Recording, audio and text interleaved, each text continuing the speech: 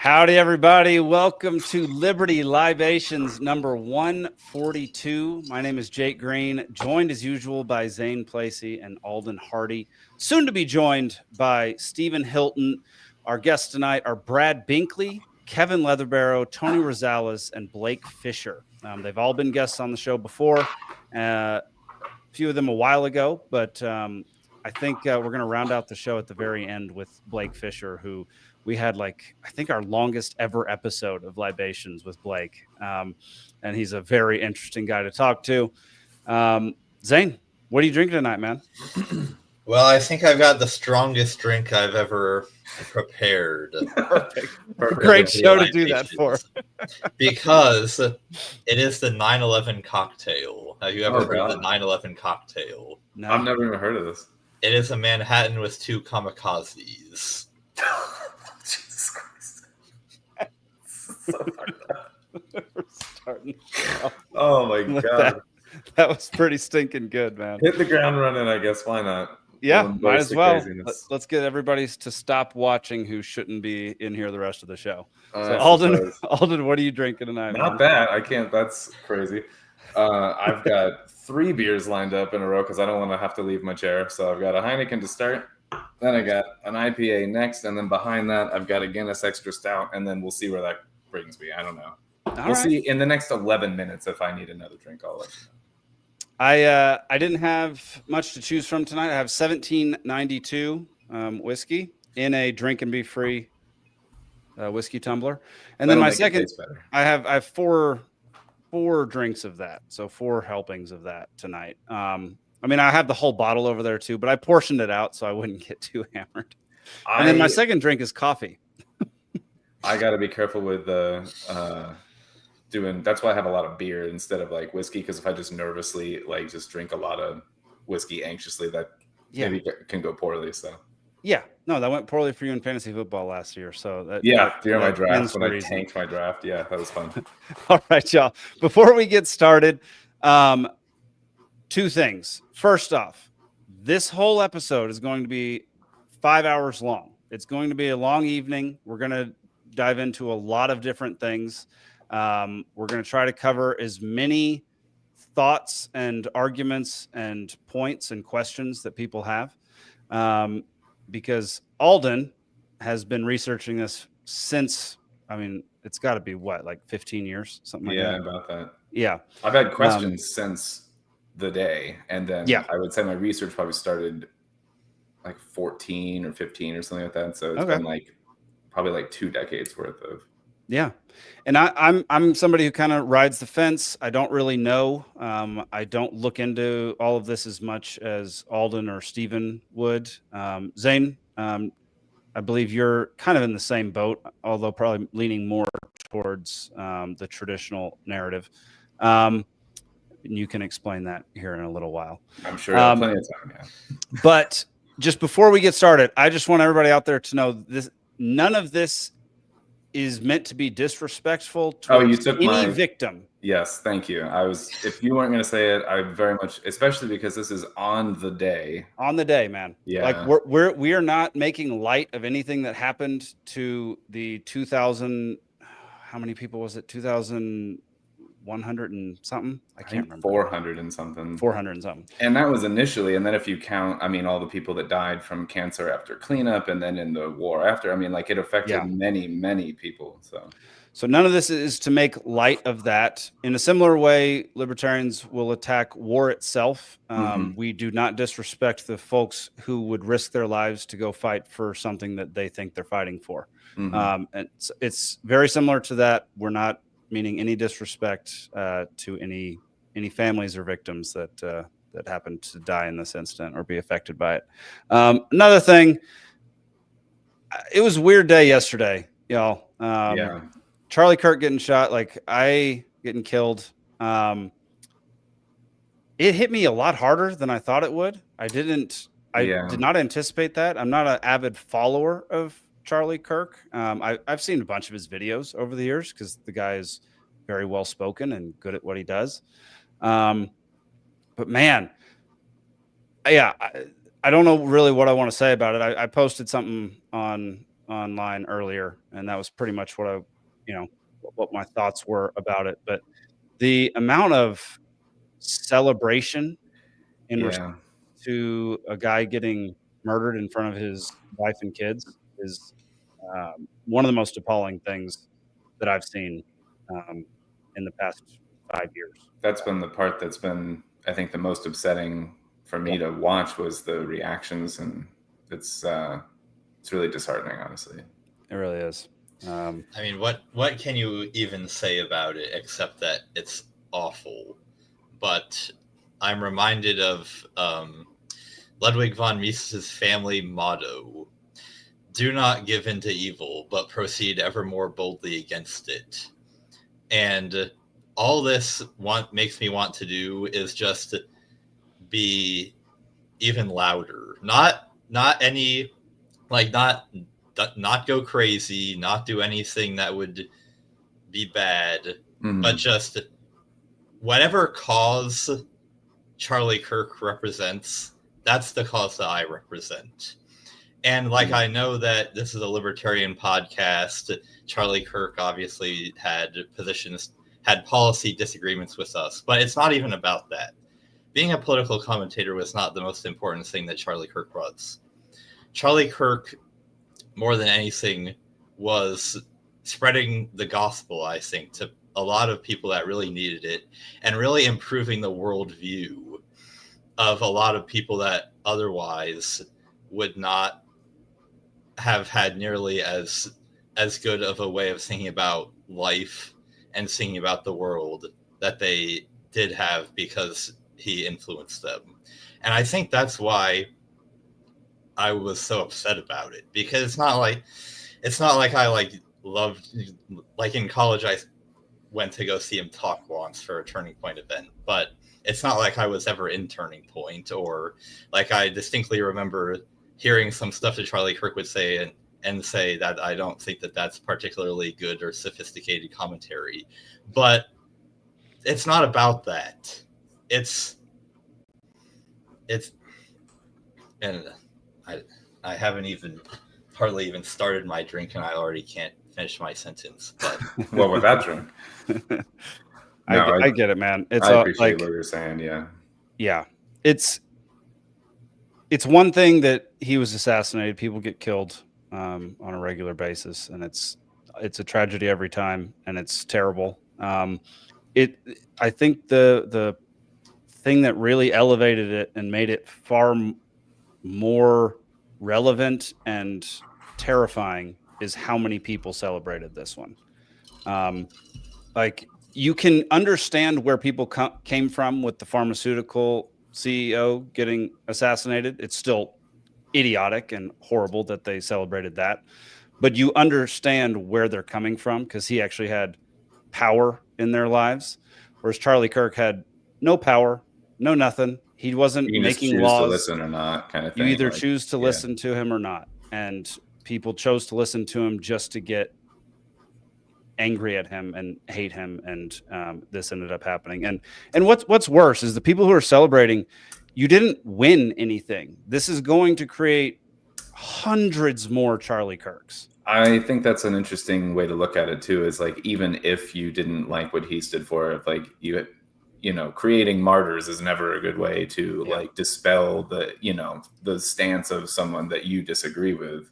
Yeah. If you don't have a better argument against it, then killing the person is not an answer and is not worth celebrating. And go ahead, Zane. And there is no more appropriate word to use than martyr. Like, Charlie Kirk is now added to the venerable list of Christian martyrs throughout history, and that I'm being 100% serious. Like, no, I didn't mean to take the word from you, because you had mentioned that in the chat, and I feel like I just stole your thunder with the term there. But oh no, I wasn't saying that. But it's like this kind of nascent Gen Z Christian conservative movement that everybody's been speculating about. Oh, or it's the base trad young men. That group that I'll just say includes me. Like, there is actually a martyr that represents that group now, which is absolutely crazy. Yeah. And like, obviously not something that we would ever thought would have happened, or but like, where do we? Well, the only thing I've been able to think about when I've been able to collect my thoughts is like, what do we do with this? Where do we go for like? As you were saying, it's not like he had any actual power. It was just he was so effective at communicating the worldview that he had that is so beneficial to everyone that was hearing it that they're like, we have to take him out. And my gut reaction is, well, we've just got to spread it even more. Mm-hmm. Yep. I think a lot of our episode next week is going to be on Charlie Kirk, because by then a lot of the dust will have settled and we'll know more of what happened. So yeah, I haven't had time with preparing for this one to really follow up on it very much anyway. So I don't have anything like really novel to say about the events themselves. We can just speak to sort of just the human behavior and the reaction to it. And I would definitely want to dive into it more later. Actually, I think we will. We'll come back next week. I think most of the show will be about that and about the current state of the culture in the United States. So I think that'll be an interesting conversation. But for now, let's move on to a much lighter topic, which is 9/11. Yeah, it's gross. It's been a heavy night, man. It's been a heavy one, y'all. Okay, I gotta be faster.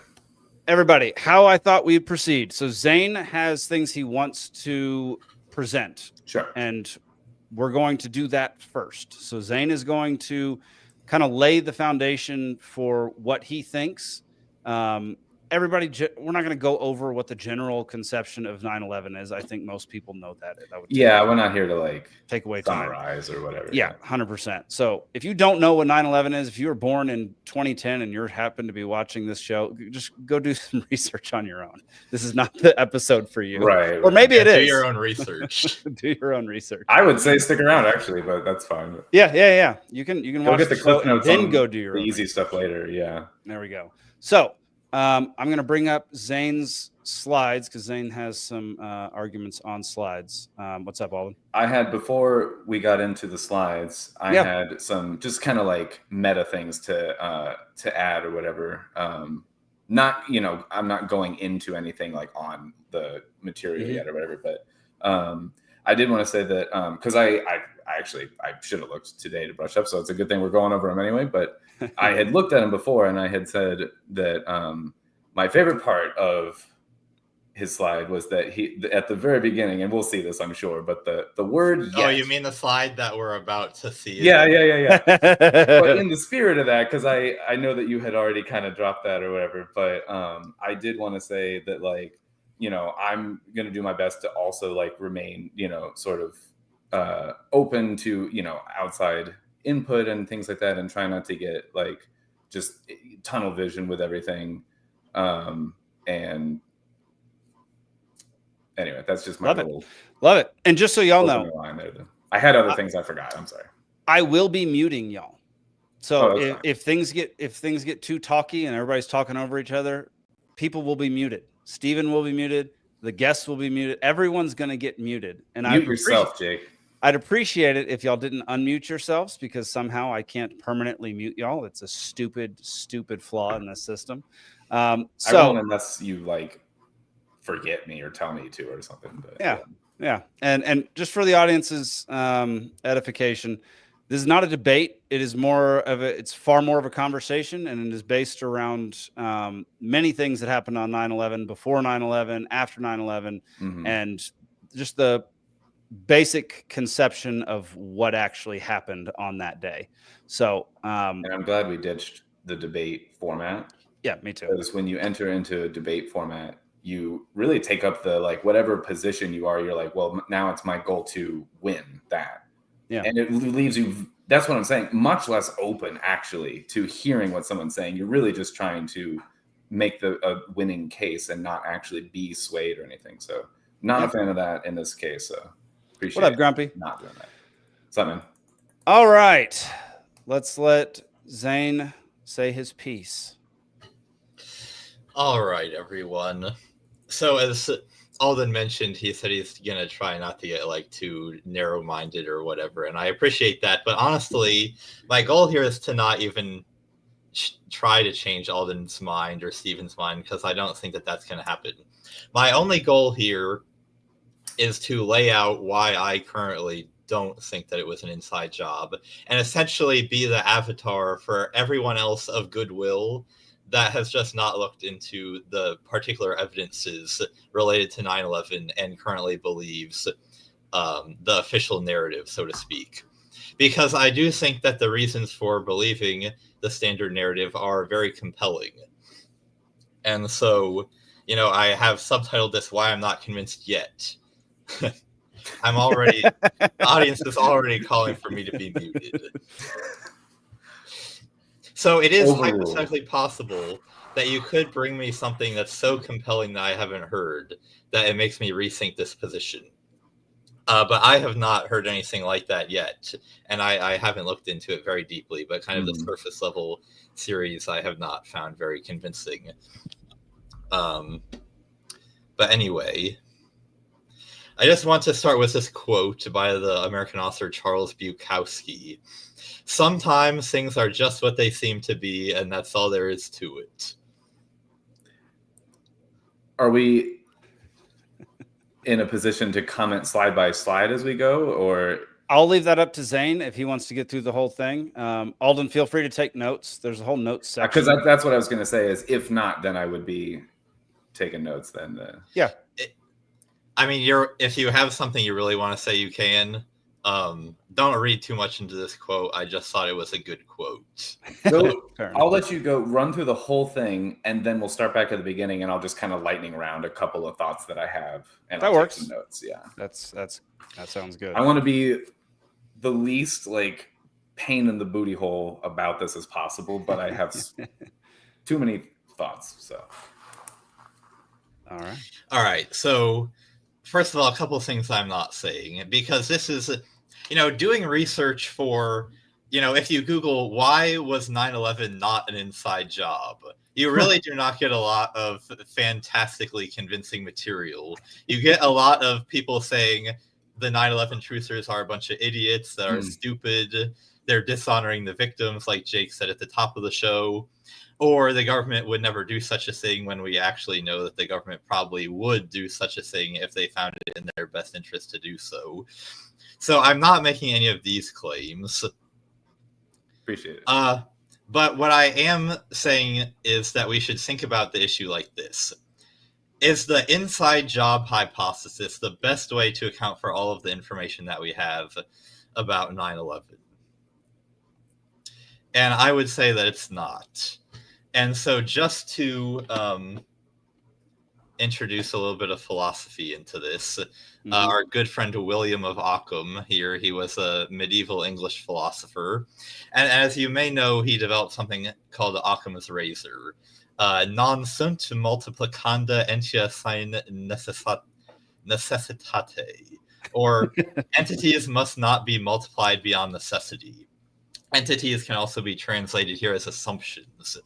So whatever explanation that you can come up with that explains all the data, but that requires the fewest amount of assumptions about this and assumptions about that, this is also called the principle of parsimony. The most parsimonious explanation should be preferred, as long as it accounts for everything that you know about the situation. So it's not the simplest possible explanation should be preferred, but it should be preferred if it accounts for everything that you see, and also doesn't require you to make 100 different assumptions about this and that. Right. And my main contention here is that 9/11 being conducted by actual terrorists is the most parsimonious explanation. And the first reason that is because Al-Qaeda had been telling us for years that this is what they wanted to do. So I have a bunch of quotes here from various statements that Osama bin Laden made in the years leading up to 9/11, complaining about all of the things that the U.S. military and the Israeli military were doing in the 90s in the Middle East that were making them really mad. So I'm just going to read these quotes off. It should not be hidden from you that the people of Islam had suffered from aggression, iniquity, and injustice imposed on them by the Zionist Crusaders Alliance and their collaborators. That's Osama bin Laden from the 1996 declaration of war against the Americans occupying the land of the two holy places. From 1997, Osama bin Laden said, "We declare jihad against the U.S. government because the U.S. government is unjust, criminal, and tyrannical. The mention of the U.S. reminds us before everything else of those innocent children who are dismembered, their heads and arms cut off in the recent explosion that took place in Qana." Another in the 1998 declaration of war against Jews and Crusaders, Osama bin Laden said, "First, over 7 years, the United States had been occupying the lands of Islam in the holiest of places, humiliating its people. Second, the great devastation inflicted on the Iraqi people has exceeded 1 million. So that's referring to the blockade that Bill Clinton imposed on Iraq during the 90s, not letting any food or medicine in. It's generally estimated that between 500,000 and 1 million people died during that. And then finally, after 9/11, Osama bin Laden, someone managed to interview him again. And he said, "The U.S. government will lead the American people and the West in general into an unbearable hell and a choking life." So this was the intent all along. They knew that if they attacked the U.S. in this way, then our own government would impose a bunch of stuff on us and start a bunch of stupid wars that would bankrupt us and take away our freedom and eventually force us to leave the Middle East, which was the entire point of doing this. So even if you would say that Osama bin Laden personally did not believe any of this and he hated us for our freedom or whatever, or he believed something else, this is still how what he was going around saying to recruit all the other hijackers. Like, this is how Al-Qaeda was recruiting, was telling them, hey, remember all the times that the US did bad stuff in the Middle East. And so Professor Robert Pape has a book called Dying to Win, The Strategic Logic of Suicide Terrorism. And he concluded, after studying hundreds of incidents of suicide terrorism, that what nearly all suicide terrorist attacks have in common is a specific secular and strategic goal: to compel modern democracies to withdraw military forces from territory that the terrorists consider to be their homeland. So if 9/11 was committed by actual terrorists, it would be in line with a bunch of other terrorist incidents that have also occurred for the same reason, where they think that by committing this terrorist attack, they can get the U.S. government to stop engaging in conduct that they don't like. How did that work out? Just pointing out that if that's their said goal, the opposite effect was achieved is all I'm saying there. So, and that you had to know, but yeah, keep going, Zane. That's an interesting point. I'll have to come up with a response to that. That's all right. Take your time. We've got 5 hours. There's gonna be. I'm sorry. I'm writing ones, but that one was just a blurt. I'm sorry. All good. No, I need to write that down because that is a point that I hadn't considered. Nice. Yeah, and that's fine. This is not a formal thing. You can I like this interject.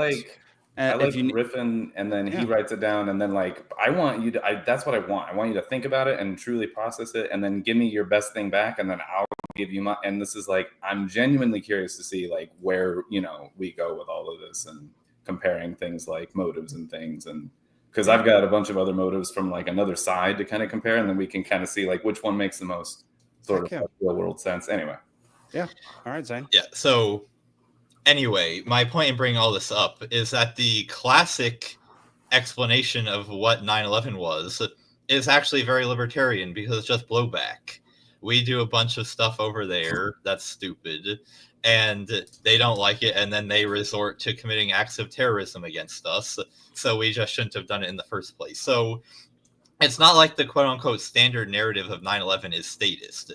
The standard narrative of 9/11, as Harry Brown pointed out in his classic article that he wrote on September 12th, 2001, is this is the result of, and obviously I shouldn't even have to clarify this, but feel like I have to anyway. I'm not justifying what the terrorists did, okay? We know. I'm just saying this is why.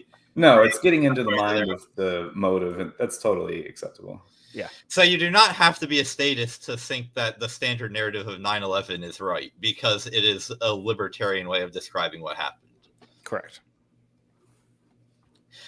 So, with that established, I would claim that the inside job hypothesis requires multiplying assumptions on a variety of fronts. So the Al-Qaeda explanation is very simple. There are Middle Eastern terrorists, some of whom are skilled engineers that get really upset about what's happening in the Middle East and decide they're going to hijack planes in retaliation.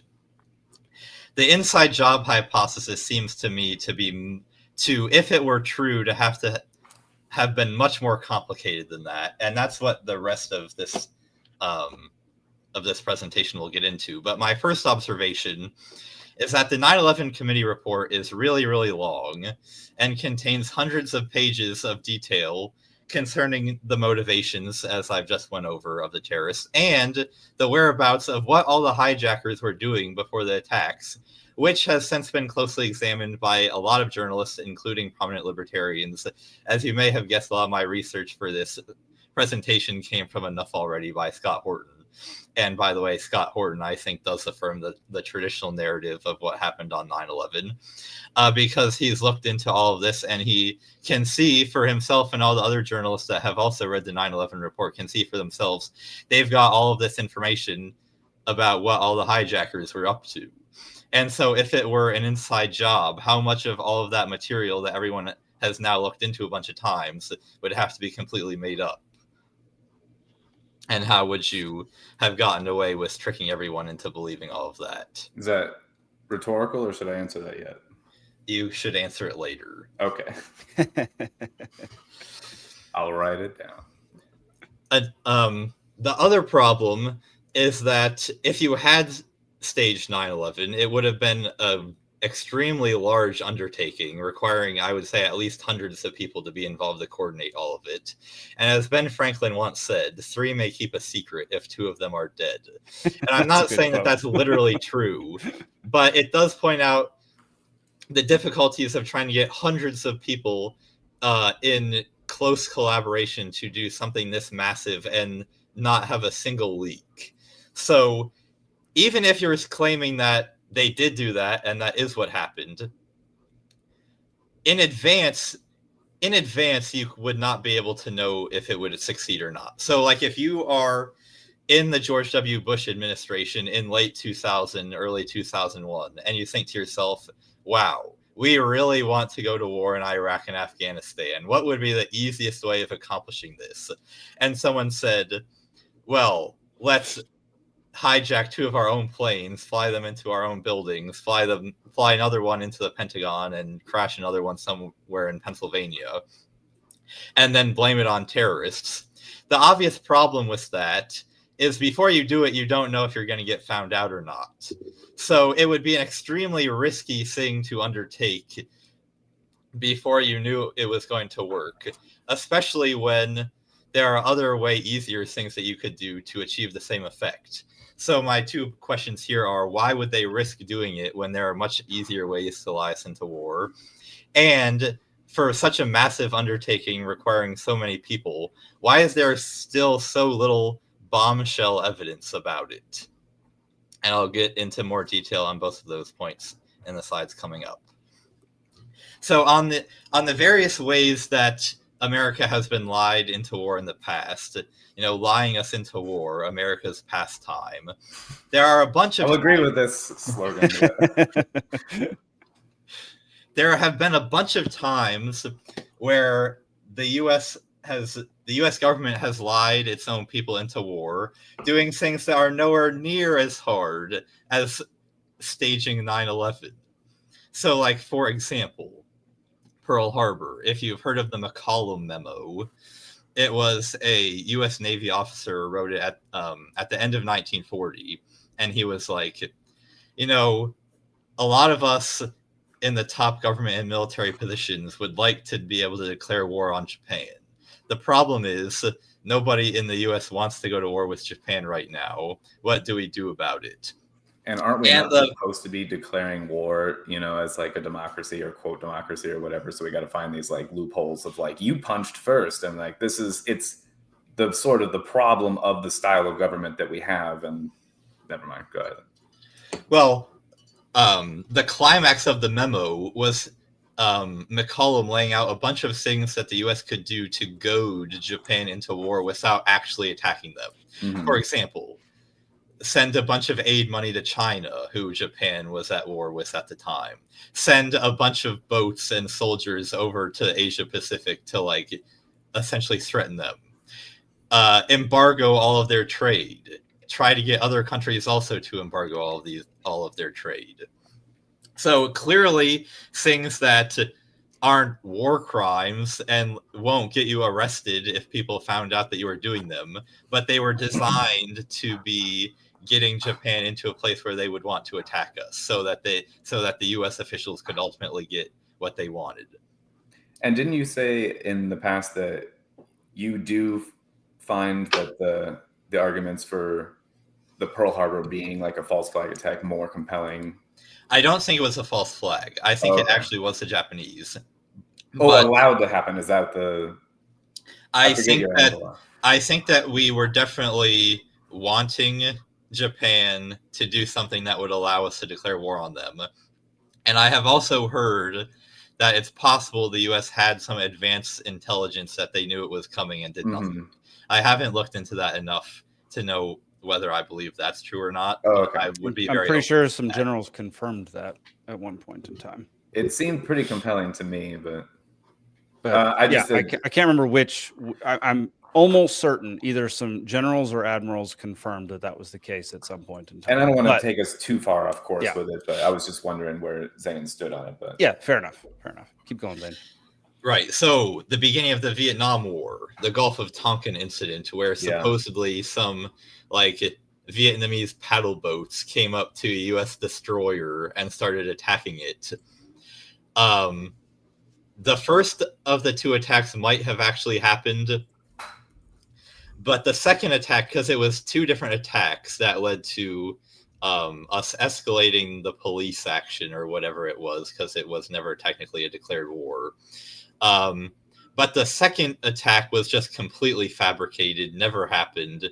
And even if it had happened, as I said, it was like these like tiny North Vietnamese patrol boats. Obviously, we're not going to do anything to a massive U.S. destroyer. But President Lyndon Johnson uses this attack to get Congress to pass the Gulf of Tonkin resolution, which is what allows him to start sending all of our troops over there to start battling the North Vietnamese. And so again, it's not that they did anything that would have been personally risky to them. It's like, oh, let's lie about this military incident that happened and pretend that it was something that it wasn't, and that will be enough to accomplish our ends. I think this might even be a bridge to something I'll bring up later. There might be a similar person involved in the lying in the Gulf of Tonkin and in the 9/11 situation, which is interesting. Okay. One that's not on here is the beginning of the first Gulf War. If you remember, there was a story about supposedly a Kuwaiti nurse came over to testify to the U.S. Congress about how when Iraq invaded Kuwait, they were busing in the hospitals and taking babies off of ventilators just to kill them for sport. Oh, I don't remember this. Well, this happened, and it was one of the things that ginned up American public support for the first Gulf War. Turns out that was a complete lie, and the person that was supposedly the Kuwaiti nurse was not that. She was the daughter of the Kuwaiti ambassador to the United States. The plot thickens. So just the most obvious lie ever. But again, once everybody found out it was a lie, it's like, oops.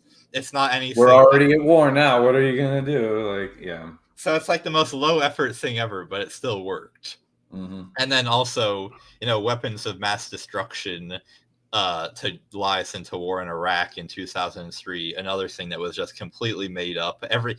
Loads of people knew at the time that was made up, and we did it anyway. Very tied to what we'll talk about. Yeah. So I bring up all these examples to say it is so easy to lie the American people into war. Why would you even bother to fake 9/11 when you can just do something way easier? My short 2-word like kind of response to that would be basically that, well, it won't be 2 words, but I'll challenge you were talking about like assumptions. Later, I'll challenge your assumption on the motives surrounding 9/11, and that I would expand on the concept of it might not just be to go to war kind of a thing. Because if it's strictly that, then I agree that there are easier ways. But all right, to my second point, where's the evidence?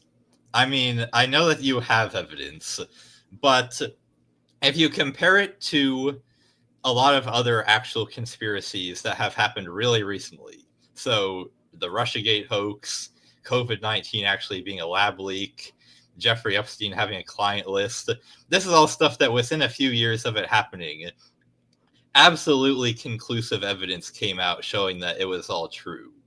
Aren't there still people that believe the original stories, though, even given the evidence? Is my first thought to that. So that's certainly true. You obviously can't deny that. But I would say that that's people that are either so indoctrinated or just cannot possibly be bothered to look into the evidence that is there. Yes.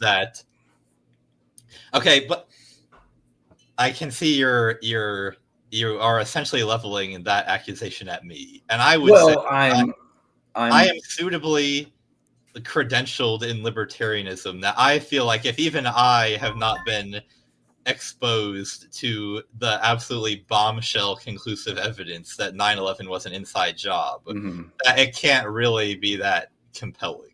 We'll come back to this. If it was really that good, someone else would have told it to me already. Sure, right. I would say that we'll come back to this in more detail, but I wanted to just put drop a pin on this because this is, I think, one of my main areas that I want to explore tonight, which is more the cultural and psychological barriers, and assumptions about worldviews that actually the broader machinery of things and the way and our understanding of reality as we see it, I think gets in the way of us seeing it's the forest for trees kind of a thing. But in this case, it's trees for forests. It's the other way around. It's we think we have it figured out in such a broad way that then when someone shows you these little details, they are actually bits of evidence that are negated by someone's position more broadly and assumptions. And I invite you to, challenge those yourself in this. And it's not, I don't mean to be accusatory or whatever. And it is like the fucking Matrix, where it's, most people, don't even want to kind of go through. It's very uncomfortable. And there's a lot of barriers to entry, and there's a lot of cognitive dissonance that goes along with it or whatever. So, but I would say that is something that I do think skews people's understanding of what would be evidence. Just like when you brought up these, where we would say, that the COVID-19 lab leak and the Epstein stuff and whatever else was going on and email gates and Russiagate and all this stuff has been exposed. But there's lots of people in my own friend and family circle that I can't get to see the light of day on these things, even when I think they're more obvious. So I struggle even more mightily with things that are more gray. But fair. Yeah, I do appreciate that. But my broad point is that I still would think,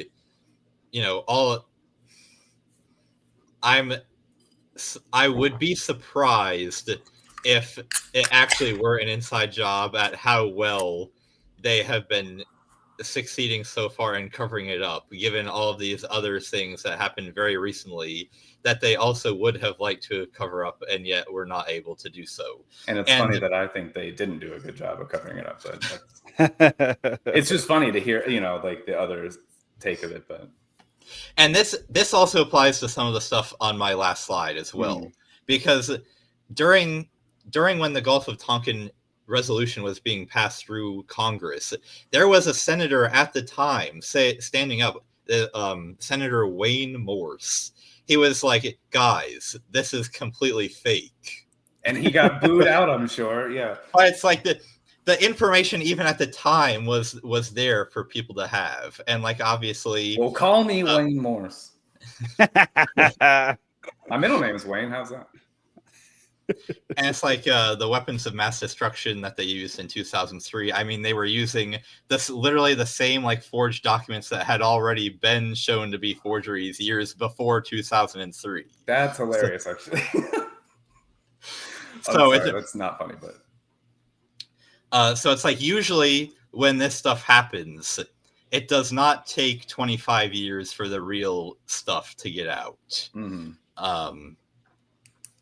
Oh, and one more thing I wanted to say about lying us into war, which is that the intelligence community in the lead up to 9/11 would have known, and in fact, in the official 9/11 report, admitted to having known, or at least admitted that they should have known, that a terrorist attack was coming based on the intelligence gathering that they were doing. So, if they wanted 9/11 to happen, why even bother doing it yourself when you already think that one's coming anyway? Just don't do anything and see what actually happens. I would say that that's one level. We'll talk about the different levels that I have for this, but allowing it to happen, I'm going to sort of submit as level 1 of like negligent, or kind of like what we just talked about with like the Pearl Harbor thing of like, maybe you decoded a message, maybe you think something's coming, and maybe you just don't warn people, Well, that's what I think of as like the level 1 possibility for the 9/11 situation. Anyway, carry on. All right, one more thing before I get to the last part of my presentation, which is JFK. If the CIA assassinated JFK, which is a theory that I've gotten a lot warmer to over the past few years. We should do a show on that. We will. You really could have done it in November with not very many people involved. All you need is a couple people in on it, 1-2 shooters. No one else has to know. Very easy. I'm definitely open to the possibility of that having been done by the CIA and it being impossible for anyone outside to know that happened. Okay. But as I said last time on my last slide, staging 9/11 would have been such a way more massive undertaking than sniping one guy that it's just it rises to such a new level of coordination that it seems difficult to believe that nothing would have gotten leaked about it, and even more difficult to believe that everyone in on it could have been confident that nothing about it would leak before they decided that they were going to do it. I agree. I mean, with the premise, I understand what you're saying. And we'll circle back to that because this is one of my key points that I want to talk about, because I feel like there's 100, whatever, maybe that's not even a good number, but there's many people that are going to probably make some of the same detailed points that I'll make tonight. But I want to, again, come back to some of the sort of more meta, broader kind of points. And this, I'm going to tie this back in again when I go back over the slides quite a bit. But I hear what you're saying, and I'm not like disagreeing with the premise. And it is actually my biggest challenge that this is the beast in the way of me trying to get other people to kind of see it, is that this is attached to it. And I will, before we dive into it, I'm going to do a little thing where I ask you to like do your best to like uncouple this broad sort of assumption of how many and the scale of it and all that from each individual, like the details, like in a vacuum, you know what I mean? Because that's sort of how I looked at it as I started going through this. So I'm going to try to I'm going to try to recreate my journey that I did from a 15-year-old. We're going to be like, Let's go on an adventure together. All right. Well, I'm actually about to critique the approach of looking at each individual detail in a vacuum. That's fine. Okay, yeah. Which is that the pieces of evidence in favor of the inside job hypothesis that I have heard generally fall into two main categories, and it's these two. Someone will say, but the official narrative doesn't account for insert random observation about 9/11 that is hard to explain. Or they will say, but this eyewitness account contradicts the official narrative. And my responses to these two types of evidence are, number one, that the world is full of things that are hard to explain, especially when you're talking about a bunch of things blowing up. And my response to number two is that when you have a bunch of things blowing up, it is very easy to get confused and not really know what is happening to you. Yeah. Eyewitness accounts are generally very faulty, especially the longer away you are. Is how much of our legal system is built on eyewitness testimony. True. Wait, is it 60% or more of? It's a lot, man, and it's horrifying to. Not to say that it's good or whatever, but I am just saying it is a lot of the system that we have or whatever. But again, I'll come back to all of this. But sweet. All right, so a couple examples of number one. And this is perhaps the most irrelevant thing to 9/11 that is going to be said. I remember you bringing this up. This is funny, actually. But if you've been watching the show long enough to know how I write trivia, it should not surprise you that I'm actually really interested in stuff like this. Sure. So let me tell you about the Death Valley sailing stones. And Jake just went off camera. But that's fine. We don't need him. The Death Valley sailing stones.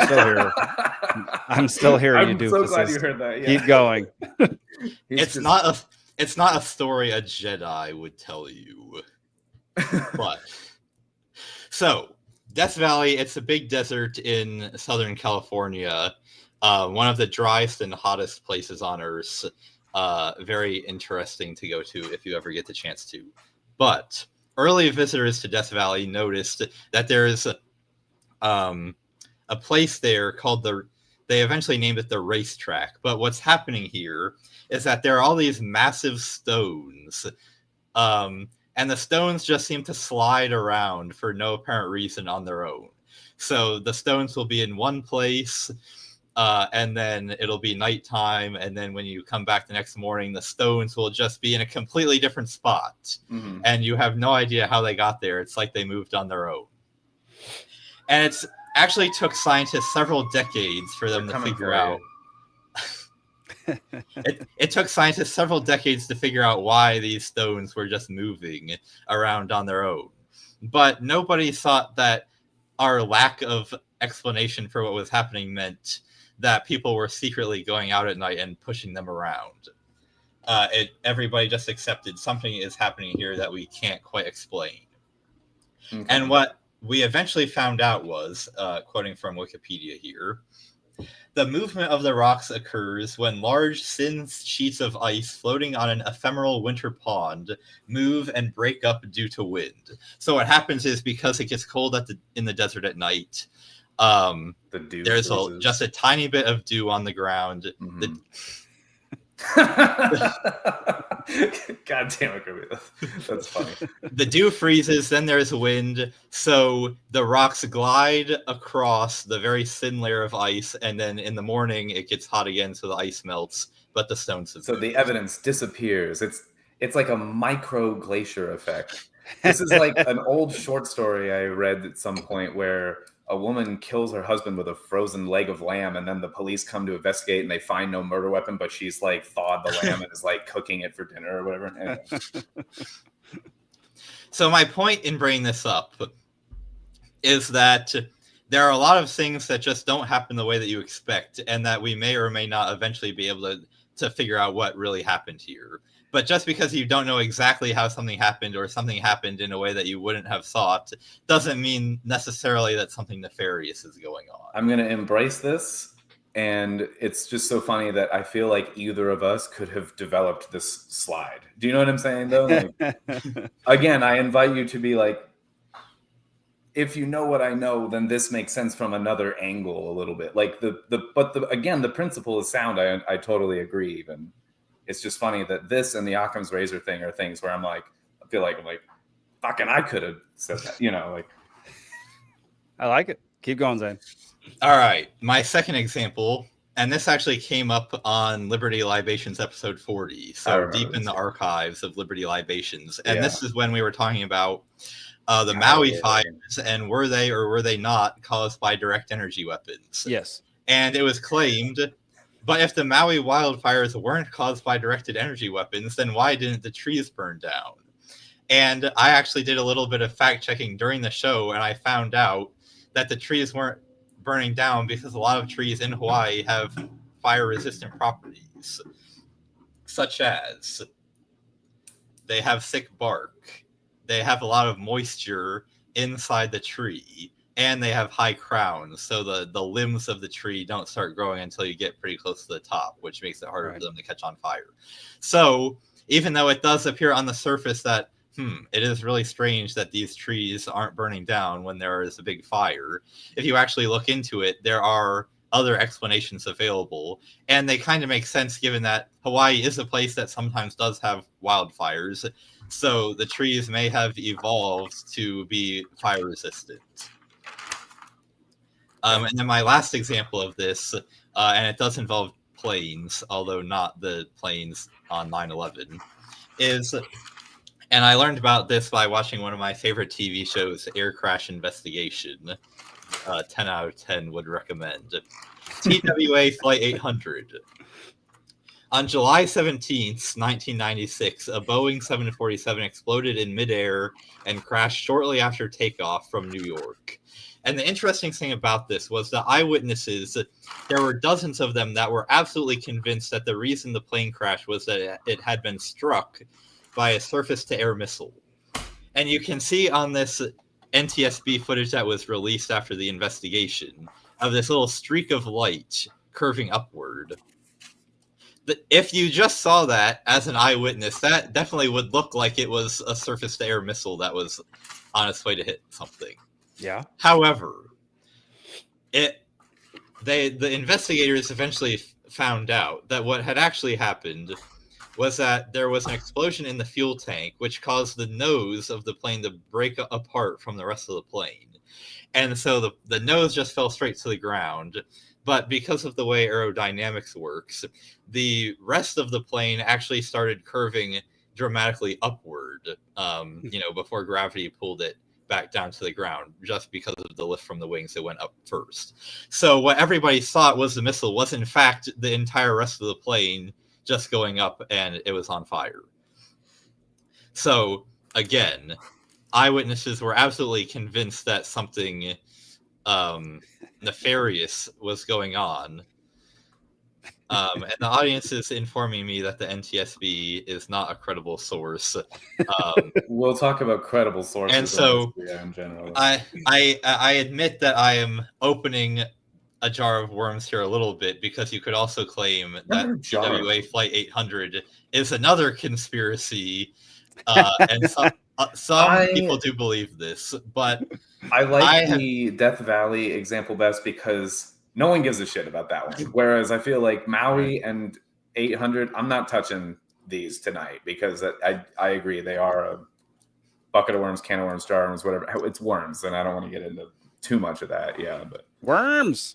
I, for one, cannot possibly think of why someone would have wanted to fake this. Like no wars were launched on the plane. Again, let's not get into this one. Exactly. Move on to the next slide, please. Yeah. So my point is, if you are not a TWA 800 trucer and you accept the official narrative about this one, then you will admit that it looked at first like something nefarious had happened, but actually it was an explosion. I see. That's fine. So now we arrive at the one slide where I address evidence related to 9/11. You will notice that you only made one slide. I'm offended. You will notice that up until this point in the presentation, I have judiciously avoided I actually noticed, talking yeah. about anything that the 9/11 truthers actually talk about. Yes. And this is because I honestly don't feel like doing any research into it beforehand. I figure I'll fact check you as we go. That's because okay, yeah. as you are talking, what I'm planning on doing is applying the principles that we have just learned Mhm. from my 3 previous slides to whatever you are going to tell me. Sure. Because I do so the rest of this slide is like the absolute surface level responses Mhm. to what I think you're going to say. But I also know that you have looked into this so much that you have already familiarized yourself with all of these responses I didn't long even before read this yet, and I bet that's true. Like, yeah. long before I ever came across them. You are already familiar with this. So I was not going to out research you on 9/11 itself. Again, I'm just the avatar Mhm. of the good-natured Fence-sitters. skeptic of 9/11 trutherism. Oh, okay, yeah. But just for the sake of completeness, I will go through these just so people know that I'm not completely ignorant. The one research that I did do is there's a debate. You can watch it on YouTube, but PBS did it.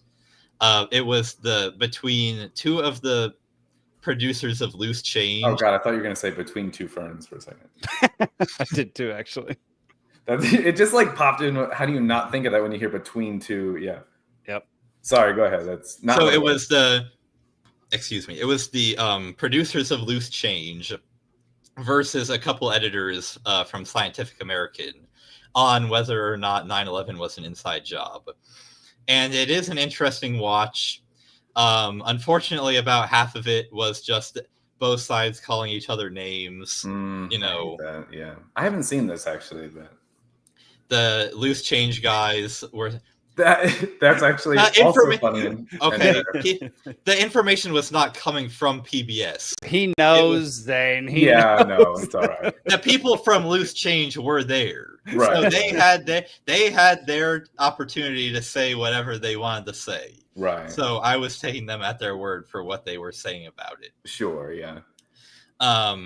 But they spent about half of their allotted time calling the Scientific American editors paid government agents, and in turn, the Scientific American editors were claiming that they were stupid idiots that were disrespecting the victims. So it was. Oh man, this is not good on either side. This is no. See, I'm really poor arguments. Hang on. Let's let Zane get through this. Sure, yeah. Sure. Binkley comes on in about 5 minutes. Oh, I didn't realize. Yeah. So, what did I learn from watching this debate? Because it wasn't 100% that. Jet fuel can't melt steel beams. TM. TM. Sorry. The TM got me. Response 1. Fire retardant was blown off of the beams when the plane impacted, so if they don't have their fire retardant, then they won't be as fire resistant. They didn't have their protective little coat. Response 2. Underwriters' laboratories did not certify the steel beams to the degree often claimed that they did. I will also add, I was talking about this a couple of weeks ago with friend of the show, Brian, who does work in materials engineering, and he also informed me that the jet fuel didn't have to melt the steel beams. It just had to weaken them enough where they could not support the weight of the structure on top of it. So the claim what really an original isn't that thought. It's not that they actually did even have to melt, just that they had to be weakened. Claim number 2, explosions on lower floors and in Building 7. Response 1, jet fuel ran down the elevator shafts so that... Did you watch Turning Point 9/11? No. Oh, okay. They addressed that in that, and I thought that was maybe worse. Keep going. So the fuel runs down the elevator shafts, and then it catches on fire when it's in the shaft, so it's below the point of impact. And also, Building 7 apparently held fuel for backup generators, and that's what caught on fire in Building 7. Theory, yeah. Claim number 3, the recovered hijacker passport could not have survived the impact because the passport was recovered miraculously up end, and the claim is that if it really was in the explosion, there is no way it could have conveniently turned up intact. And I would suggest that because it was recovered blocks away from the towers, that suggests that it could have just blew away immediately upon impact. So it could have, in theory, just been expelled from the explosion so quickly that somehow it actually wasn't burned up. Right, because the terrorist had it just on his dinner tray when the plane hit the building, and it ejected out of a window, like the Mythbusters episode or whatever. Exactly. Right, I've never heard this theory. That's interesting. And then last one. This theory is actually one that I kind of came up with myself, so maybe it's bad, but also it's novel, so you haven't heard it before. I'm down for novel, honestly. Yeah, hit me.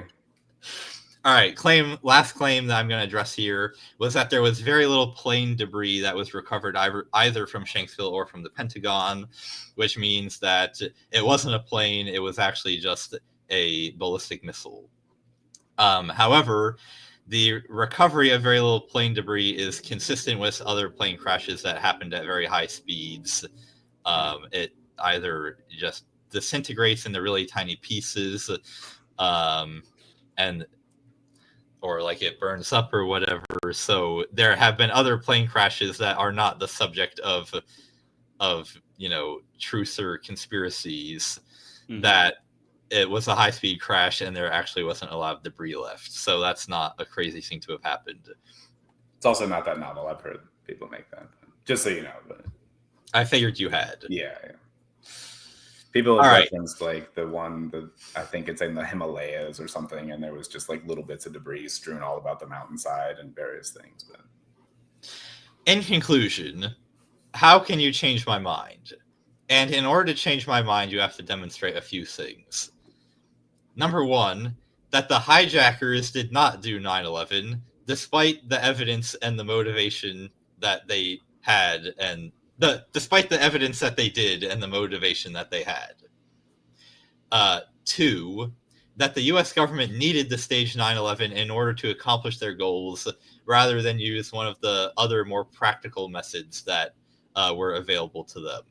And number three, that the evidence that you are going to present to me for me to pass judgment on does more than simply point out things about 9/11 that are unusual or weird or just difficult to explain.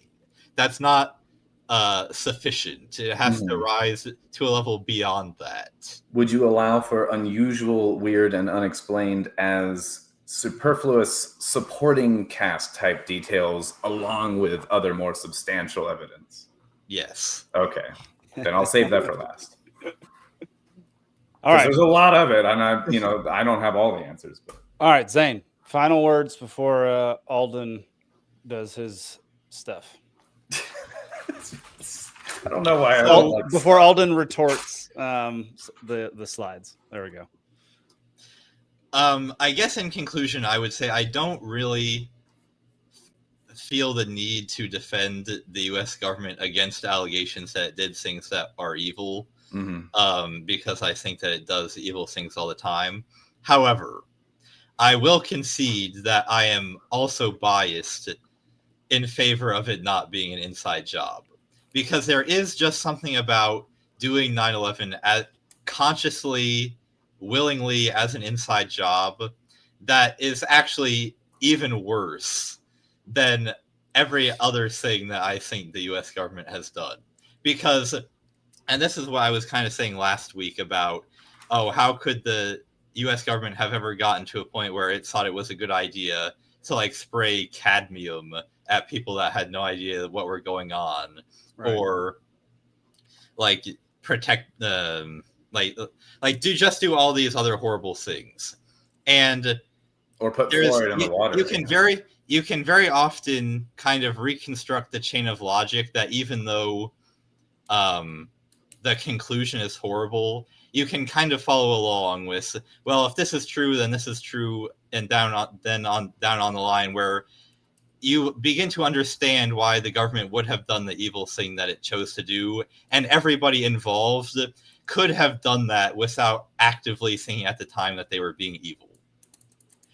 If the U.S. government actually did stage 9/11, that would either take such a new level of mental gymnastics or just such a number of people that, beyond just being the normal level of bad that you are when you're in government, just a new level of, yeah, we're evil and we're going to do this. So I would like for 9/11 not to have been an inside job. Just I would too, though.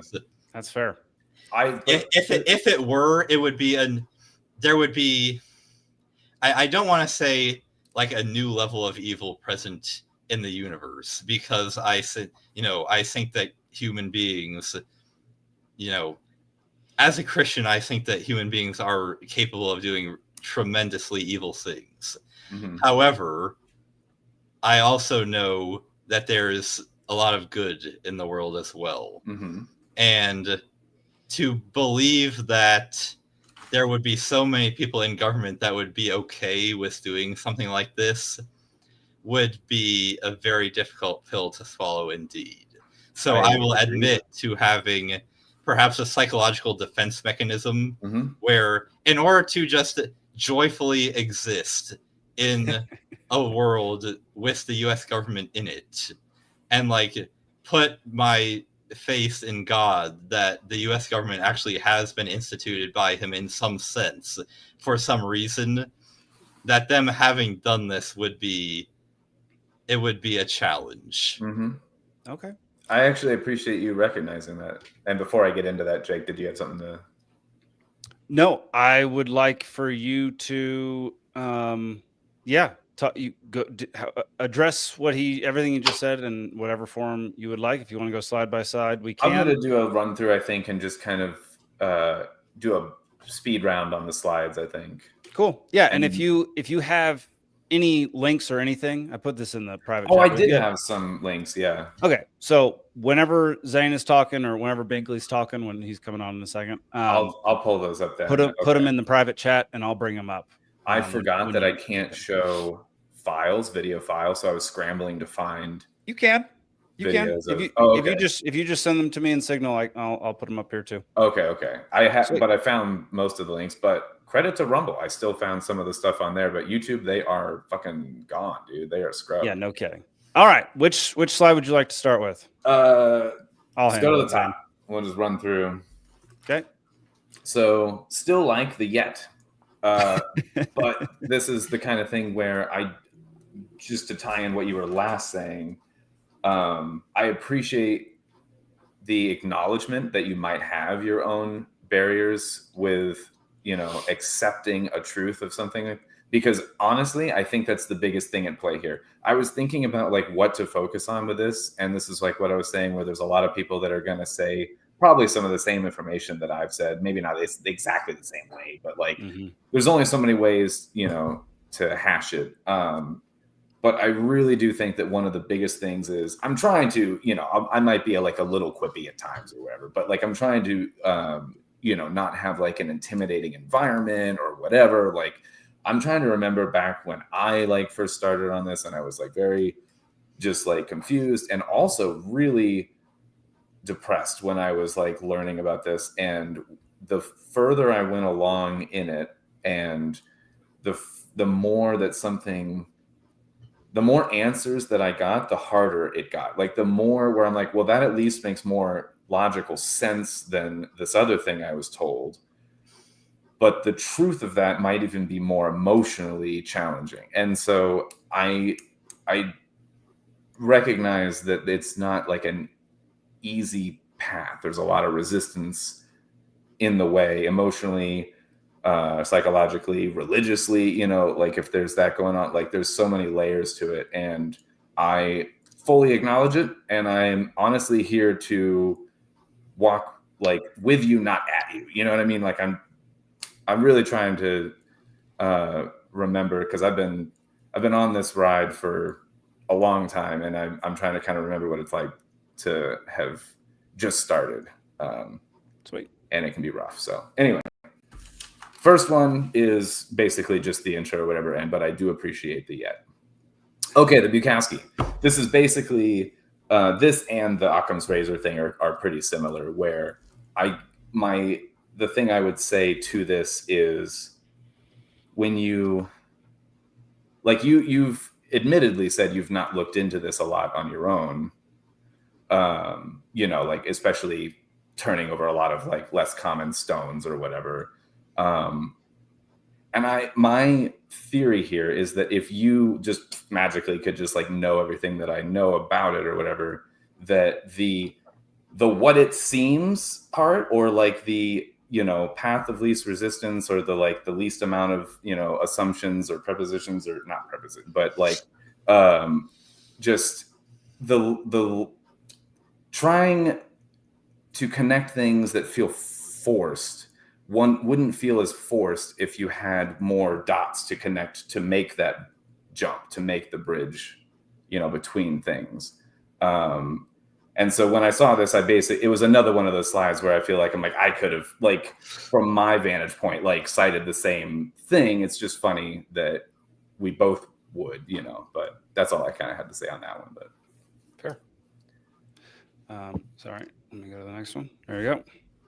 And this one I just appreciate. Yeah, Cool. I think we're all just, we respect each other, and we all know Zane's not stupid, and I might be, but Zane's not, but and I do appreciate that, though, because I've gotten a lot of flack from people, and I was pretty nervous about coming on, hence the many beers, and doing this, because I largely have, you guys, I have just dropped little nuggets of that I believe this, but like in my personal life, I've largely stopped talking about this to people because I got so much resistance from people on it that I just basically gave up. So I appreciate just, and I've gotten a lot of the, either you're an idiot, or you're an insensitive bastard, or you're an idiot. Basically, it's those things. So, right. And then what are we at? Framing the issue. Okay. This is basically just like the whole thing, like the whole crux of the issue or whatever. So this is like basically where I say, like, hold off as best you can on even really thinking about like the whole story. And like, I'm even going to try to avoid getting into some of the like speculative stuff that I have, where I'm doing my best in my own time to kind of connect the dots. I'm really just going to try and talk about like the stuff that I'm able to ink in on this crossword puzzle, and not a lot of my penciled answers, because I think that's maybe the best way, is to like kind of do things where, like, if I get you started on some things where you can look it up on your own, and we know you're able to do this on your own, like, and if you are able to find more concrete answers for things, that might set you on your own path a little bit. But because the inside job thing is a complicated thing, and I feel like it's been boiled down sort of culturally or colloquially to this inside job, but I would even argue that it's like potentially not even just inside. You could have multiple nations kind of collaborating, and like there's, it depends on how you look at it, but and I know it's complicated, and I know it's heavy, and I know it feels like it's too big to be maybe even possible. It's a lot to chew on, but bear with me as best you can through this, I guess. Sweet. Occurrence we basically just covered. Yeah. Okay, so the Al-Qaeda thing, where are we at here?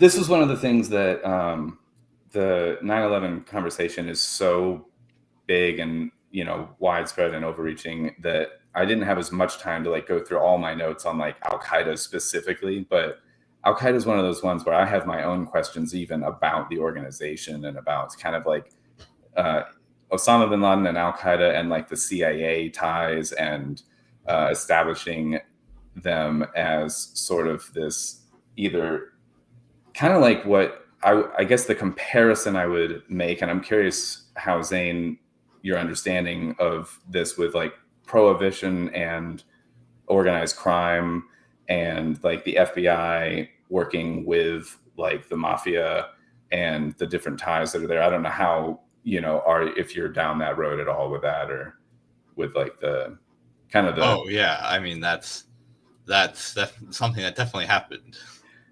But so you're on the page of like that our government and our, like, the FBI was utilizing organized crime and the mafia as like kind of like the dirty hands to do some of their particular biddings, or is that not something that yeah, for sure. And I honestly don't think that that's even in dispute. Like, especially if you go back to World War II. Yeah, like, I think that that's just something that historians just know happened. Okay, well then good, because I see Al-Qaeda and Bin Laden and terrorism as sort of that for the more modern age, and then also sort of like a scapegoat and a fall guy kind of a thing, and like an easy, the dirty hand job. Did I say that?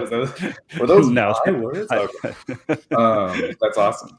But that's how. So I think even this is complicated, and I think the concept of, like, Rumsfeld and all of that, and I'm thinking of the Arrested Development thing where they're like, if only we had photographic evidence, and it's like the handshake with Rumsfeld and Saddam Hussein or whatever. They're like, yeah. So I guess this is actually an interesting theory, and one that actually would answer some of my questions. Mm-hmm. If the idea is it actually was Al-Qaeda, but Al-Qaeda had been like working with the CIA in order to do it, that would at least explain like why they're like it actually being planes. It would help explain quite a few things potentially, and again, it's weird and murky, but I'm at least just throwing I just want to throw a rock on that pond and just make some ripples in terms of the assumptions about Al-Qaeda, and that I think the U.S. intelligence involvement in their creation was possible, and I think Bin Laden was potentially some kind of an agent or element or informant, or on some level there. And again, that was something that I didn't have time to like go as deep in my notes, so I'm not as prepared to back that particular thing up. But if you're able to just hold that as a possibility, that would help. So I mean, it's well known that the U.S. intelligence agencies were backing the Mujahideen against the Soviets in the 80s. Yes. And the Mujahideen eventually became the people that ended up being also in Al-Qaeda. Yeah. So when exactly that support stopped, I guess could be a matter of debate. Right. I could certainly see continuing intelligence involvement into the 90s. The tricky thing with that, though, is that you are still recruiting the hijackers on the basis of what the U.S. is doing in the Middle East.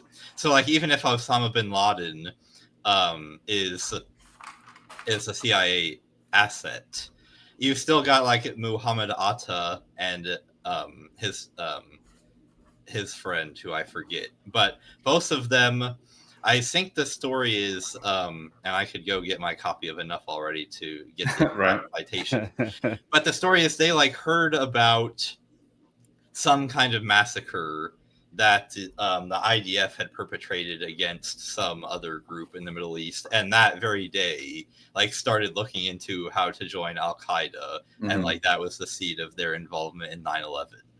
So it would have to be like tricking all of the other hijackers into saying that they were not working with the U.S., even though Osama bin Laden actually was under the theory. So I can see where you're going, but there are still difficulties. I'm just trying to rattle the bars a little bit and just kind of like rock the boat, and just I'm introducing some variants here where, again, I'm not even fully sure of exact details on how this kind of, plays out. I just know that it's not, I don't think, played out exactly how we're told.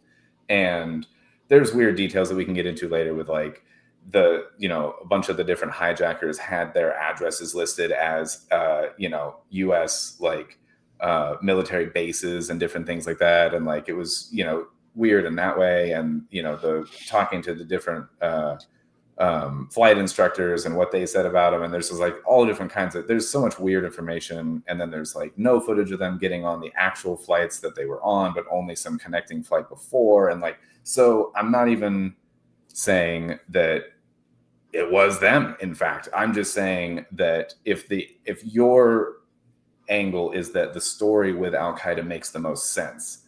I'm here to just fucking fuck that up a little bit and just be like, because honestly, I don't think it's as simple as that or whatever. And so I'm just fucking poking holes in things. But speaking of somebody who likes to fuck things up and poke holes in things, Okay. let's bring Mr. Brad Binkley to the stage. Yeah. What's Brad? up, guys? Sorry I'm late. I'm just a big faggot, and I was stuck in traffic. But I tell you what, I'm here to rattle some bars and rock the boat and fuck some holes into some things. Fuck some holes. Perfect. Let's fuck some holes in things. So, Brad, just to get you caught up, so Zane gave basically a presentation on how to change his mind. Presentation. A rousing Yes, presentation. Arousing presentation. Already aroused. Yeah. How do you expect to fuck holes in things if you're not aroused? You got to get there somehow. You know? Yeah. And so Alden is currently on his rebuttal of those slides. I see. I'm Yeah. doing a lightning round per slide thing.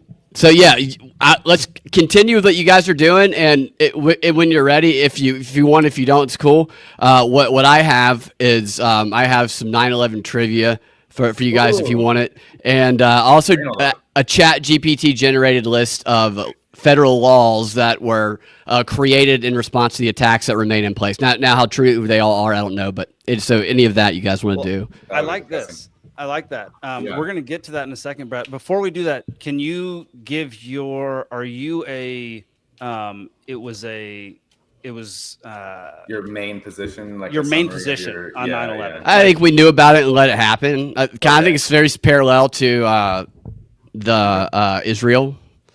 Okay. To where they had intel and they're just like, I think we can benefit, and so we'll just kind of look the other way. This is like what I was describing as like the level 1, which is like taking advantage of a situation, turning the other way, kind of a thing, and then reaping benefits where you see them, and not doing the right thing for sure. But yeah, I think there's a lot of I there's never let a good crisis go to waste. And right. The CIA worked with Osama bin Laden. It's not like they weren't aware of this. It's not like they weren't aware that was a major target. I mean, that's like one of the biggest, most obvious things that would be targeted. That was a symbol of America. It was already targeted, and so they act like, oh, we didn't know that could happen. Blah. Yeah. It's the most obvious. You have a list of primary targets that would happen, and then you have terrorists that you work with and funded, who you know, whatever. And so I think that let it happen. Brad, some operatives that fill. Brad, hang on one second. Hang on one second. Can you exit and come right back in? With my audio? I think your audio's Right. a little off. Right. Yeah, come right back in, buddy. All right, I'll be back. He's actually an AI generated fed plant. He's not even Brad. He would actually think that was a possibility, I think. Right. So we got Brad, who's on like the more what I've described as like the level 1 kind of thing, which is it's still doing harm, but more like in that like indirect harm or whatever, which maybe if that's an easier pill to swallow for some, that's a good starting well, it's point. like even where I'm at right now, you could almost say like it's step a half step, because I'm sure that because this is something that I brought up in my slides, which is that I'm sure the intelligence agencies could have predicted that something was coming, and they probably weren't super motivated to like prevent it. Now it also gets strange because if you're the U.S. intelligence agencies, you're probably monitoring like 100 people, like thousands, tens of thousands of now people. all of us, but and it's like they're all probably it's a kind of a hindsight is 2020 type deal where if one of them actually does end up being a terrorist, you could be like, oh, we should have known all along, but actually 2001. So so it's somewhere between that. I don't think you're a half step. I think you're a quarter step. I think I'm a half step because my position is basically it happened the way it happened, the way that we were told it happened, and we took advantage of it from that point forward. So we've established that Zane is a quarter step, Jake is a half step, Brad, you're the first step. I'm a mix of steps. Crazy. Okay, I'm up the next landing, looking down, being like, "Come on, guys!" Like, also the planes were digital. They didn't nothing ran into them. There's none of the people existed. Perfect. I'm very okay with that being a possibility. Yeah. It's all deep fake. It's the first deep fake. Does my audio sound better? This happened to me the other day. I think my sounds much better. At least for this point. But it sounded okay to start last time too, so time will tell. But. Yeah, no, you sound good. It has told. Okay. So Brad's one more person that it sounds like you're aware of, like the CIA's like involvement in like Al Qaeda and everything. Yeah. Like you just look through the history of what they have told us through declassified documents and the strategies they have used. Just long history of admitted false flags. Yeah. And stuff like this. And why can't we extrapolate that out? But right. Yeah. It's just like, did they just stop doing that thing that they did all the time suddenly? Right. Or does this likely fall into a Why is there always a 40-year buffer where we're like, but that was 40 years ago? So all the people that they're like, I knew it, they die right after because they're like in their 80s. Right. Yeah. Alden, were you addressing anything else on this slide? I don't know. I can't see the slide anymore. Where are we at? There's the slide. Okay, thank you. Yeah. The Al Qaeda slide. I wish I knew what parsimonious means. Parsimonious? I keep saying it. Just that. Words from the old wise parsimonious. It sounds sexy though. Yeah. Get some parsumi unnoticed tonight or whatever the fuck that is. It sounds like an order I would have Wait, are you saying a prima nocta? At a brothel. It sounds like something Jeffrey Epstein made his slaves do. I would say so. As far as the Al Qaeda, while we're on the Al Qaeda like slide here, let me see if I can find. I had to put everything that I had in one Word document, and I've been compiling up to the 3 minutes before this fucking episode started, so that I can keyword search my shit, because I can't be just like all episode like Rush Limbaugh used to do.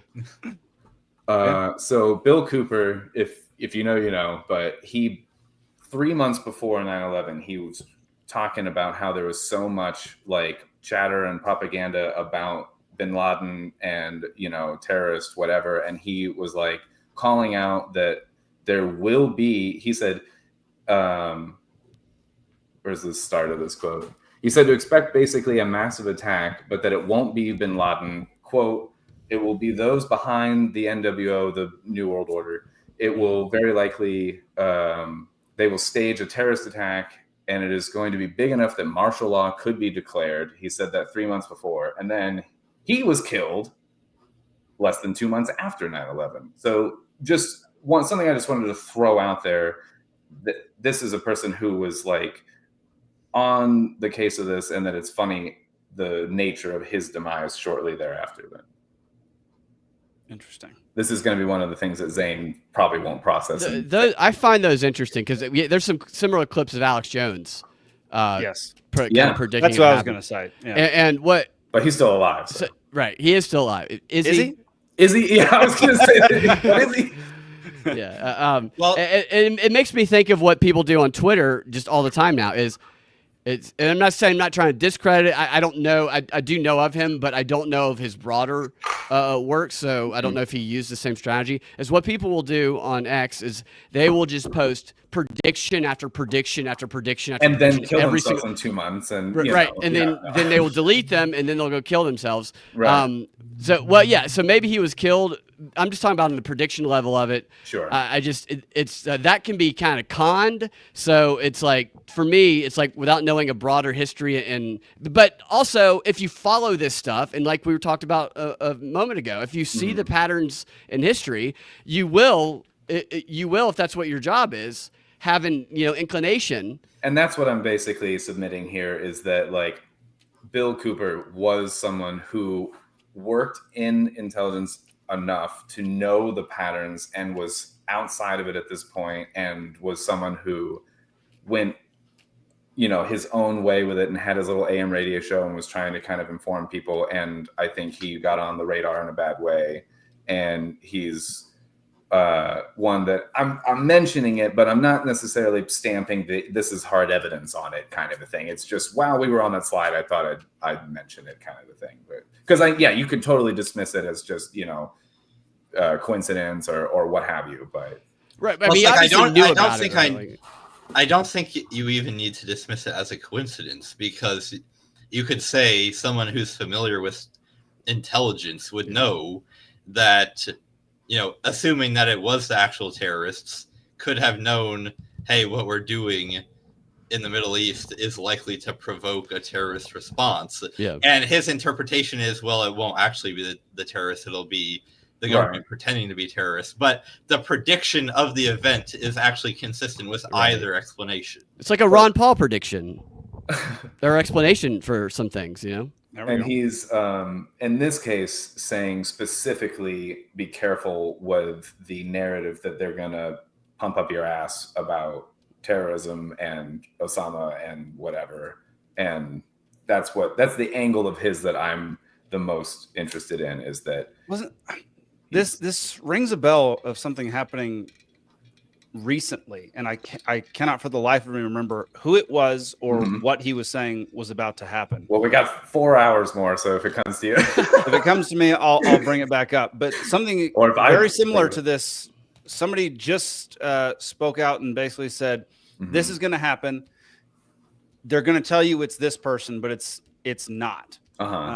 And so let me do some research while y'all keep talking, because this is eerily familiar. Did they also specifically say that they're not suicidal and then died by suicide a month later? Because that happens a lot too. They're still alive. So okay. So yeah, I don't think the event has happened yet. It hasn't been too. Yeah, it's still in the prediction stage. There's still time. Yeah. The thing about modern technologies, you do see more people doing this, and then even if jokingly or not, saying stuff like I'm not suicidal. Right. And so the overwhelming amount of information, it can be more difficult to isolate compared to back when Bill Cooper was doing his thing. Should we all mention that none of us are suicidal? I was just going to say, I'm doing great. I'm having the absolute time of my life. I'm feeling great. Yeah. No. After finding out, apparently you can question Israel like once or twice, and then that'll get you assassinated. I will definitely say I'm not suicidal, as I question Jeffrey Epstein in Israel quite a bit, as I'm sure you guys do.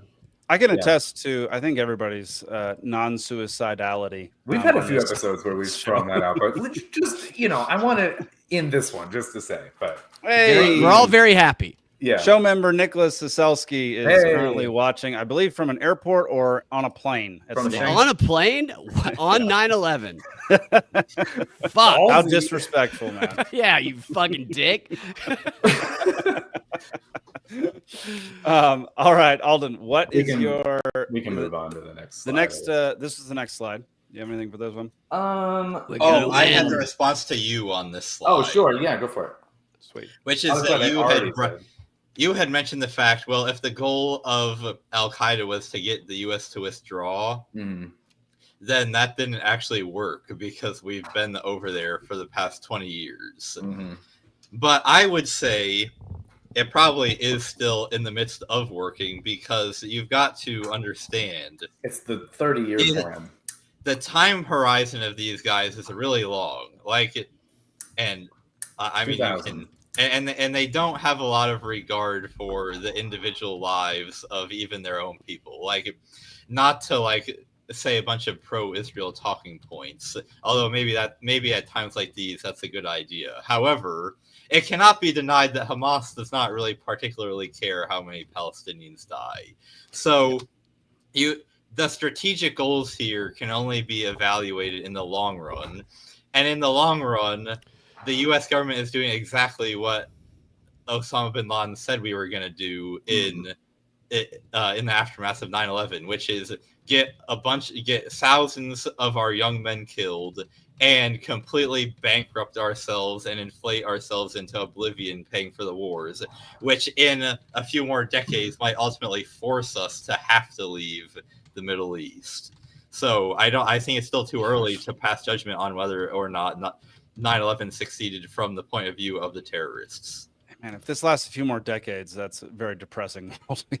I mean, there's one thing so in the wake of this and in the period of, the war on terror when this ensued, and apparently the Bush administration borrowed the largest sum of money to date, and it was more than the total sum borrowed by all other presidential administrations prior to it. So maybe it really did start the downfall of our economy in that way, with ever since ever since Bush, and maybe even Clinton and presidents before that, but definitely starting with Bush, every presidential administration has borrowed more money than every previous president before them.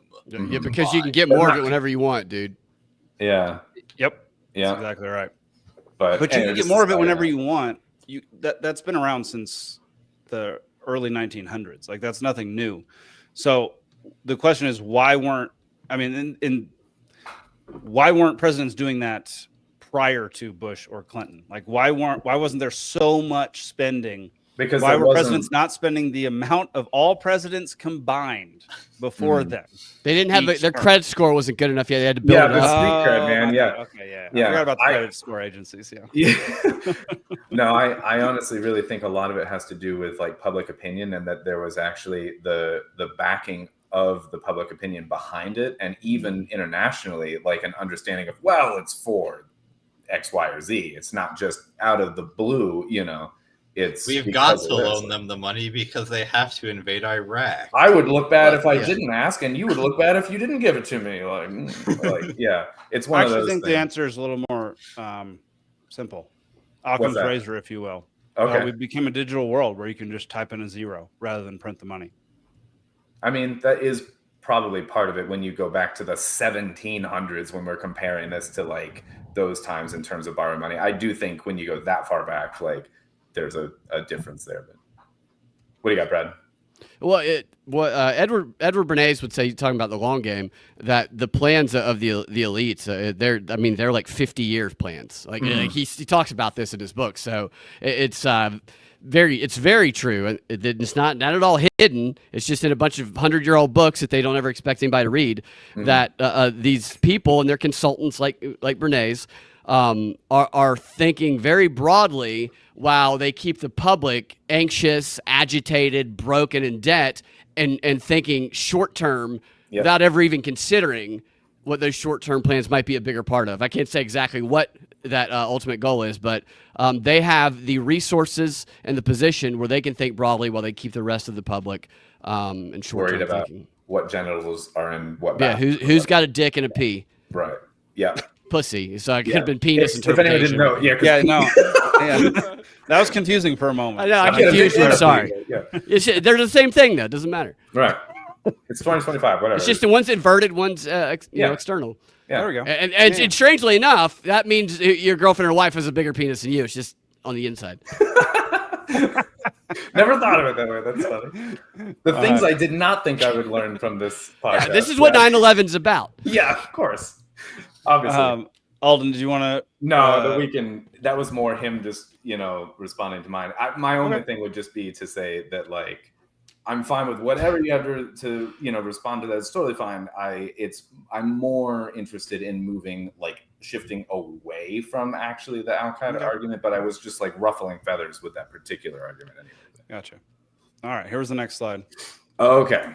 Yeah. So this is a big one with the 9/11, the committee report. Yeah, they blathered on quite a bit about the fucking hijackers and their motives because it's the only fucking thing that they fucking talked about. And they hate America's freedom, right? Jesus Christ. The list of things they did not fucking address in that report, it far outweighs with the fucking things that they did. And the people who were, Brad, how much do you know about the particular, like, the conflict of interest with, like, the people that were appointed to the actual committee? And, like, it's all the people that I'm like, no, like, don't fucking put. Okay, I'm gonna pull. Okay, hold on. While you're doing that, I just want to clarify what I meant with the slide was not to say, "Oh, the 9/11 report is super great." It's your favorite. That's your Bible, dude. Your favorite. It was only. No. Don't tuck yourself in with your actually report under your Bible. But anyway, but my only point with that slide was to say that it does have a lot of information about what the hijackers were up to before the hijacking. And a lot of other people have looked into that information and independently concluded that it is accurate. And I'm not saying that that's not wrong information. I'm saying we're worried about an acorn on a tree. Like, I'm saying we are so focused on this little fucking tidbit And but it's not a the whole little picture. tidbit because if there were no hijackers, then there would be no whereabouts of the hijackers before the hijacking. I think these things can be wasn't true. Like, I don't think everything. Like, I think they can coexist because there's always the propagandist is the leader, and Ciesielski, Bernays would write about this. They would say never. Basically, they didn't say these exact words, but this is what they were expressing. Don't buy into the bullshit that you are using to control others, the ideology, the religion, because then you will be controlled by it too. When your job is. Excuse me, what did you just say about religion? I said ideology or religion. I'm not saying I said that. I'm saying this is what Bernays and Ciesielski would say. Right. Don't be controlled by those things that you're controlling others with.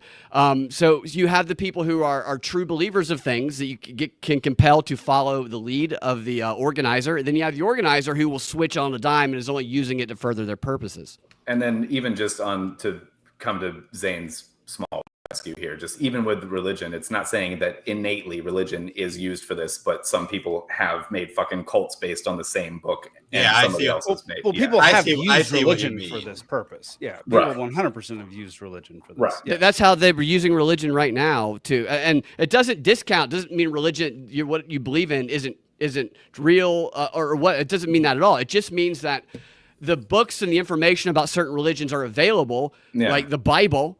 And there are bad people who can also read the Bible and pretend to be figures. We know. And by the way, I'm not offended. I was just giving you a hard time. Don't worry. Oh, okay. I was you know me well enough to know that I wouldn't get actually offended by that. It's not enough to rock Zane's faith. We're fine. But okay, so without going into clear that up. Not fucking any holes in that faith. No, you're not. Not even through a sheet,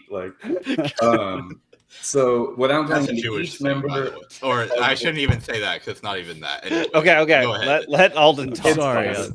Oh my gosh, this is going downhill. Well, we're gonna continue to drink, so it's some of the accolades here, like some of the positions and conflicts of interest for the members of the fucking 9/11 Commission report are legal representatives for, and there's a lot of multiples of this: United Airlines, Boeing, Lockheed Martin, a CIA drug runner, the guy they made the Tom Cruise movie about, great movie, by the way. His attorney was one of them. Anyway, directors of and ties to multiple different private military contractors, a director of a crude oil company, I think the Hess Corporation.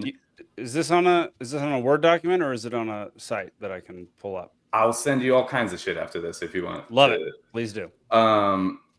Where was I? Many were members of multiple different far right and neocon think tanks, presidential advisors, multiple of those, advisors to the CIA and a lot of different intelligence agencies and things like that.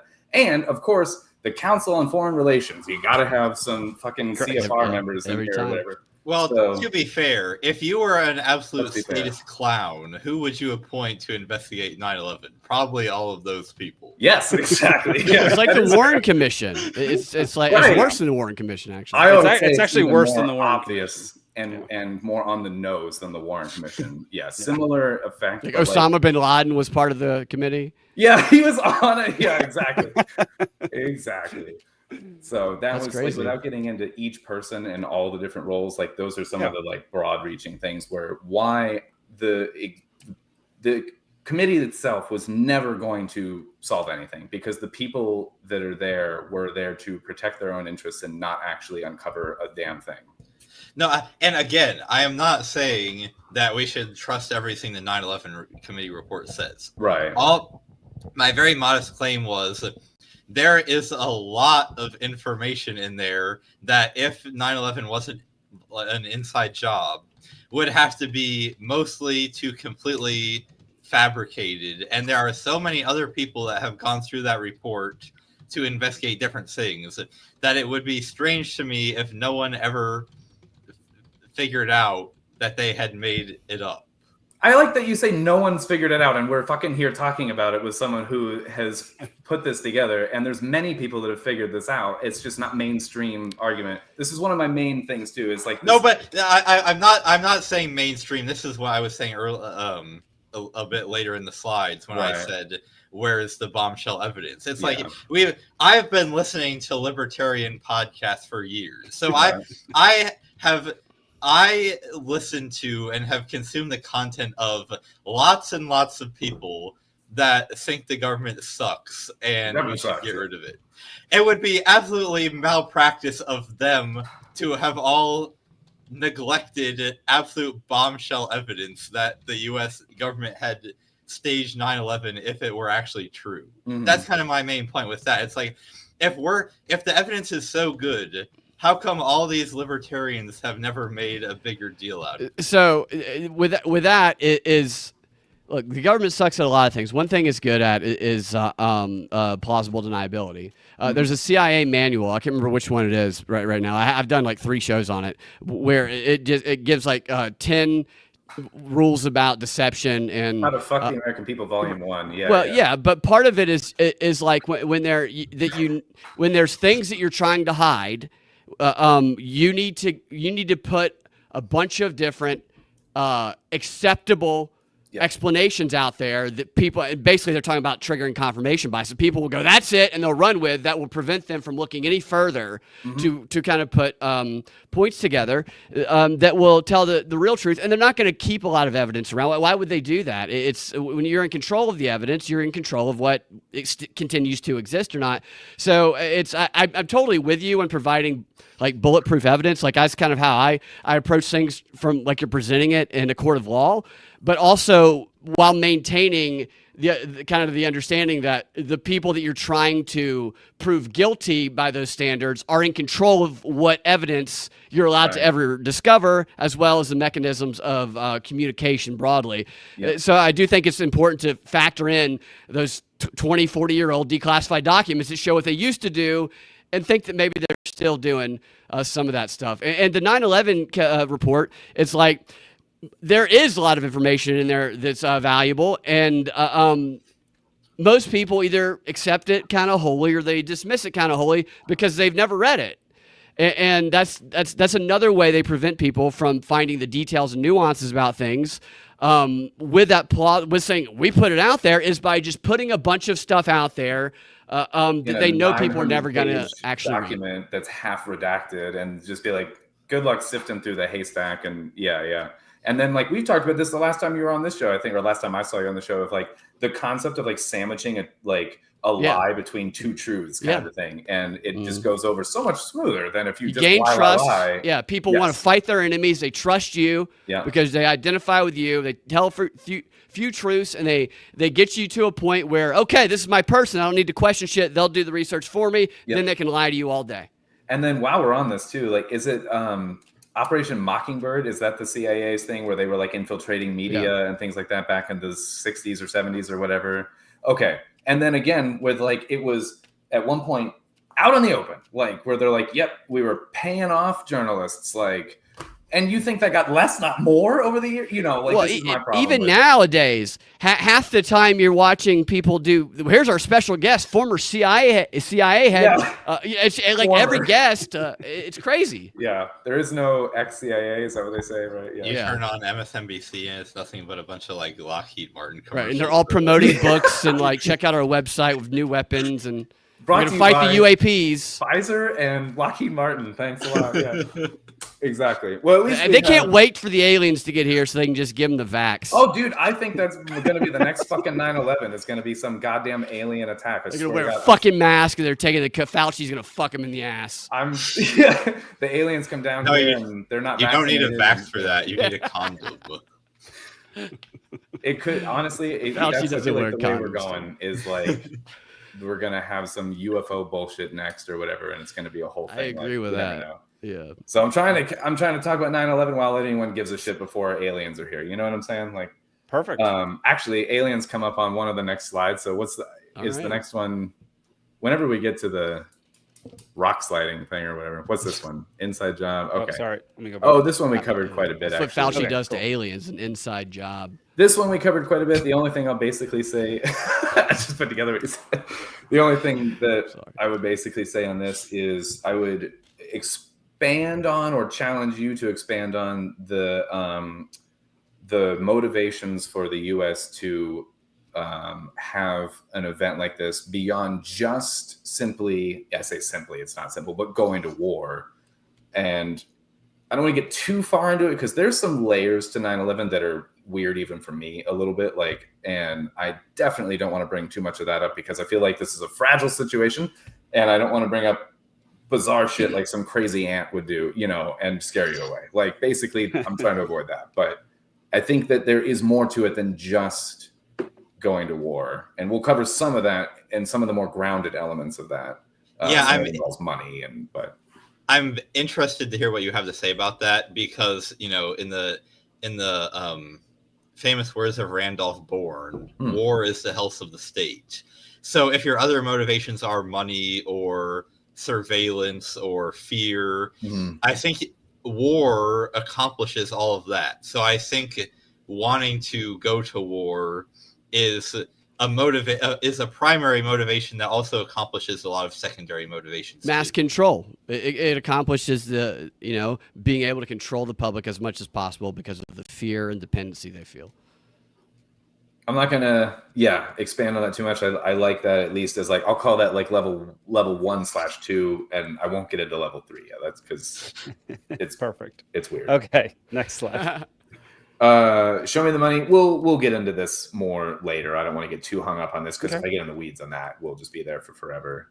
Okay. Where are we at? The JFK stuff. Do we need to talk about JFK right now? Not specifically, but I would say that I agree that feels like the kind of thing that can be sort of executed. We need to stop talking about the JFK files. Yeah. Don't even look into it. Yeah.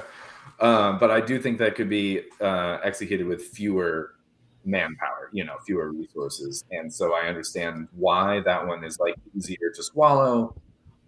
And I started there too. I actually, went down some of the rabbit holes with things like that. And I think I did that sort of simultaneously with looking into the 9/11 thing. But I say they're easier. I say the 9/11 or the JFK situation is really complicated. I've listened to many, many, many hours of information on that alone, and it's less convoluted than 9/11, and it's a little bit easier to process. And so, there's not a billion videos and images, and you fast forward today, we had the Zapruder film compared. Yeah, to there's we have a 9/11 handful. compared. Yeah.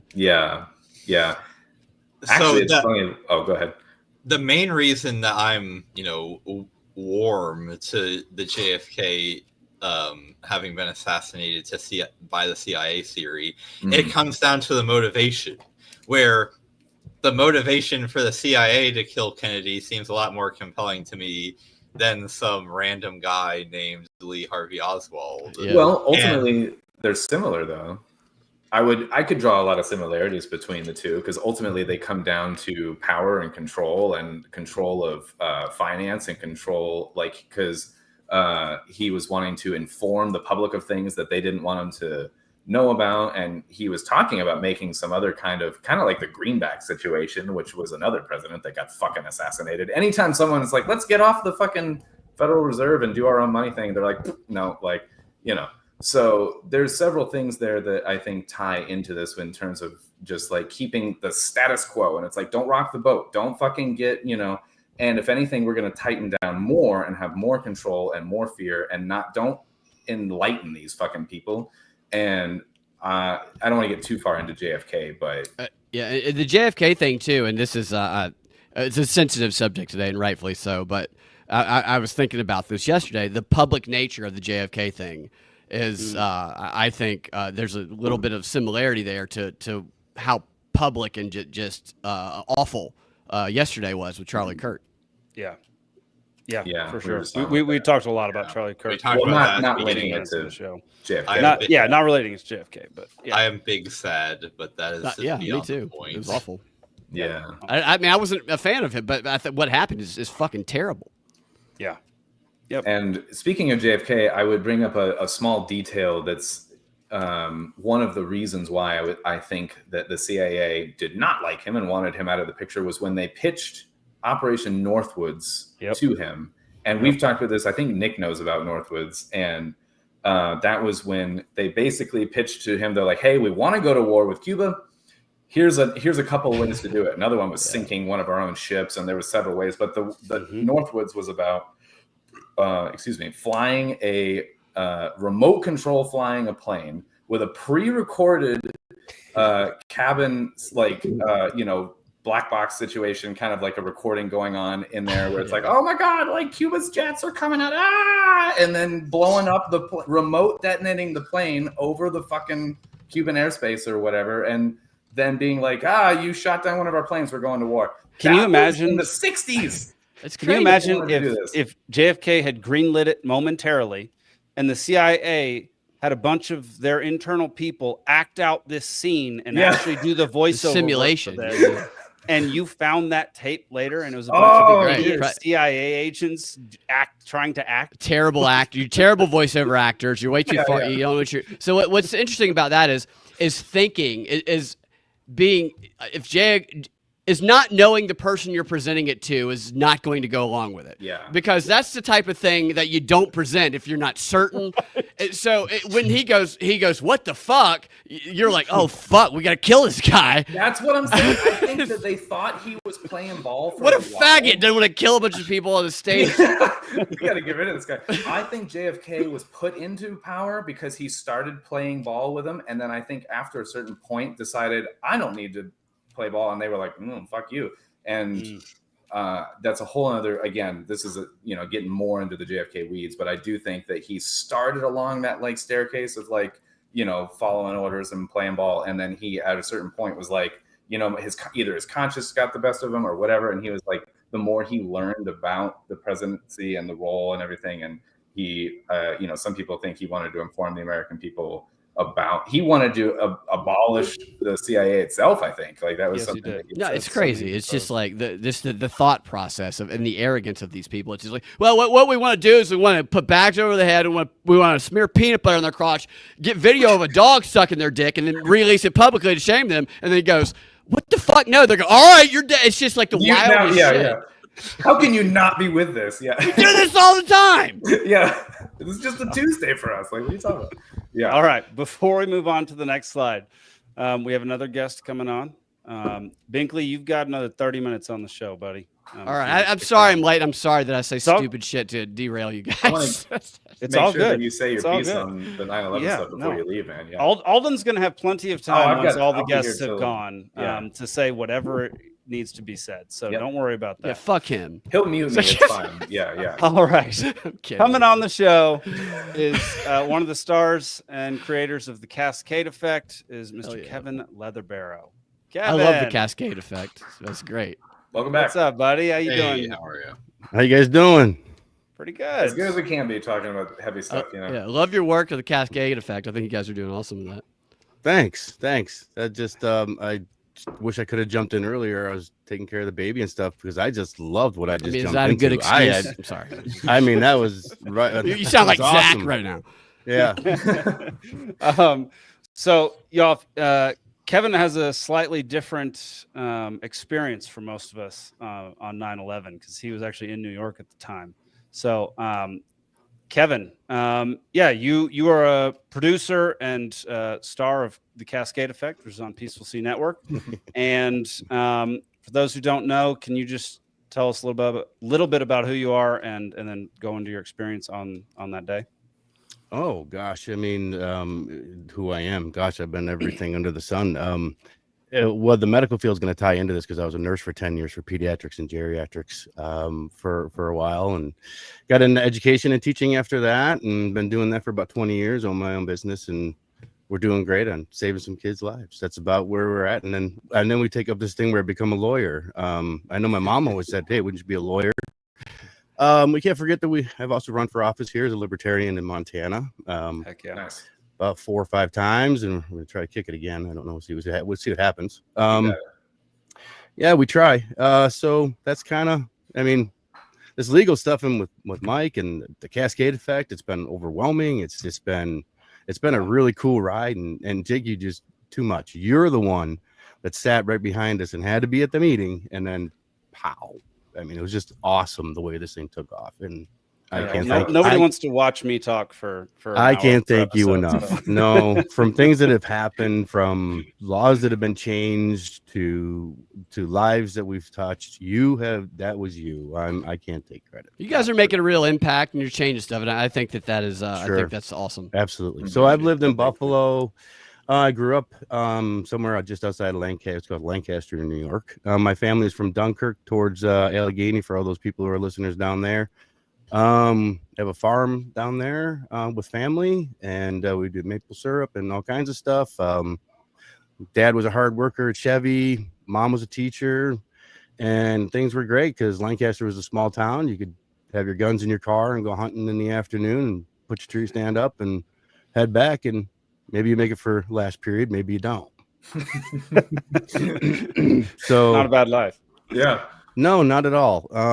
So I had given up nursing at the time, just before 9/11 hit. Unfortunately, I lost my mom pretty early, and that hit me home because I was doing all the shifts that I shouldn't have been doing and not seeing them on vacations. Like going on vacations with them, I'm doing all that kind of stuff the family does.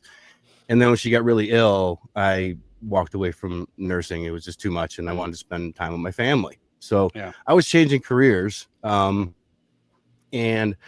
I was actually playing poker to survive. No lie. And my buddy calls me up and says, "Hey, you want to come and manage a pick and pack and a warehousing?" I'm like, "What do I want to do that frickin' for? Who the hell wants to do that shit?" And so I wasn't educated at the time. I didn't go back to college until late, and I didn't graduate until 2010 because they kicked me out of college the first fucking time. So I got into warehousing, and I took the job because I had a kid and I had two little ones at home. And I remember the day that it happened. I was coming in for my shift, and I get shift report from all of my guys from all three shifts, and we got to load trucks all night, and we do the pick and pack section of it. And we were short, so I hopped on a fork truck, and I was buzzing around, and we always listened to 97 Rock. And just the rocking station, the old stuff, hair bags, hair bands and shit like that. And then it went to that emergency thing. And we're just trying to jam and load trucks and get them out of there, and stop. And my buddy stops, and it comes on, and it says plane just hit the towers. And of course, like everybody else, we didn't think anything of it. We thought some moron flying down the thing hit the tower, So we went about our business, and then right around 10, 15 minutes later, everybody's phones just started lighting up. And remember, boys, we didn't really have cell phones. Okay, we didn't. All right, so I'm getting it down from the manager. I got to hop off the fork. They're closing down the ports. They're closing everything from coming in and out of all of the areas from Canada. We were moving bottles from Labatt's at the time, down in our downtown area. And the call came across that nobody's getting across. Everybody, stop production. And we're like, holy shit. Okay. And the company I was working for was Sonwell. So we had like 7 warehouses, a very major one. And they just started shutting down one by one. And then they told everybody to go home. So I walk home, I get in the front door, and I'm watching all of this. And when I just got back in time for the second plane. I grabbed I said, I'm going to the store. I run out the door. I go down and get as many V-edge tapes as I possibly can. I got a whole shitload of them. I'm loading them up. I take them home. I plug in my VCR, and I put that sucker in there. Now I was late on that, right? So anyways, I wish I had all of those tapes because they're probably worth a bundle, but you move, you do stuff, and they end up in the garbage. I don't know. They just go to waste, So once the phone calls started happening, I had friends and my family's friends that would go to from Buffalo. They would go in, they'd stay, and they'd come home. There's actually one was for a toy company, and I can remember my buddy's face when he called me on the phone, and he said, "I'm coming over." And I said, "Okay, come on over." He came over and says, my dad. And I'm like, is he all right? Everything all right? And he's like, I think so. He was only in there just trying to make a deal or do something or something. And about 20 minutes later, we got the phone call. Dad was out. He was in a cafe and he was fine. Okay. I'm right. And we were like, wow. So he had to catch a plane pretty quickly, and that wasn't going to happen. So he ended up leaving and getting out and going back to Jersey. And he was going to leave from there. He had a place to stay there and everything else. So I remember what you don't remember, though, how foggy it is, and you have to play it. I just taught it today, the whole thing for the kids today in high school and middle school. And the things that you forget, I think, are absent from your mind. So by hour 20 or whichever, the phone call came across that, hey, does anybody have any medical experience? Does anybody have any whichever? We were feeling like helpless. Yeah. So we're like, hey, whatever. So some of the guys that I know and people that I know said, let's go. We're going to go to Albany, because word is that they might be shipping people from or to Syracuse from there to go to Albany. Non-life threatening, but they need to move. Nothing really came of that as they came through, right? So we said, we got to do something. We can't work. We're not working. So we took off and we stayed in Albany for about 2-3 weeks, and there was convoys of ambulances. I mean, it was unbelievable, the highway of equipment that was going to New York. It was unbelievable to be in these convoys of just ambulance after ambulance after ambulance as they're heading out. Fire trucks, everything that they can get their hands on was rolling down the road. And this was like 28 hours later, two days later. And I guess you don't realize the severity of it until you're playing this whole thing you're watching on TV or whichever. We couldn't watch it on our phones. So when we got to the hotel, and you keep up on it, and but you really don't know until a week, 2 weeks after everything is gone. Then you get pissed, right? Then we're upset. Now we're pissed. There's more of our families. We knew they were safe. They were okay. We were lucky in that way. But when I remember looking at my kids, and I was just like, how or what did we do to piss in somebody's Cheerios to send 4 planes up our asses? And I think that's almost where my political career kicks off. Right about there. And obviously my friends were signing up. They were making calls and they were going. I had children and stuff at home, 2 bad knees, nothing I could do about it. But I lost 2 friends over in Iraq. We lost some friends from our high school. We only have one high school in Lancaster, New York, and we know the kids and the people who are going to be going. But the patriotism that hit everybody, I remember I was doing the same thing everybody else was doing. I'm watching Apaches. We got Niagara Falls Air Force Base and all of that. So they're flying Apaches over our heads. I'm walking dogs and I'm shaking my head, and they're waving their wings and saying hi to us. And we got big flags on the fields. I mean, we're country boys. We got them on the back of our trucks, whatever. So you got this big support going on, right? And you just want to go kill somebody after you get mad. You're just like, we just want to, after everything is coming on there. I remember Bush's speech. They're going to hear us. Okay. They're going to hear us soon, Yeah. And there's Giuliani. You can picture that speech too. Like I could see it in my mind when you say that. Yep. Yep. I could see it. And the funny thing is I didn't play it for the kids today. I didn't play his speech because I think he's an asshole.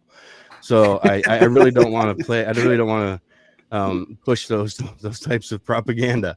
And noble cause, and everybody knows. I mean, even football stars, people just started dropping their lives to go and do all of this. What was that football star that? Pat Tillman. That's what Pat. Pat. Thank you. Yeah. And Pat takes off, right? And so I mean, and I live by Rich Stadium, right? I lived at Rich Stadiums, and so we were big Buffalo Bills fans. So when a football star is going to go fight a war, okay, you could just imagine with our small towns out there in Orchard Park, I guess doing, you know, and all that area out there, because it was all flags. Every place you went was a flag. Yeah. People, I remember people dropping out of my college as my freshman year, dropping out the next day to go join the military. Yeah. Yeah. They're doing the same with us too. I mean, So like I said, Kevin, given your proximity to the event, I think you're far closer than any of us were. I was in Texas. Alden was in Florida. Yeah. Zane, were you in Georgia? He was in utero. Were you alive? I was alive. Oh. I was in Ohio, but I was only a year and a half old. He was Okay, so you don't even count. You don't even count. Winning trivia left and right. Given your proximity, so one thing that we've been having folks say when they come on the show is like what your thoughts are on the theory behind 9/11 and the man, I cannot think of this word tonight. The narrative, goodness gracious, the narrative behind, like, what is your stance on, like, which narrative do you fall into? Like, for me, it's 9/11 happened and the U.S. government took advantage of it. Like for Alden, yeah, go ahead. Those motherfuckers threw the TSA at us. They threw Homeland Security at us. Yeah. We were, I mean, I looked at the bill, right? And I'm like, this is bullshit. I went to Washington to protest that fucking thing. I was there for that and the healthcare one too, walking through the halls of the representatives and talking with them and all kinds of stuff. I mean, the narrative that I believe, I don't believe it, is there's no way that our government was not involved. You go back to Osama and how the CIA worked with him, the family, the payoffs. We were talking about the connection there, yeah. I'm sure you guys were, and the way that kind of goes down, right? And then you support all of the unconstitutional and bullshit stuff just to shove something up somebody's ass, and you really don't think about it until, like I said, a year or two later when they're trying to push the Patriot Act and the TSA and Patriot Act came out quick. It was like 60 days or something like that. October 2001. Yeah. Thank you for that. Yeah. Homeland Security Act 2002. And you know, I didn't mean to stop your roll there, but no, you're cool. I do think there's significance in how fast it rolled out, because it's a massive really document. taking advantage of the emotional state. Oh yeah, like it was ready. Yeah, and it was ready. That too. I was waiting. Come on. Yeah, I was. Waiting I'm sure it was ready to go, because you have all these neocon think tanks. Essentially, you know, when the time is right. When the time is right, we gotta get through our Christmas list of stuff that we want. Yeah. But again, I think that's kind of. I think that them having the bill ready to go is consistent with a variety of different. Just waiting for an opportunity. Yeah. If not devising said opportunity. Right, yeah. Also, at least waiting opportunistically for it is I would say either or fits the same. Yeah. Like I would accept either or. Well, it's like Edward Bernays says in his books 100 years ago. The news is not. It doesn't happen. It's not spontaneous. It is created to serve a purpose. And so I think you can. Amen. The same reason. Amen. I mean, they worked it great. I mean, they bent over every American and shoved it. I mean, they put and then guys like all of us who are sitting here who don't like things put past us. But I was young. I mean, it's 4 years ago, whichever, right? So I mean, I'm in my late 20s, whatever, you know. You're full of piss and vinegar, you know. Yeah. And you're just. I was full of apple juice. Yeah, all that country testosterone. Right. I was still waiting. Lindsey Graham was full of jizz. Yeah. The college days. Oh man, all of them. But when we were watching, I mean, we didn't have HD like now. So, but when the Pentagon plane came in, and thank God, amen to all you guys. A lot of you guys don't know. All right, I'm a poet, so I wrote poetry about this stuff, and I put this whole big thing together and writings and all this stuff. When I seen the video on the plane hitting the Pentagon, I puckered. I was like, every camera in this world is in there, and you give me a doorbell dash camera, on frame by frame, like coming through. And I think a lot of us guys, then we made the turn. We were I think there's as much as 84 or 85 different security cameras that were the footage was confiscated by the FBI surrounding that in the vicinity of the Pentagon at the time. It's a lot. Sure. Cash Patel's seen it. There's no conspiracy. He's also seen it. Yeah, I think he announced that the other day for sure. But it all is because the government's money was already crashed. We were sending billions of dollars over across to pay off Al Qaeda or whoever we wanted to. We pissed in a lot of people's Cheerios, and they sent guys to fly this plane. Now, one conspiracy I do have is I think they were remote. Mm-hmm. Just saying.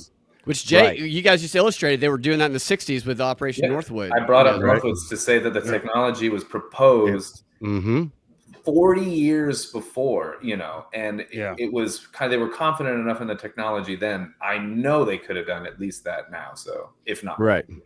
Right. Oh, and to fly those planes the way that they flew them. Now, look, the guy that stole the plane, FedEx plane or whatever, is doing loop-de-loops. I mean, we get to learn that on video games now. That's not the way you could do simulators now. It's easy to get on a plane and fly the sucker. And if you're following the more somewhat tied to the main narrative story of like the particular hijackers, the named hijackers, and if you listen to their flight instructors and talking about them, and like they were not confident in their skills. One of them was called a waste of resources by their flight instructor, which is that's who you put on the plane to kill himself. Is that?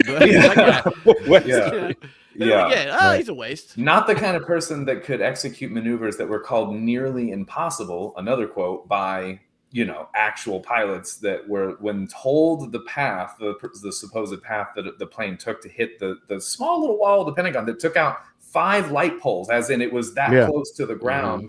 And I don't know if you know about the resistance with the air and everything as you get close to the ground and stuff at 500 miles an hour drones at sea level. It's honestly, it's almost impossible, if not impossible. And everyone that was anybody in the field said it. The physics don't work. No, physics don't work at all, man. And imagine releasing that. Imagine releasing that without a statement, contextual. Let's just put this shit out there and let them fuck with it a little while. Yeah. I think there is a little bit of that with let's just see what happens. Let's just see how much people will defend something based on what they think they know. This is like the assumptions we were talking about worldviews and what you think how you think the world works and what you think your government will and won't do, and how much you let that affect your assessment of these smaller details where it's like that plane was going 200 miles an hour beyond the VMO, like the maximum speed at airspeed at sea level that it could safely travel. And it doesn't have lift either. So once not this far down on the ground. Right, you put that sucker on the ground, you've got nothing to come up with. I mean, the lift comes from the air going over the wing, but you don't have any air to go over it when you're this far from the ground at that speed. It should go right away. But if you have, and this is where we get into. I'm going to drop a nugget. We're going to veer a little here, but if you have something like a guided missile or something that is designed differently, that is designed to fly at those speeds, at cruising speeds, at sea level, and they have a whole different construction. They're not a thin little fuselage shell, it's a whole different thing. Now it could feasibly perform said maneuvers if it was remote controlled and if it was, hovering at the ground level and taking out street poles and things like that or whatever. Like there's certain elements to this that if you change what the craft is, and if you change who's piloting it, and if it's a local pilot versus a remote or something like that, some of it at least could then add up more, in my opinion. And I'll actually just throw that to you guys just and see what happens with what you guys think. Yeah, it sounds like you're saying non-human intelligence is who was behind 9/11, driving those little dots we see on radars and have congressional testimony. Yeah, it was Google. Google did it. Yeah, dude. Yeah. It makes no sense that a plane can fly that close to the ground for that distance and stay on a level plane. Like stay on a level. Look, I fly drones regularly, trying to keep. It's a slightly different thing because it's propelling wind downwards, unless you're going full force ahead. If you're going full force ahead, like forward at maximum speed, very low to the ground, the draw is it wants to pull hit it the down. ground. Yeah. It's trying to go down the whole Yep. time. You have to keep You have to on fight bringing it it up. constantly. Yep. Yeah, you have to keep on just go up. And if go up. not even barely an amateur pilot, how you would do that and hit a concrete wall that's as tall as the plane is, like exactly in the spot. No. That's one of the wildest ones for me. That and Building 7 are the two that I have the most questions about. Just watch the that. rest. So much of the rest of it for me still is something where I tend to think we just took advantage of the situation, or the government just took advantage of the situation. But the Building 7 and the Pentagon are the two that leave me really questioning things. But Building 7 and Towers 1 and 2 have some similar physics questions in terms of how fast they fell and the rate of speed and the resistance factor, and like it calls into question similar challenges. Not Fair. Aeronautically, like in terms of hitting it or whatever, because 7 wasn't even hit by a plane, which makes it even more suspect. So go ahead. What I got from that, I mean, you guys probably do YouTube all the time. You can find it on YouTube. So the Building 7 was built on stilt. It was built on like a stilt structure. Mm-hmm. So the beams that come down, there was an adjacent structure to it underneath. So when they wiped that out, they didn't want to move that structure. They wanted to have it there, but they wouldn't have the integrity of, they have a L shape and it looks like legs, and they put those ones. And the other ones drive into the ground outward. Okay. Mm-hmm. So there's like 4 of them on the inside. So when the tower fell, and I think, I can't remember which one had the radio tower on it, if you flip it, the other side of it was cut like right down where you see the buckle on the roof, and it has a look that it goes inward and then falls, right? Mm-hmm. Looked at this thing over and kind over of like and over. Nipples up and then like goes down. Right. So their hypothesis is, and it was one that I don't know if you guys saw Tucker Carlson's view on this about 2-3 weeks ago, maybe. Oh, no. He look up Tucker Carlson's on 9/11. I can't remember who his guest was at this moment. And so in that building, and I was the same way, Jake, I was looking at that thing and I'm going, I think all of it though, like you guys, probably a lot of people, they had plenty of time to put military explosives in there, and they rightly did so. If I had to put that out there, because they have to save lives. You can't have these things going to the left. You can't have them going to the right. You can't have them going in the directions that you think. So even in a plan to logically think, okay, we can't have this happen in New York, we're going to go up, and they had plenty of time to set charges and let they abandoned that theory. So that's how it kind of first started, because originally it was Larry Silverstein had said, I don't know if you're aware of this, the pull it video. John Kerry had been asked about it in some kind of town hall meeting, and he had said there's multiple people that were asked about it. And the original thought was like, oh, they decided to pull it. The fire chief at 3 p.m., like 2 hours or less before it fell, had set up a perimeter around it, expecting it to fall. There was lots of chatter on the radio about it coming down prematurely. Like a lot of people were talking about it coming down, blah, blah, blah. And I think they abandoned that later because the official story currently has nothing to do with a controlled demolition. Right. And because it would take, you had said that you think that there was time. I think that they assumed that it would not have been able to be done in time, considering that there was an active fire in the building at the time, just that the environment wasn't conducive to setting the proper amount of charges to do it, and they went don't bring up the controlled demolition kind of thing anymore. And they just went with NIST. But I think NIST only came out with that theory in 2008 or some shit. Like it came out way after when they brought up the whole explanation for why. And they tried because they slow down, and you'll see sparks. You'll see, you'll see like what people are thinking are those explosives coming and those charges going off. If you go back and we can watch some of those videos, and people will circle them and say, hey, that's a charge, or whichever else. I'm not so trusting of my government. If SEAL Team 6 can fuck it up that bad and be in and out and no problem, okay, and set explosives when they need to and how they need to, I don't put past the people that were going to this event. the roads were blocked. You could have FBI agents. You had special demolitions. You had trucks that you never thought you'd see from your states, Florida. You saw plates from all over the place. It's true that on the day you had, if you needed access on the day, it was restricted to only these people. But also even before that, the people that were the tenants of this building were the CIA and the DOD and the fucking DOJ and the whatever, like the people that like the SEC, like people I don't fucking trust at all. Like all these 3-letter organizations that, so I don't know about in 7, what if there was like a backstory with this, but in the World Trade Center Tower 1 and 2, they were halfway through an elevator modernization project where they were working in the elevator shafts at the time, and they had fucking guards, I think armed guards, at the elevator doors. Securicom was the company. Marvin Bush was one of the, I think, on the board. Is that the Black Bush brother?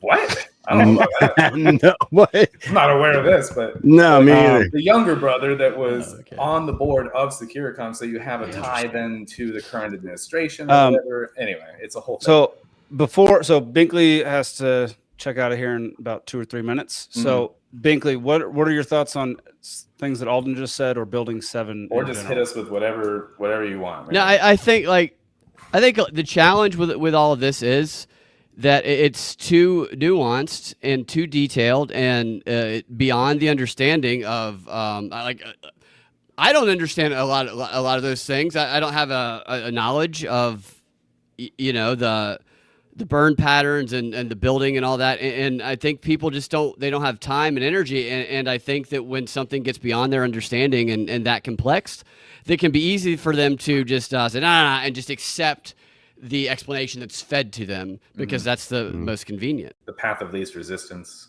Yeah. And that kind of goes with what Zane kind of proposed at the beginning, was Occam's razor. The easiest solution is always the best solution. And it's always the best psyop also. It's always the best psyop also. Roger. Binkley, do you have any just general closing words or thoughts on or questions? I was in college at the time. I was in journalism class when it happened, and my teacher was a journalist for a Macon news station. She was, I think, the first lesbian, and she was. She said to us in the middle of class, it was like 9 a.m., and she got a page. Her pager. It wasn't an Israeli pager. We didn't have a blow up. It was just a regular pager. And she freaked out, and she was like, "Oh my God, the World Trade Center was just bombed. I have to go," because she had to go report on it.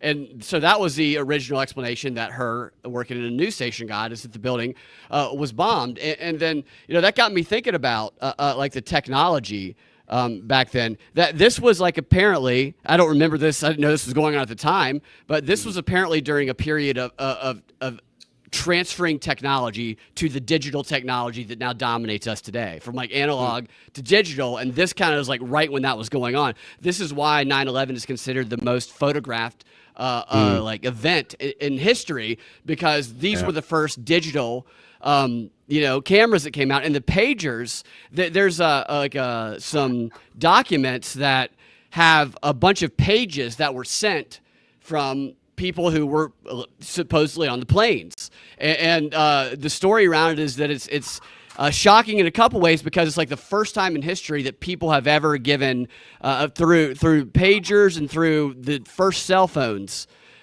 given these real-time reactions to being involved in the middle of something, a tragic event as it was ongoing, as opposed to the delayed effect that previously happened to the now we just watch assassinations live. You see the tune in at 5 for the next assassination. Right. It's crazy. And so it's like real time now, but there's some pages that were like, let me see, I got a couple of them here. Like there was one at 9 a.m. on that morning that was sent, said, please call home, call your mother, call your wife. Another page somebody got, and they don't have the names of these. I just kind of a cursory look at these. One of them said from somebody who was like on the plane. A plane has crashed, so like they were paging as it was crashing or after it crashed. And I never looked into that. That's funny. That as far as something, a blind spot of mine, like I looked into cell phone technology and compared that with what they had said, was done as far as calls made from the plane, and how the handoff from tower to tower at the speeds that they said would have been really highly unlikely. But I never looked into paging at the time. Yeah, the only reason I remember that and thought to think about it is because I remember vividly my teacher getting a page and leaving. I was like, pagers. I forgot about pagers almost. And I'll leave you guys with a trivia question, which you might know the answer to. This pilot episode of what television show depicted a government conspiracy to crash a hijacked airliner into the World Trade Center and blame it on foreign terrorists to justify a profitable war on terror that aired 6 months before the attacks of September 11th? 24. Yep. That does make a lot That was a of sense. TV show. Yeah, 24. I was going to joke and say Lost. No. What is it? No. Oh, good question. Not 24? No. No, that was a series. 24 came later. Yeah, This was a series also. This Oh, was it was? a pilot episode of a series that pilot. lasted one season. Right. It was a spin-off to the X-Files. Oh, I don't know about this. That's funny. I don't The know. Lone Gunman. Oh, I'm Lone going to look this Do up. you guys know the Lone Gunman characters in the X-Files? I do not remember. No. So the Lone Gunmen are the three wild conspiracy theorists that Mulder loves. And they're very perverted. And Mulder goes to them and they all oogle over Scully. Like, look at her. I want to fuck her. And then they give him all the inside details for the kooky conspiracies. And they're great characters. And they had a spin-off series that launched in, I think it was like March or April of 2001. And that first episode was the same plotted attack on the Twin Towers as that happened 6 months later, and they ended up saving the day by getting onto the plane. The conspiracy theorists saved the day, and through the instruction, I don't know who they were talking to, I can't remember. They pulled up, and the plane just went right above it. They narrowly averted disaster. And another similarity was that the plane that was targeting the World Trade Center was being flown by a drone. Until they got on. It originated from Logan International Airport in Boston, which is the same airport as one of the planes used in 9/11 attacks. So I always thought that was interesting, and I always thought it was cool that Steve Buscemi he used to be a firefighter. He was already famous. He went back and he did a search and rescue and pulled bodies out of the rubble nobody knew about that for like years later. Yeah, that was pretty cool. Yeah. Well, Binkley, appreciate Thanks you for coming having on, me. Yeah, dude. Heck yeah. We'll have Very you on interesting again stuff. soon. You guys are great. So, Thanks. yeah. Love you, dude. See you guys Go watch later. Propaganda Report, everybody. Yeah. All right. Later, Yeah. guys. Later. Yeah. All right. Later, Binkley. All right. We're going to Nice. bring on Kevin's counterpart for the Cascade effect, Mr. Tony Rosales. Welcome to the show, buddy. What's up, man? What's up? Oh, you're muted, man. We can't hear Hello. you. Oh, I can hear him. There we go. I got him. Oh, Yeah. I couldn't hear him. I got him. How are you guys? Doing well, man. How are you doing? Good. Doing good. Doing good. Nice. Well, How's the Tony, conversations thus far? Yeah. the conversation's been interesting. That's for sure. So we started out the episode with Zane giving a pitch deck basically on what his thoughts were and why it's not an inside job. And Alden has been refuting that ever since. Binkley came on and kind of aided Alden in that regard. And then Kevin came on and gave his basically his testimony on what happened in New York that day and the following few days. So, Tony, Interesting. you work on the Cascade effect as well as a bunch of other stuff. So can you give us where you fall on the 9/11 spectrum as far as conspiracy or not? Yeah. Before you answer that, can I just clarify that the official narrative of 9/11 is also a conspiracy because that a bunch of Al Qaeda members conspired to bring our towers down and hit the Pentagon. So I mean, that's the one. You don't buy the real story either. Fed. Okay. Fed. Go ahead, Tony. So Zane, your point is that like we don't know what the real story is, but the inside job one is definitely not the one, right? Oh, okay. So No, Is that I'm just your story or clarifying. that's I'm Zane's? clarifing if that. That's gotcha. More. Yeah. That's so No, far. no. That's- What I was saying earlier is I think that the official narrative of it being actual terrorists is compelling and actually a very libertarian explanation of what happened. So I'm not like dogmatically committed to it, but I have not as of yet seen a sufficient amount of evidence to make me make all of the assumptions that I think I would have to before I would subscribe to the inside job hypothesis. That's fair. I would probably. I mean, I don't think I even come close to buying the real story. I think there's just too many questions. I have a hard time trying to say it was an inside job, but I don't think that is ruled out for me. I approach it from a very, I guess, scientific approach. Like I need to be proved otherwise, or just like insurmountable proof towards one of those narratives in the first place. I do think that there is a lot of questions that have been unanswered, and even the government has taken steps, either malicious or more likely stupid, to avoid those questions being answered, either through like the days after the event getting rid of all that salvage material instead of actually testing it. Thank you. You know, the stuff with Bush still being in the classroom and Secret Service not doing anything. We've seen the incompetency of our Secret Service in these last couple of years. So, I mean, I think there's probably a lot of incompetence that helps explain it. But I mean, the open questions are just, I don't know, they're still rather terrifying, because like I don't buy, especially Building 7 falling because of fires. I think there's still enough reasonable doubt on the trade centers, the main buildings falling as well, just because of jet fuel. And to me, I kind of just think about, because I think someone said it earlier, like the amount of digital material that we have from that and history that we have from that is something that's sort of unprecedented. And it makes you think how many other issues in the past, not just within U.S. history, but just people history, has there been an instance where the government hasn't been able to cover up something so substantially? And it's just so easy to believe because, for one, you don't even have photographs or videos of the incident in the first place. Yeah, I think one of the biggest things with this incident is that it was a massive incident, and it happened on the cusp of going from analog to digital. Yep. Did we lose him? It basically was this and I think point. Over the years of watching this develop, you know, it's hard to say what the narrative is, because there's so many narratives, and the only way us peons, us little cans of dirt down here, are going to know is if somebody actually does what's right and takes the government and turns it inside out, takes it over. And truly know, we truly look at the data and go through it ourselves and smoke cigars by handing it off.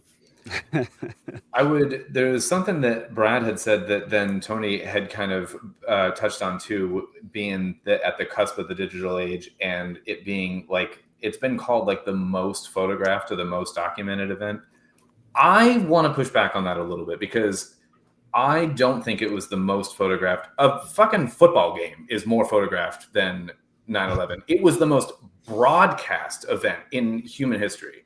Yeah. But even internationally, there was only one shot that they showed internationally. There was one particular shot that they showed. So domestically, it was the most broadcast. And every single shot was from one angle.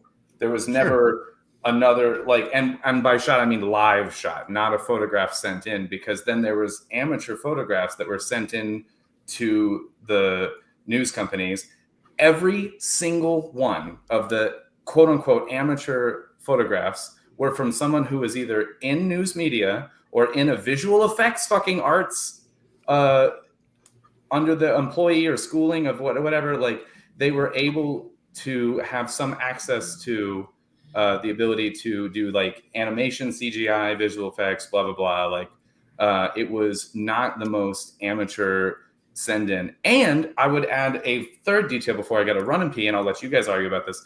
The NYPD rated all of the 1 hour photo labs, because speaking of analog and digital, we were still in the photo lab territory. Yeah.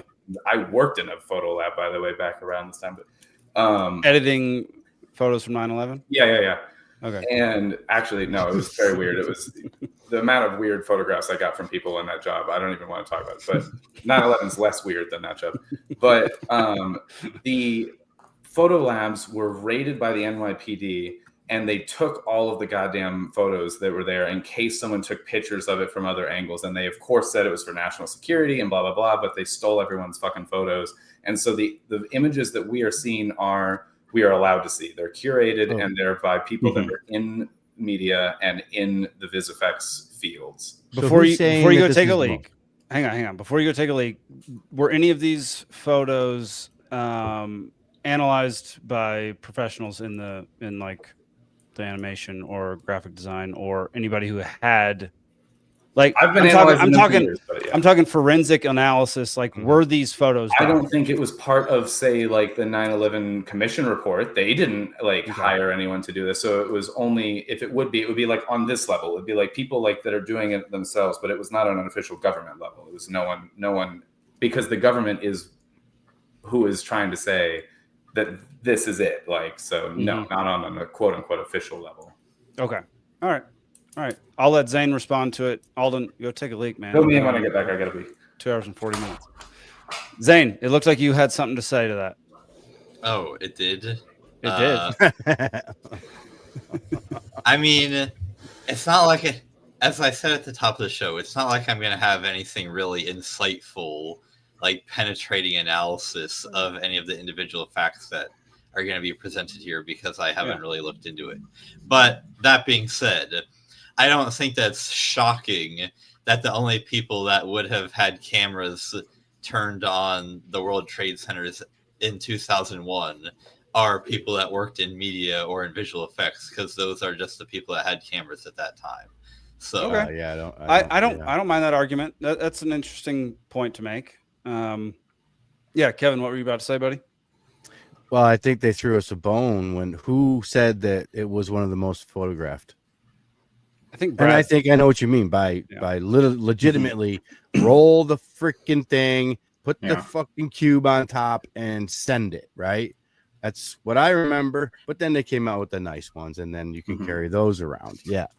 I think they throw you whoever said this might be throwing a bone, and I mean that like we're peons. It probably was the most photographed instance ever with people snapping up, but they're not going to, they collected it all. They're not going to show it to us. They're not going to show us.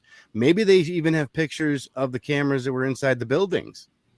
I mean, recovery of our technology is probably way better than it was in 2001. And we can recover bits and pieces of the Bible sitting in a desert somewhere.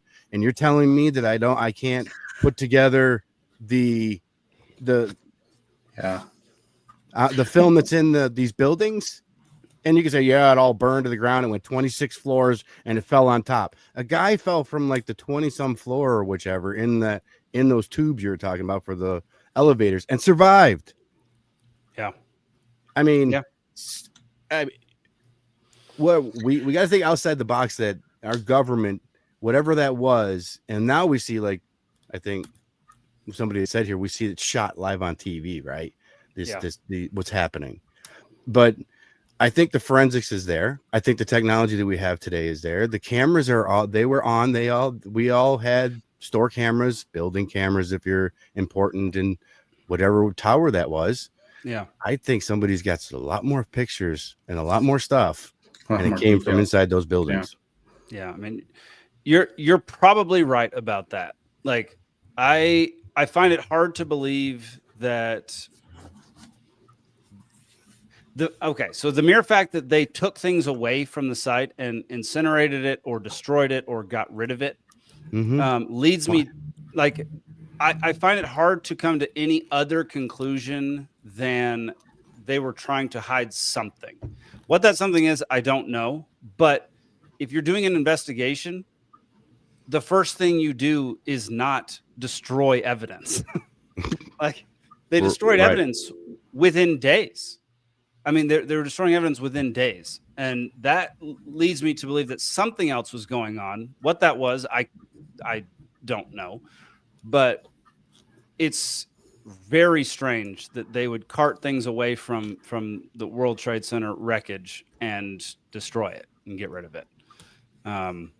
Yeah, there's something weird about that. Does anybody ever think that they did retrieve the boxes?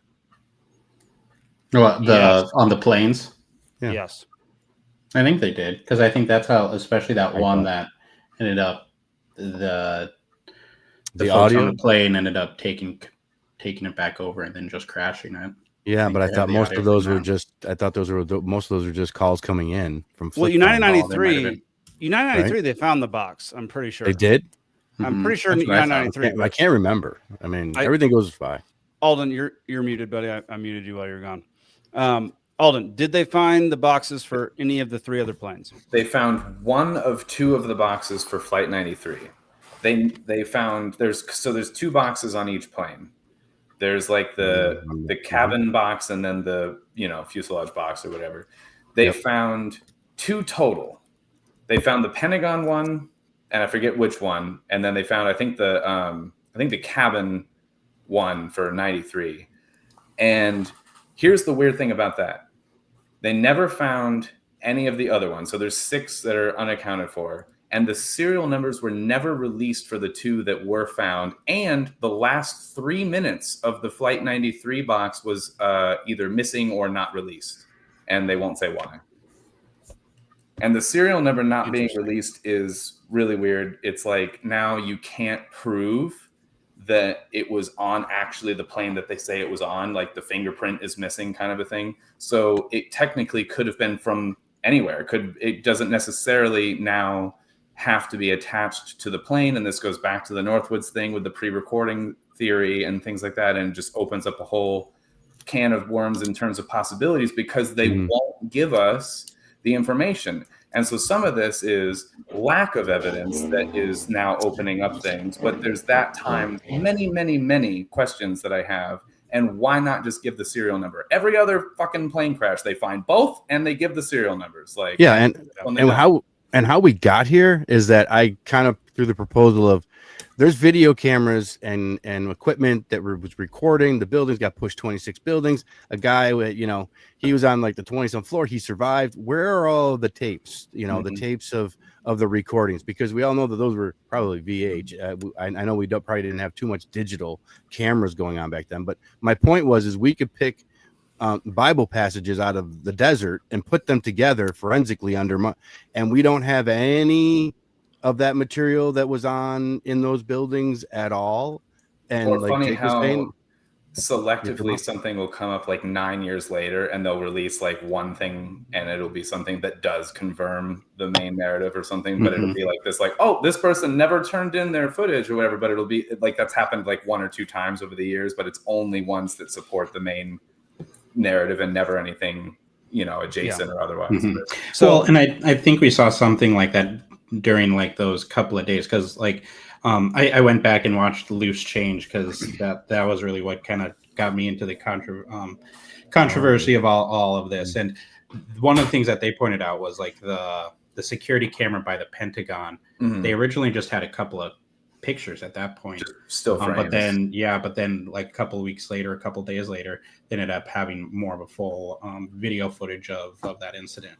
So I mean, to Kevin's point, they probably do have a lot more that should be released. And I think going back to this being one of the most captured events, I think the reason why I think that is like a good qualifier here is because you didn't have something like Loose Change being able to come out for other controversies in the past. Like that was one of the first instances where you could have a truly slimmed down team, just a few folks being able to make a documentary just based off of information that government was actually allowing to be released to the public. Or even reporting on what's being withheld. Yeah. Like there's a story in the pauses as well as the beeps here, like it's there's both. Right. Are you quoting Seinfeld right now? Isn't that a Seinfeld thing? I didn't even do that consciously. You can tell just as much in the pauses as you can in what they're actually saying. You gotta pause. I just saw this episode. You have to pause. She's at the end. Real quick, I looked up. I had Grok compile data on black boxes during Oh. around the year 2000. The impact shock would be it could withstand 3,400 G for 6.5 milliseconds, equivalent to an impact velocity of around 310 miles an hour over a short deceleration distance. Surviving temperatures of 1,100 degrees Celsius, 2,000 degrees Fahrenheit, for at least 30 minutes. Some designs tested to 60 minutes based on recommendations, but the minimum was 30. Can I interject and just say they never found it? I'm not saying that it wasn't recoverable data. They never procured it And from what I'm the tower. right? No, I that's what I'm trying to say is what Might have where not is survived. it? I don't think it didn't survive. That's what I'm trying to say here. Well, is I mean, they were think it saying survived. that there were fires of higher than 1,000 degrees in the towers, so maybe there There wasn't were. enough NASA's- jet fuels to burn all of them. There regardless wasn't of- supposed to be, but there were, in the sense that NASA's thermal imaging showed pockets that were really blazing hot, and it wasn't supposed to have existed there. But So these two are interesting. Static crush and penetration resist 5,000 pounds, 22 kilonewtons of force per square inch applied for 5 minutes on all 6 axes. So that ain't going to happen. Penetration resistance survive a 500-pound weight with a 0.25-inch steel pin dropped from 10 feet. wow, That's specific. that's brutal. So I think These are tough, man. the things that would destroy this in this instance would be static crush, penetration resistance, and high intensity fire. An elephant with a needle in its fist launched from space at it might break. It's just insane, the level of The impact shock. I don't think. I think it could easily withstand the speed they were going at that point in time. Especially when you consider they're measuring the impact on the box itself, and the plane itself is a giant crumple zone that's absorbing supposedly a lot of the impact of this. And it's not like you just launched the box from a fucking giant cannon at the wall of a building. So there are layers. This is what crumple zones in cars are designed to do, we are like the passenger in a car, and the crumple zones are to protect us. And like in this case, you don't think they positioned that thing in a way that it's protected inside the cabin? It's not like they loaded it up in a cannon. Yeah, No, and, they didn't actually, tape it to the right at the front. Yeah, to the cannon thing though, when it hit, there's debris going out the other side. on Right? the It's back side not- of the building. Right. So the Yeah. debris come out. That box could have went, "Paching!" And they looked. They have it. Well, You guys- they didn't find They have 'em. components of plane parts that they should have. So I got empty why do you think they would have even found? So black box? Zane made part of Put a hang on, big hang on. wheel on like 8th Avenue. I don't know. Hang on, what hang that on. was. So Zane made this point earlier, and it is a legit point that there are many plane crashes where they don't find components of the airplane because they do disintegrate or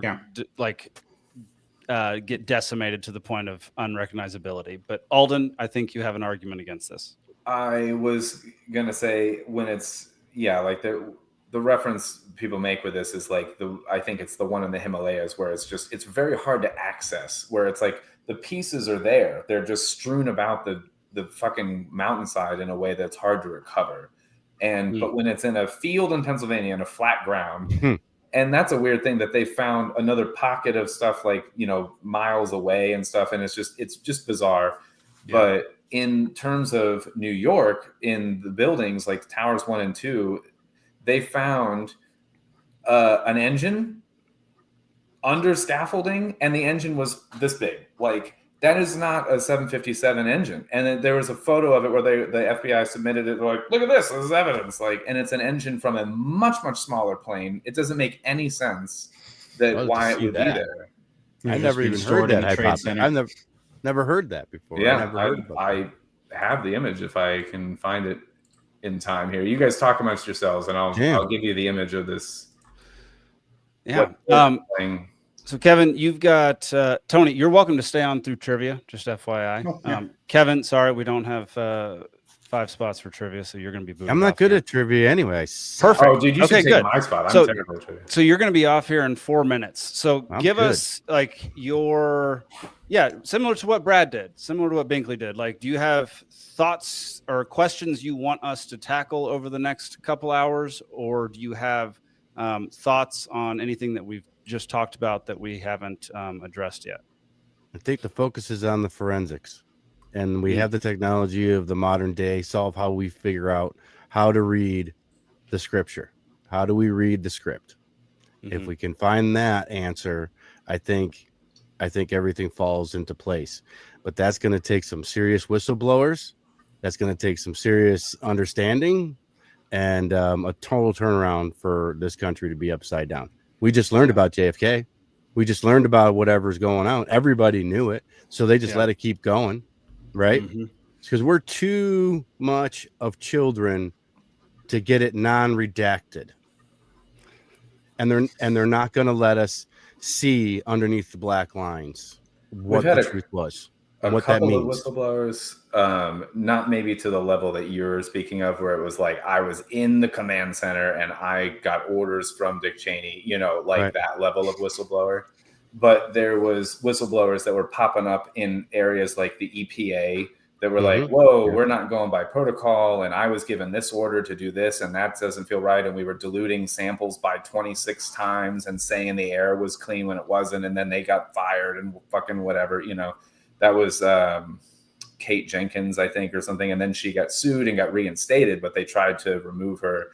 And then UL had a whistleblower that said, like, look, we recreated this like spec for spec, and we heated it to more than the temperature you said for longer than you said. And I'm telling you that this is the result, even though this is the result we sent you. And he got fired on the spot. And there's like a list of whistleblowers that were in these kind of areas. And they're not that like Zane asking for that like smoking gun, like one giant, like I was the one that pushed the big red button that said blow up the building kind of whistleblower. I want to know what the other countries have too, though. I want to know. Sure. I mean, this is not a one country deal. Oh, I agree. No, I'm curious. Right. So, I mean, I would love to see and what their come on, let those whistleblowers be out. Saudi Arabia, really? Okay. Dude, all those whistleblowers are dead. Give me a break. In Saudi Arabia, they're killing people alive, in other people's embassies. All those whistleblowers in Saudi Arabia would have been murdered. What are your biggest two, Kevin? What are your biggest? If you had to pick two other foreign nations that you think are involved, what would you name? UK and we'll go back to Saudi Arabia because they wiped out Kuwait. Yeah. I have my questions about UK based on some of the like BBC reporting and various things like that. And I literally there's some whispering on the UK with this. So there's some whispering that was done a while ago. A long time people were starting to kick that thought around. I mean, the London not enough banking to talk team about. has been involved in all kinds of different things from like war to war to war across the history, and I don't trust them at all. And like some of the stuff like that. And I would throw the terrorist organizations, the funneling, the money, the all of that whole nine yards. Follow the money thing with them, and it is. And across history, again, like they've shown this for a long time. And I would throw Israel into the mix there with. That was gonna be my country. Yeah, and I'm trying to be careful about that one because you get pushback on that. And what do you mean? You'll get canceled today, or maybe shot in public? Think of the ones. Yeah, honestly. Think of the ones who have blackmail on us that we can't move forward. Yeah. We just hit one country. I hit two others. Yeah, we need their oil. I would say it has to do with the government, not the people. Like this is, I'm talking about government and intelligence agencies. That's all it is. Like, the people of most countries are fantastic. Yeah, honestly, that's the thing. Yeah. And spoken by someone who's been to many countries, Jake. Like many countries. Yeah. Well, they're just like us, and you can see right now what's happening. They're being treated like criticizing our own government. Like they're being peons. Look at the uprising happening all over this world, and nobody wants to cover it because we're just peons.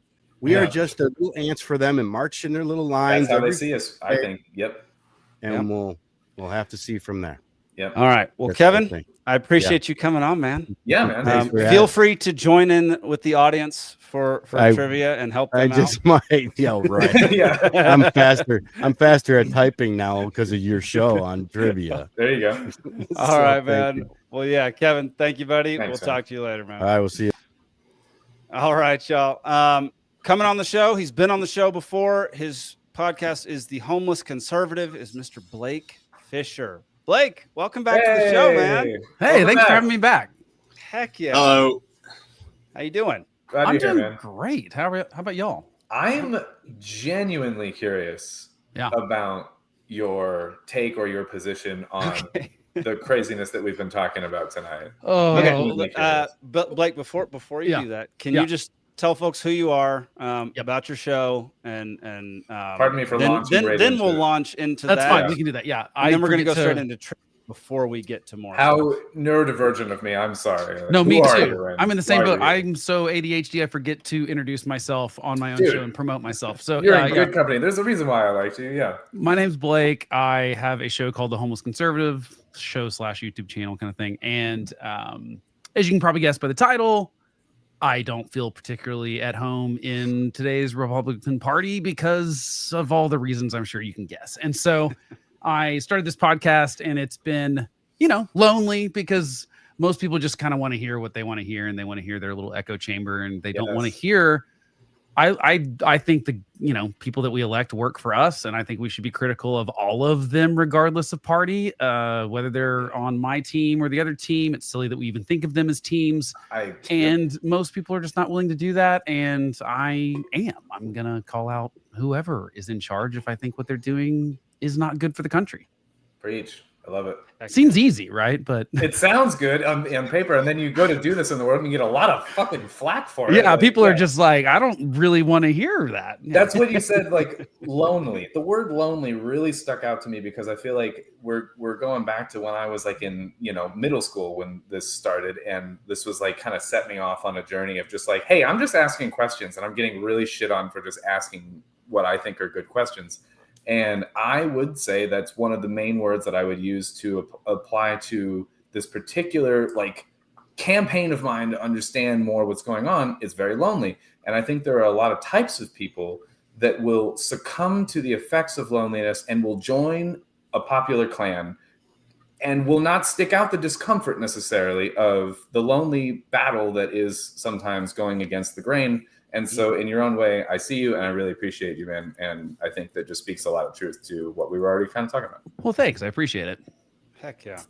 All right, y'all, we're going to do a little break in the conspiracy talk, which Blake wasn't prepared for. And Tony definitely wasn't prepared for. Tony was only going to be on here for 30 minutes. Frustrated into trivia. We're going to 9/11 trivia at least. I believe so. Let's find out. Great. I'm excited.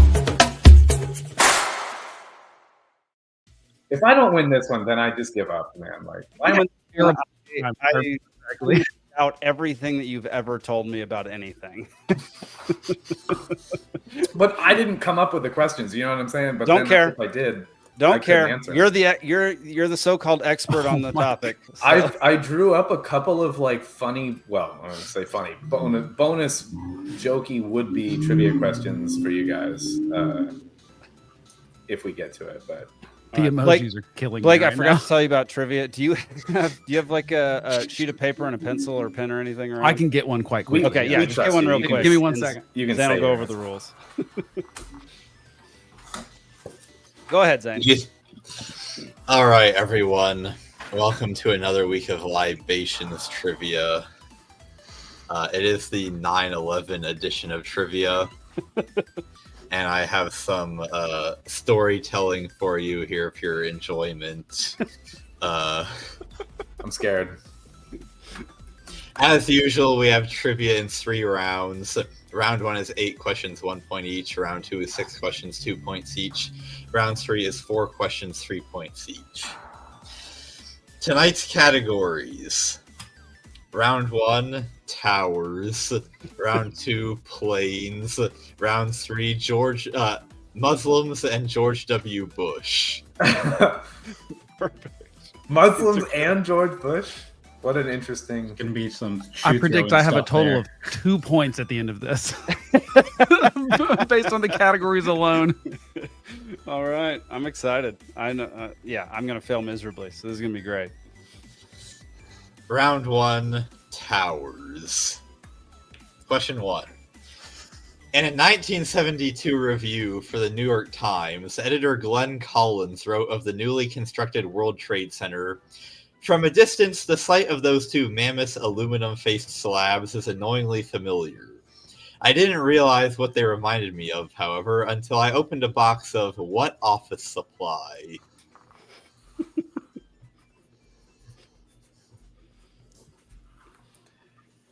I've heard as side trivia to this, I've heard the towers, the joke of like, we have the Empire State Building and the Statue of Liberty and the boxes they came in as the joke. That's a good joke. Yeah, I've heard that one. I like that.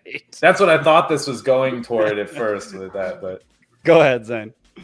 All right, Blake, Staples? that's what I said. Tony, That's what I put. No, we That's all what I said figured. that's so funny. Watch us all be wrong. It had better be Staples. No, it's paper clips. this audience, They look like paper clips. audience, The audience also says Staples. Staples. Yeah. Well, you are all correct. It is. Oh. Yay! Staples. That was easy. You're halfway to your goal, Blake. I know. I'm really actually pretty excited about it. Set a That's low hilarious. goal. It's easy to exceed that. Yeah. Question 2. Completed in 1930, what New York skyscraper was briefly the world's tallest building until the Empire State Building was completed the following year? Oh, shoot.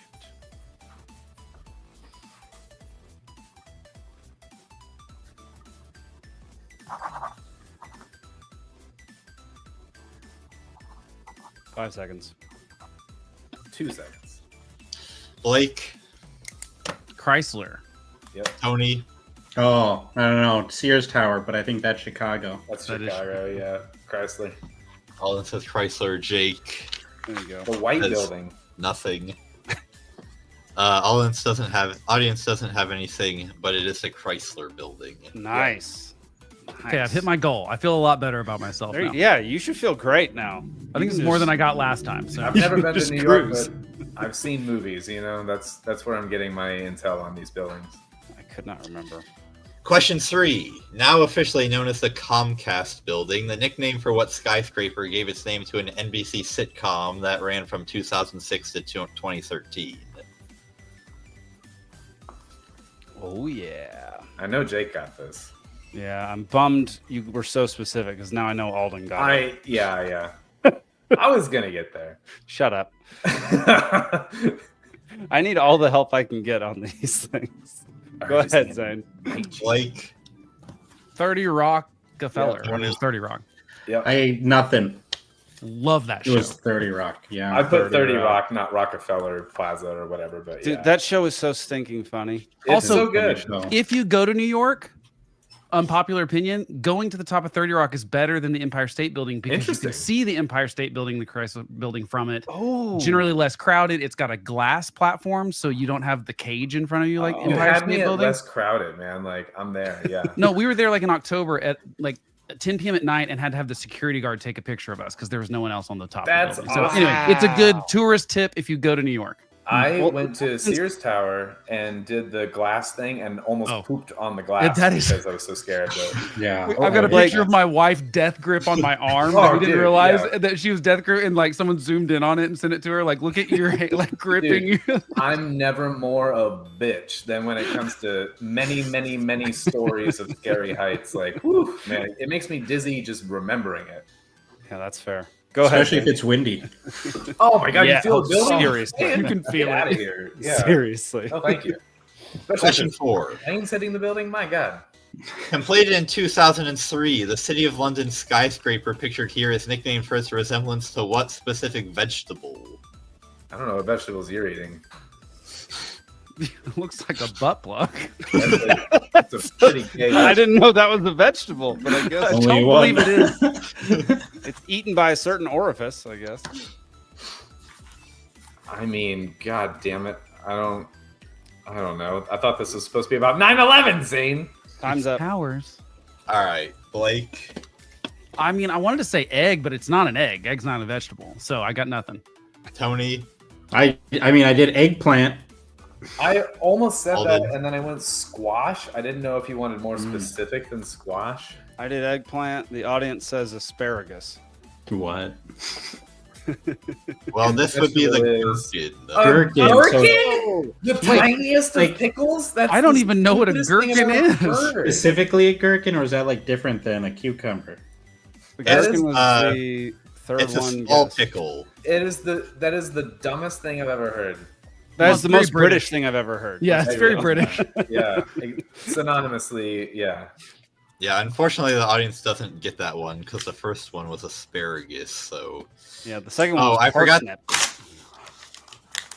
I forgot to announce at the beginning that we take the first The first non-obvious joke Non-joke answer from the Yeah. audience. Honestly, I don't know if asparagus is a joke or not. Just in the defense of whoever said that, like I have no idea because does it look like an asparagus? Like one could argue legally that it does and that it doesn't, and I feel like they have a 50-50 chance of fucking winning. I have no Yeah. fucking idea. Like, But we all know it looks more like a butt plug than any of those things we It just talked does. about, right? oh, So- 100%. And you know that the common term for that place is not the It's gherkin. the Yeah, that's plug. the street Not the name. butt plug. The The butt street plug. name is the Street plug. name for sure. Yeah, it's the glass plug. Yeah.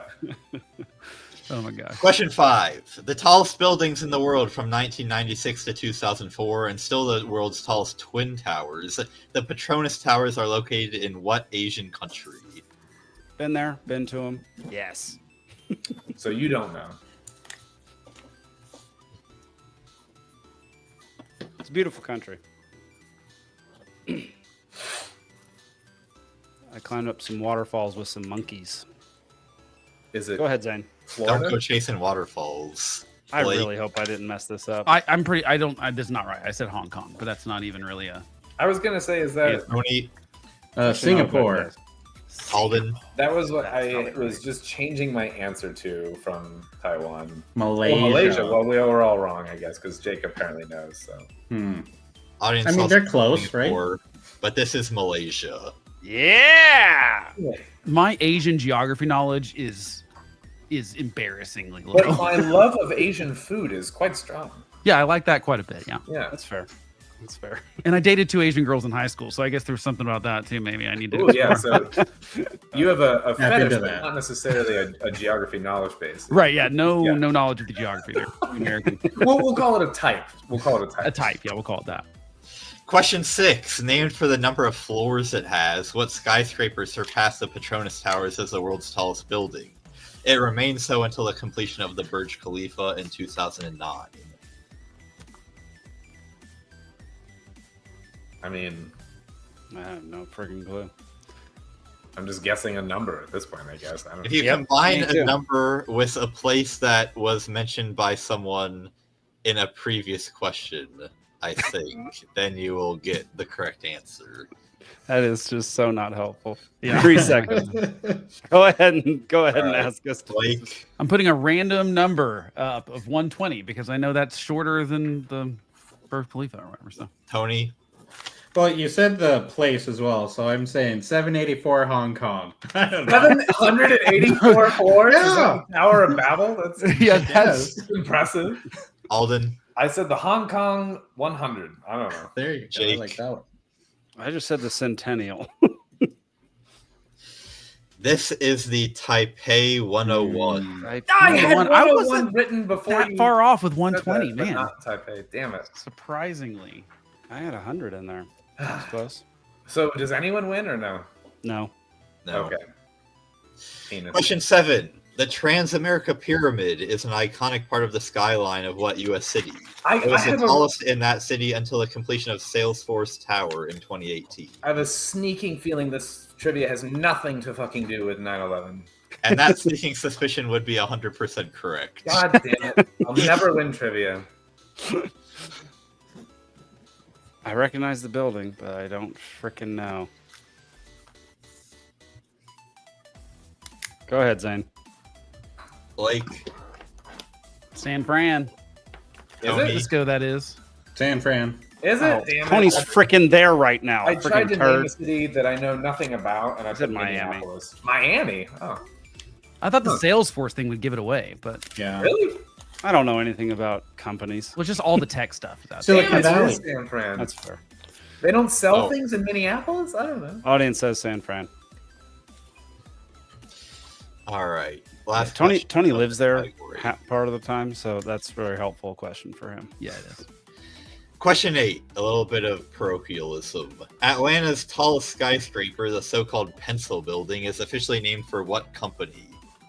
No, this is embarrassing.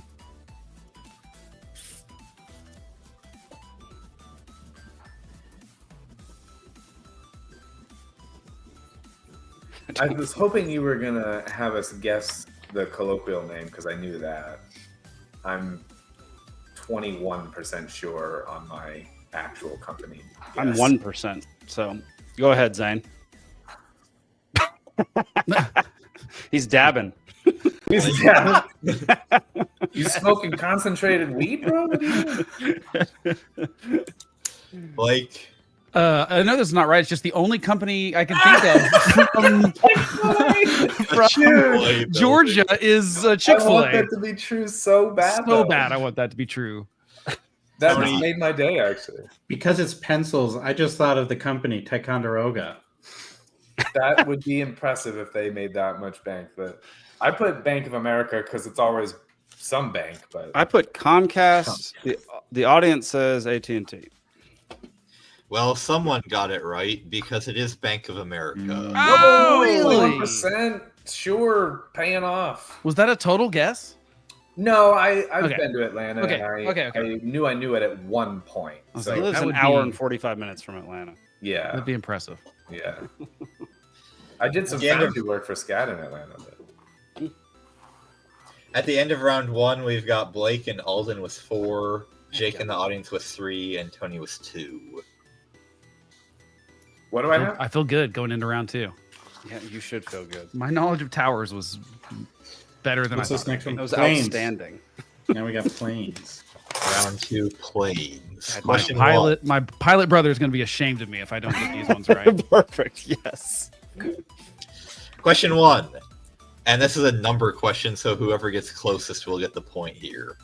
How long was the inaugural flight of the Wright brothers on December 17th, 1903?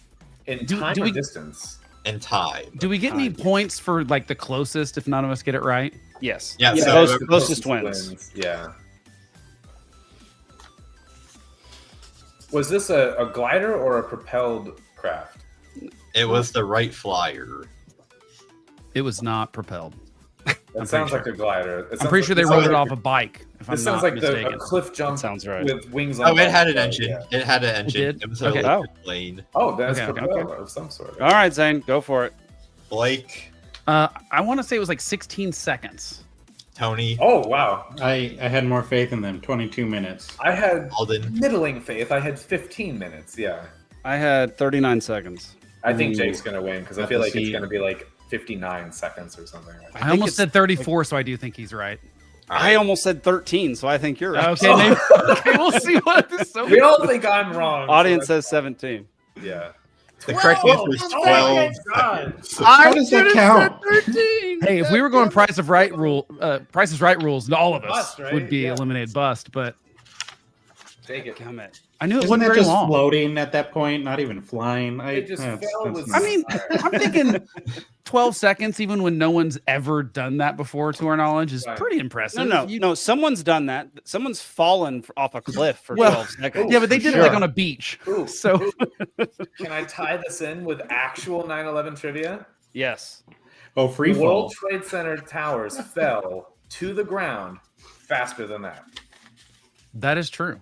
Mhm. I still don't understand that. Like that doesn't make any sense to me. It's 10 seconds. It's without resistance.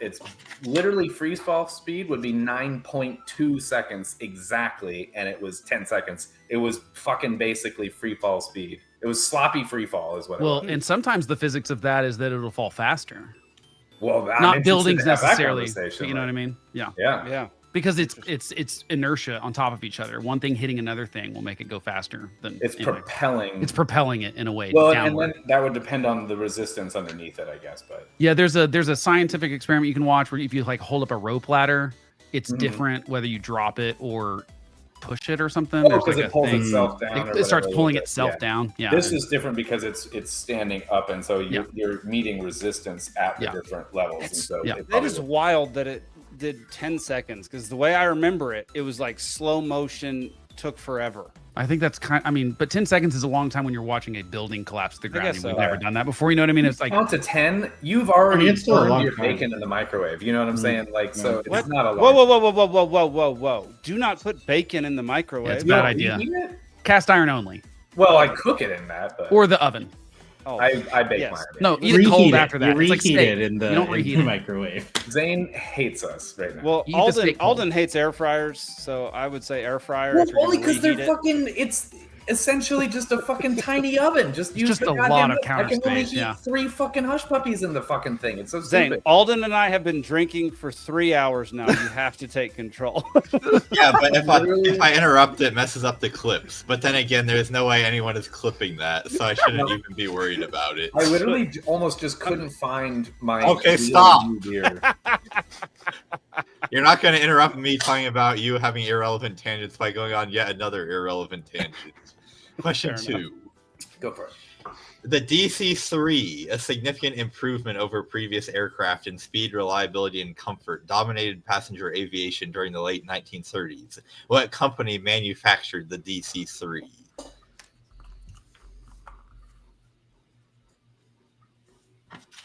Oh my gosh, I cannot think of.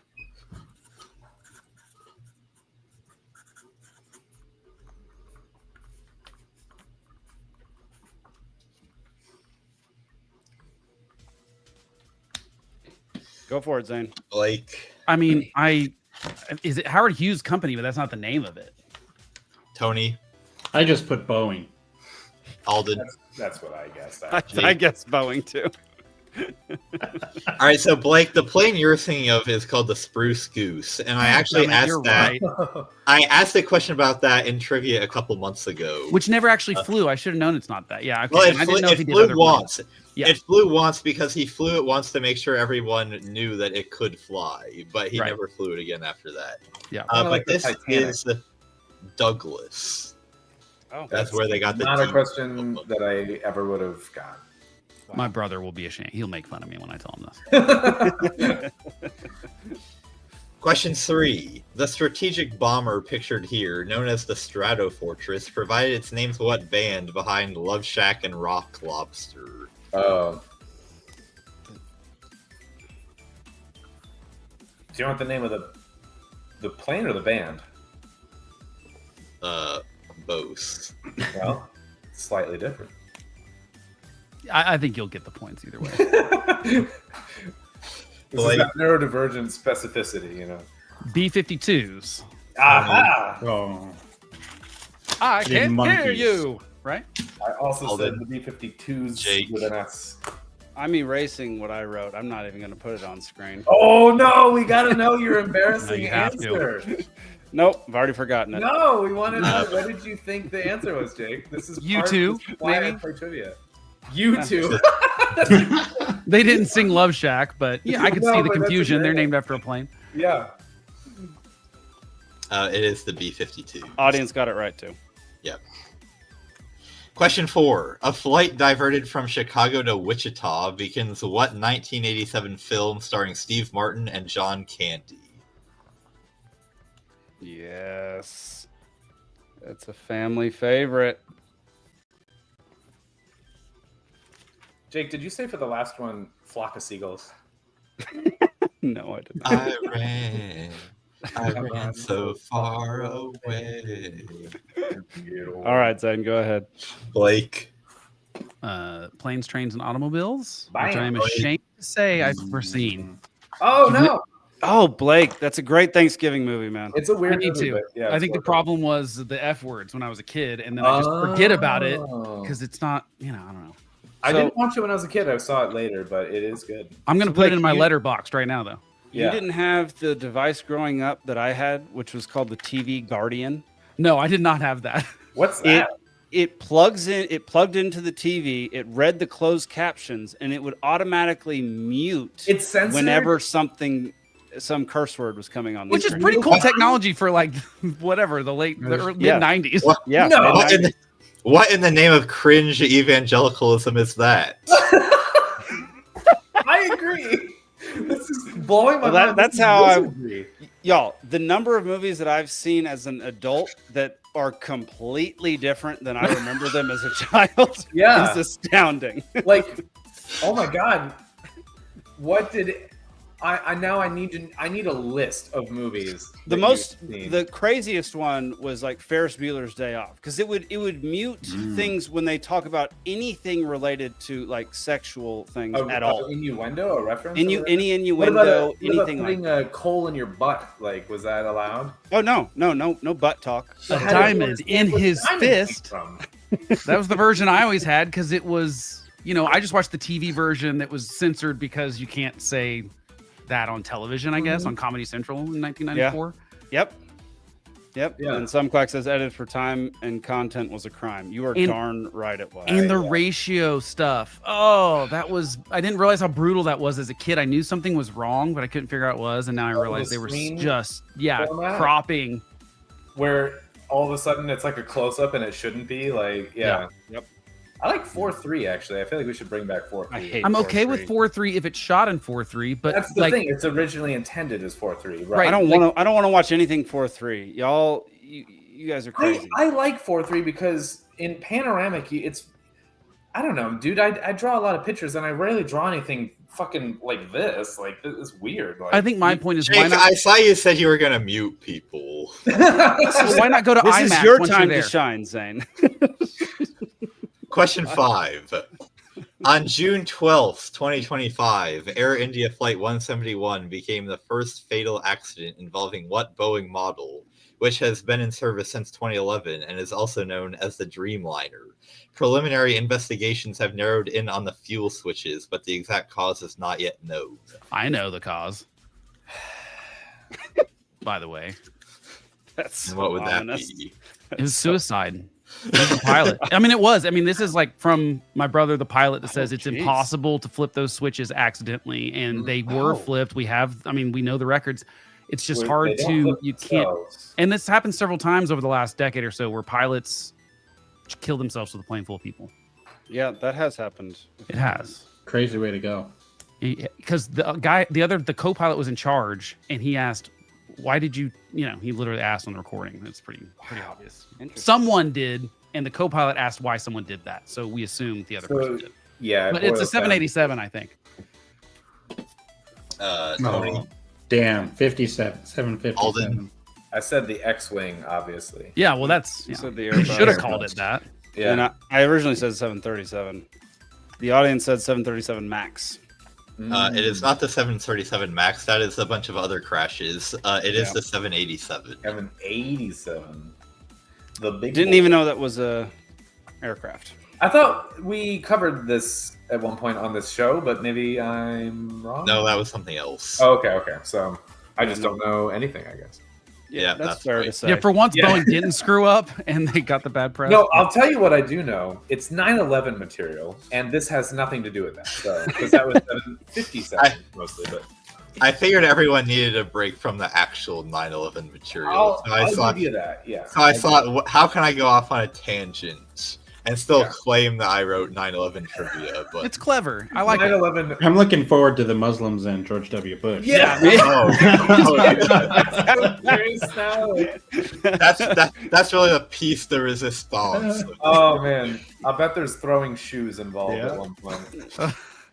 Question 6: the A220, the A320, and the A380 are common passenger airplane models of what European manufacturer? Boeing's main competitor.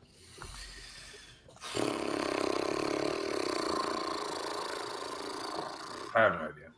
That was a good plane noise. That's what I was going for. Exasperated plane. That's what that was. If your plane sounds like that, you are going to crash, I think. Oh yeah. Yeah, but it's on brand this episode. All right, Zane. All right, Blake, I believe that's Airbus, which someone said a second ago. Ooh. Tony, I said it. Mine was like the Swedish one, the Lufthausen or whatever it is. Lufthansa. Lufthansa. Alden, That's German. Butt snacks is what I wrote. Jake. I said Airbus again. Ooh. Audience also says Airbus. It is Airbus. Yeah. Good job, Blake. I try. Did you reach your goal of points? I have a long time on the first round. Okay, Unfortunately. nice. So after round 2, I've got Tony with 2, Jake with 7, Alden with 8, audience with 9, and Blake in the lead with 14. Whoa, Rough game. Nice. that's commanding. That's And an before- Oklahoma City Thunder style lead, guys. For someone that thought they were Saying. going to score maybe 2, that's good. Yeah. Before we get to round 3, I am going to share my favorite 9/11 related trivia fact, which is that so you all know the song Mambo Number 5 by Lou Yes. Bega. Everyone knows that So- because it's the cell phone ringtone. Yeah. There is a Bob the Builder cover version of it, which includes such fantastic lyrics as a little bit of digging up the roads, a little bit of moving heavy loads. And the Bob the Builder cover of Mambo Number 5 went to number 1 in the charts in the United Kingdom until they pulled it from the airwaves because of 9/11, and they thought it was inappropriate to have construction-themed songs on the radio. That's a very strange thing Even to this have is a not problem with. 9/11 trivia. Like, this is 9/11 the day trivia. Oh my god. Who Hey, but there are Oh. some really interesting like stories of like the Seth MacFarlane supposed to be on one of those planes. I don't know if you Yeah. ever heard that. Like Yeah. pretty wild that he was drunk and overslept. Yep. And you're like, that's wild. Anyway, those kind of stories are fascinating. He was like, he was one of 2 that did that exact same thing, and they were both celebrities. They like drank too much the night before and overslept and missed the flight. yeah. Or is that the story we're told? Yeah. Seth Probably. MacFarlane This is thing's about- the. this There's thing's a about, Fox like, conspiracy to get rid of the show and then bring it back. And Yep. The conspiracy theories surrounding like the Titanic and such, but Oh, we're gonna do an episode on that at some point. we should. Round we have to 3, dress like characters from the movie. Yes. I'll be the iceberg. Muslims and George W. Bush. There we go. I cannot wait. I'm so interested in this. Question 1. For reasons I will not explain, here is W holding hands with what man who is king of Saudi Arabia from 2005 to 2015? Oh my gosh. My ignorance on Muslim names is going to come across so obviously. I hope no one takes super offense to what I'm going to say. I'm just throwing out an obvious non-name. You know what I'm saying? Don't read into it. Like, I don't hate anybody. This is just a non-name. I clearly am going to lose this game. He's on one of the thumbnails for this week's episode, and I cannot remember his freaking name. I made the freaking thumbnail. That's good trivia, actually. That's I literally was just reading about this guy and I can't remember his name. That's how Go bad ahead. my movie. I barely know my name, so Blake. I've got nothing. yeah. I literally Tony. couldn't make I up put Abdullah. I don't know. Sounds like a I mean, that might be Persian name I put or an Mufasa, Arab name. obviously. Jake. Give me a second. Give me a second. I don't have anything. I think it's Abdullah. I think that's right. So Mufasa is Okay. Swahili, which is why it ended up in The Lion King. Right, yeah. But the answer is Abdullah bin No. Abdulaziz Al Saud. Oh, nice. Wow. I tried to preface with that it was just clearly the first non-name that popped into my brain. It was not an actual guess. Like, Oh, I get it. okay, just so everyone knows, I'm an idiot, but at least that kind of idiot, you know. No. That's something that you would say after the fact. Yeah. You were an idiot beforehand, and that Oh, was I've always been. That was your legitimate guess. Oh yeah, yeah. That's what I really thought it was. Yeah. Go ahead, Zane. Question It's either that or 2. Tim. Despite W's attempts to portray him as a radical Islamist, Saddam Hussein's propaganda was generally secular, and in fact often styled him as the modern successor to what Babylonian king? A Babylonian king? Do we have to spell this correctly? No. Okay, good. I'm forgetting my Babylonian kings. Anyone familiar with the book of Daniel will get Yeah, the question correct. Zane, how about we don't give hints? Zane, come on. This is the one I'm going to get I was right. about to say Jake was going to get it right. He had the censor thing on the TV for sure. And I Goodness. All right, go ahead. I Zane. believe he was portrayed by the cucumber in one of the episodes of VeggieTales about it. you're right. Probably All right. was. Blake, I again don't have the guess. Tony, I'd put Nebuchadnezzar. Alden. It's so obviously Bob. Yeah, it is Nebuchadnezzar. Oh, the Nebuchadnezzar. There's also the Did I ship spell it in right? The Matrix. The Matrix. Yep. Pretty close, yeah. How about that? I Neb- did. Much Spelled better exactly than I right. did. But I always just kind of get a little. This word has sloppy. like the Wednesday D in it that shouldn't belong. Like Nebuchadnezzar. Nebuchadnezzar. Wednesday. Chad right there in the middle. You know. That's a long name. The He was a Chad. February. Question 3. W's administration, much to the annoyance of Vladimir Putin, often downplayed the connection between Al-Qaeda and terrorists based in what Russian region? In summer 2004 alone, the terrorists killed over 500 people in various attacks. What Russian region?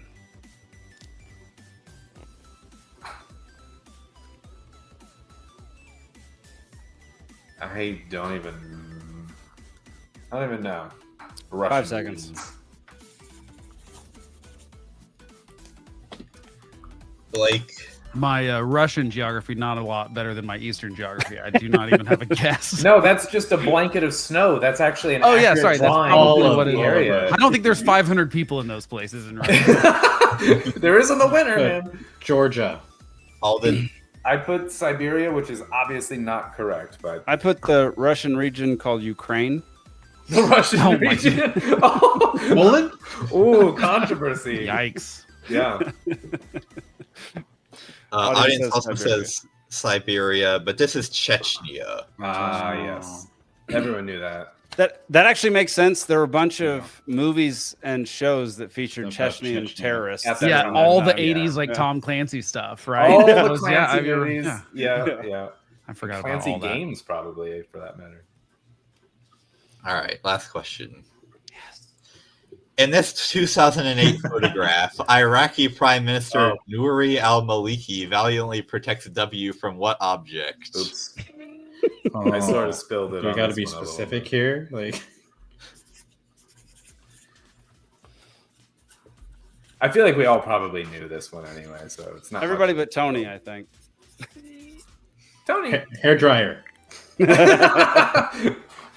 ahead, Zane. Blake, I believe it was a size 10 dress shoe. I actually That's don't a know about the specific- size. I knew we were all going to put. No, wait a minute. Give this man the point if that is correct, because I did not put that. Like, I did not. Tony, I'd put shoe/sandal because in the picture it kind of looks like a sandal there. Yeah, Kind like of a does. Birkenstock, a little. Yeah. Yeah. I And just they're put also shoe. in the Middle East somewhere, right? Yeah. So, I get so not a Birkenstock. not going to be too picky on this, but it is the George W. Bush shoe throwing incident. The footwear scandal of 2002 or whatever. What is that just one size shoe, or was did it? he throw both shoes? If it's Size it's 10. size 10, give it to Blake. It was like- size 10. I just looked at it. Is it really? The quote was the shoe thrown. Said journalists. Wait, say. Where does it say? Okay, if you want the facts, it's a size 10 shoe that he Give threw it when asked to- about the incident by another reporter. Give it to Blake. Give it to Blake. Give it to Blake. Yeah. Yeah. Don't I was give just it to guessing Blake. on average. No, it's Blake's. It's Blake's point for 100%. I don't care. I think my favorite part of this is that Wikipedia feels the need to clarify that this incident was part of the Iraq War. All right. That'll be Zane, what are history the books. points? All Total right. points.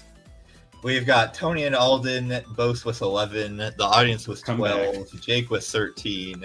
Our winner tonight is Blake with 17. Hey, Blake. Nice. I never Jake, win anything, you guys. beat I me feel on very 9/11 proud. trivia. Congrats. I beat Alden on 9/11 trivia. So Blake, sadly, we don't have a graphic for the guest winning right now because I failed to make one. That's So- okay. So sorry, we're gonna have to go with this.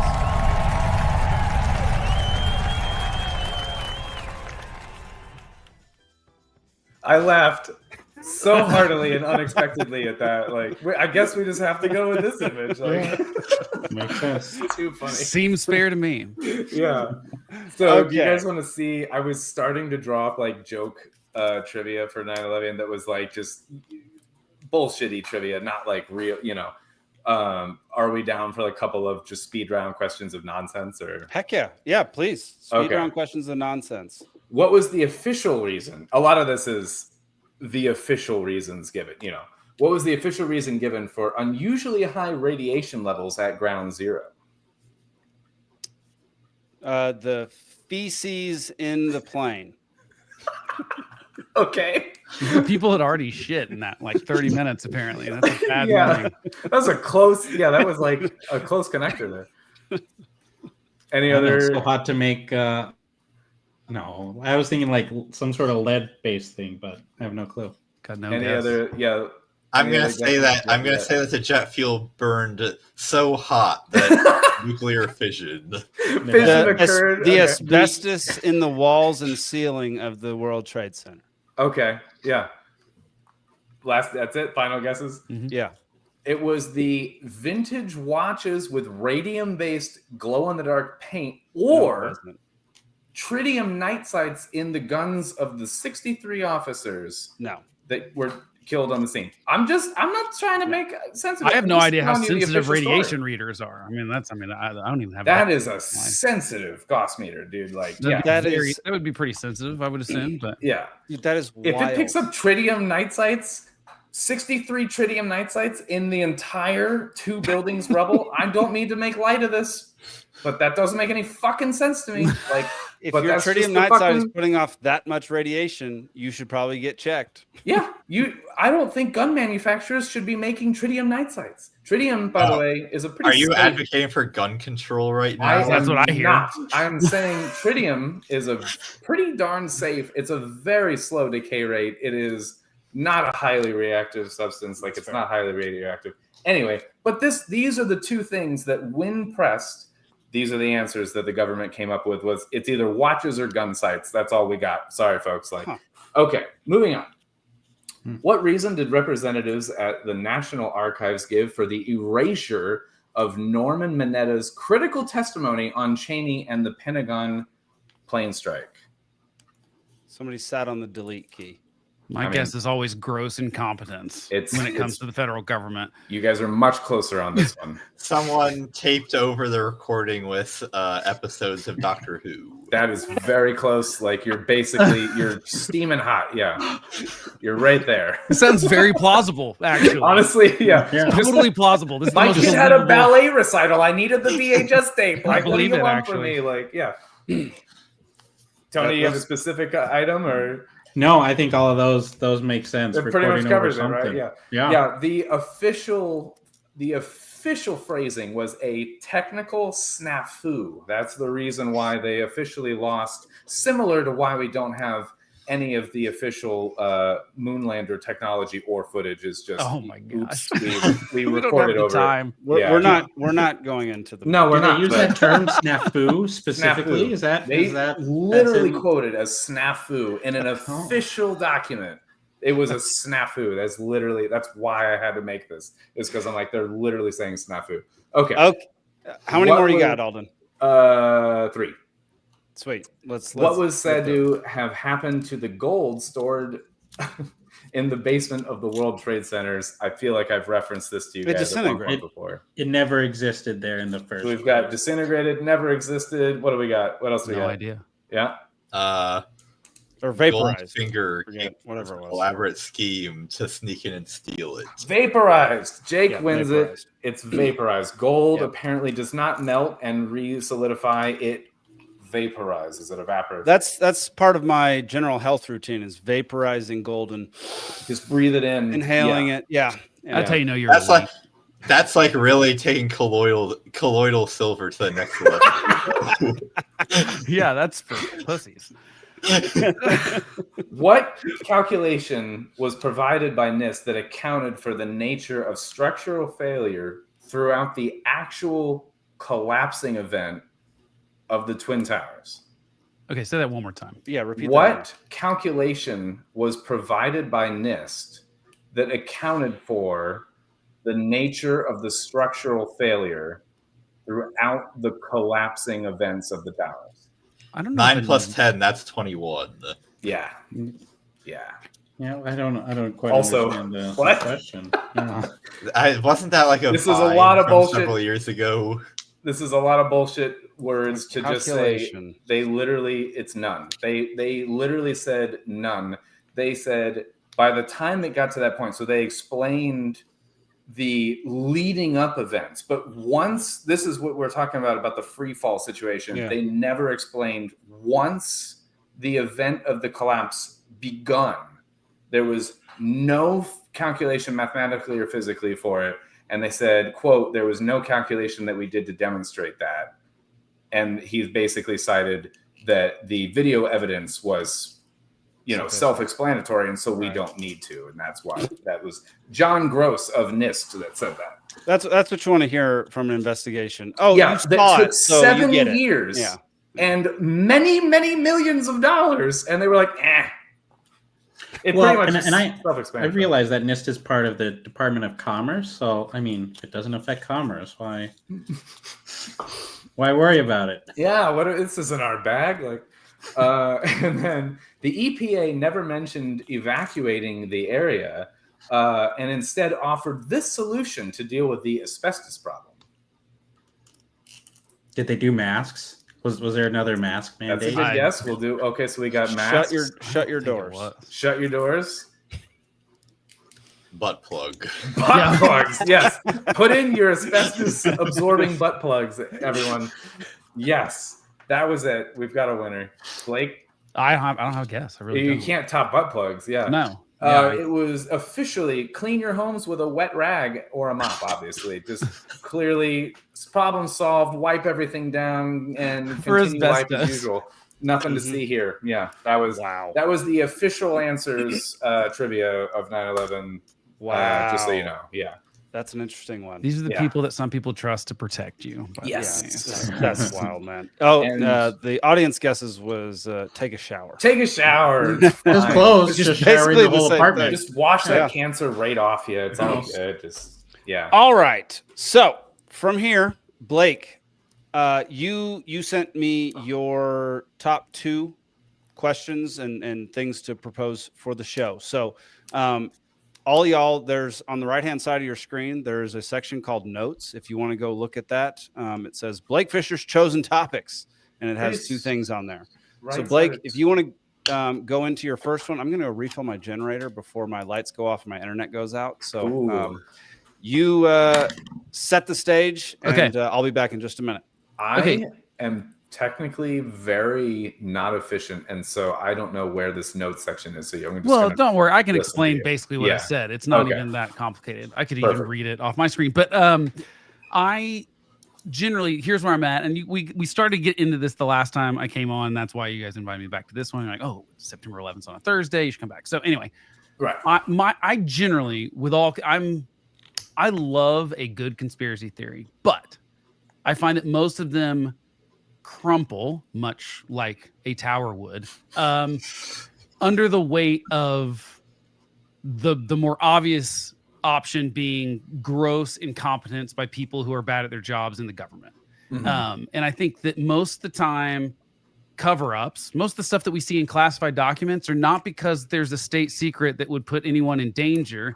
It's because someone screwed up and they're covering their asses is most of what, people that look at classified information and they say we're overclassifying stuff, because most of it's just people trying to not cover up something they did nefarious. It's more like just their gross ineptitude of being able to do A anything. snafu, if you will. Yes, and I think that snafu is probably the best way they could come up with saying what that is in something where they couldn't just mark it out and say that this guy recorded porn on it or something. Yeah, I mean, like that's the kind of stuff that we're talking about. We're talking about like the sort of gross negligence, gross incompetence. Right, and especially when we talk about the biggest thing right now, not one of the biggest things is like just the sclerotic nature of bureaucracy, right? That's a common theme in, I would say, right of center, right? I know progressives think that government is like this well-oiled machine, and most of the rest of us are realists that understand that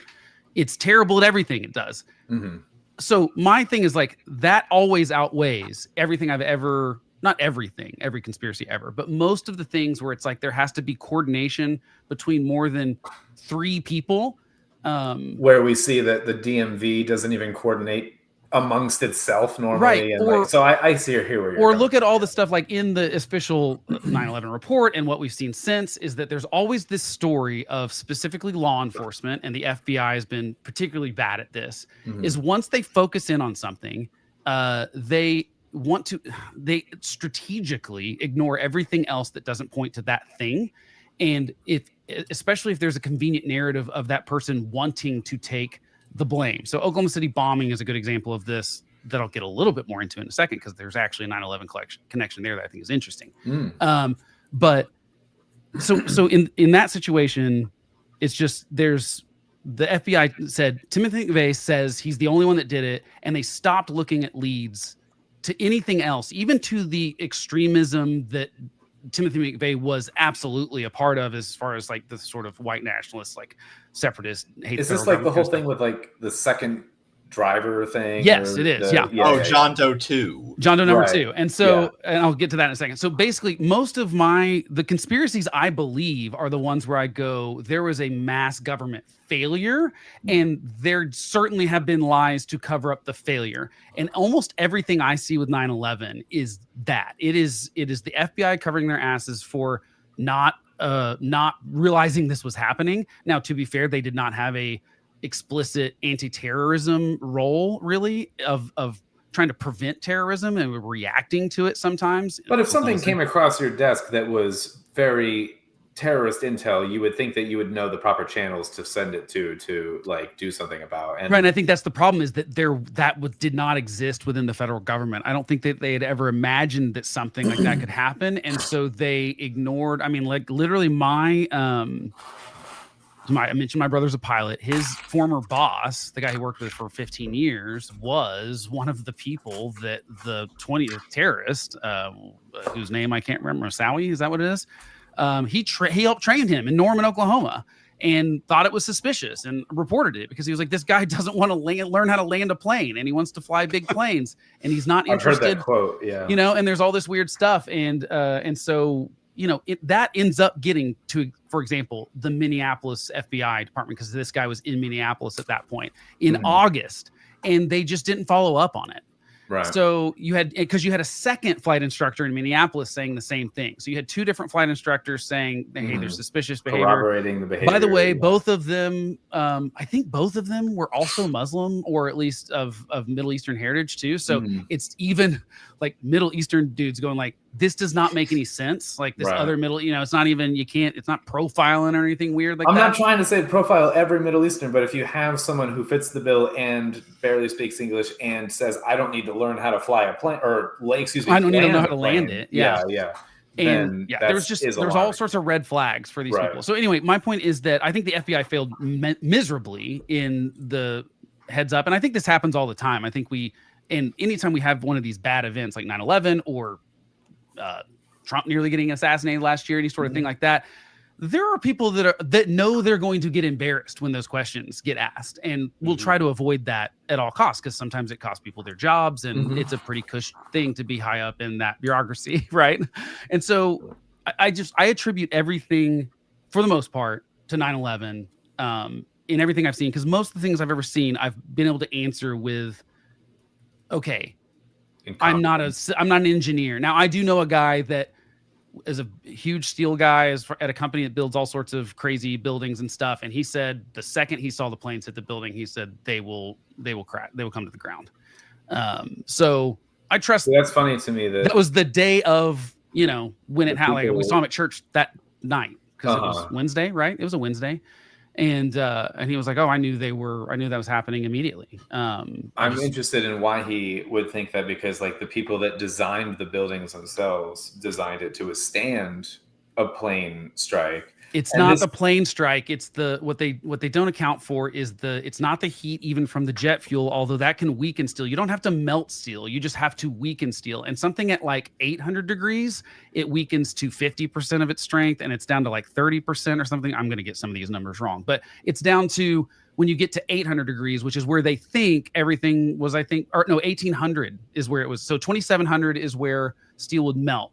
1800 is where they think it was burning, and it wasn't the jet fuel. The jet fuel was out in less than 10 minutes, probably. It burns off quick. Yeah. It was the jet fuel that ignited the paper and the synthetic stuff and all the stuff that's in an office building, couches and all furniture. And But all we've this stuff. had other office building fires before that none have ever fallen. Right, but this one was at burning at 1800 degrees. But you just said the jet fuel burned off. So what's different about this office building than other office buildings? Well, I think that they didn't really do the calculations right. I don't think that they ever accounted for the other things that would be all lit on fire at the same time. But so again, what's different about other office buildings? well, Many skyscraper fires, they've changed all this now. So post 9/11, after that, so 88 of the top 100 tallest buildings in the world have been built since 2011. So they've totally changed how the fire safety is because they were wrong about. But there's been fires before 9/11, like where skyscrapers would burn in Brazil or some shit, and none have ever fallen. Like literally, the first 3 buildings to fall from fires that were steel girder buildings were these 3 buildings. It was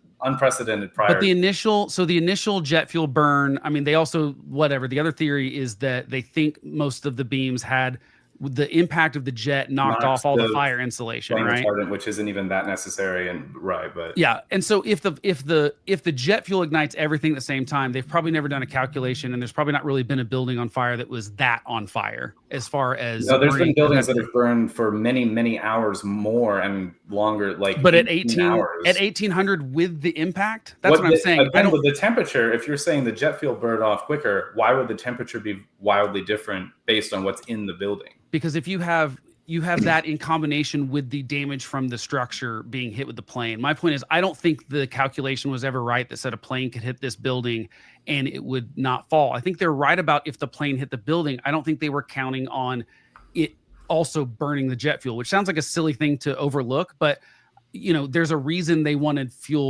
these planes full, right? They didn't want them empty. That's why they all took off from right where they were nearby New York.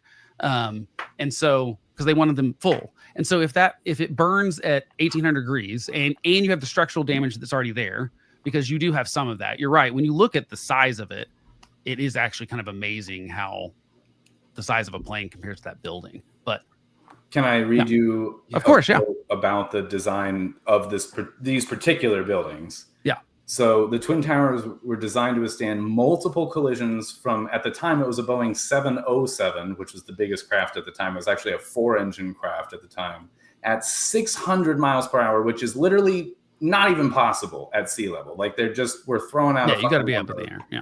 And so it's even faster. And if you know anything about the mass times velocity squared situation, whatever, the speed squared equals velocity or whatever, the speed of the object is more important even than the mass or whatever. So if you're accounting for it at 600 miles an hour, yes, we were told that it was hitting at 540. Yeah, because that's why bullets hurt you. Yeah, I mean, it's this big. Yeah.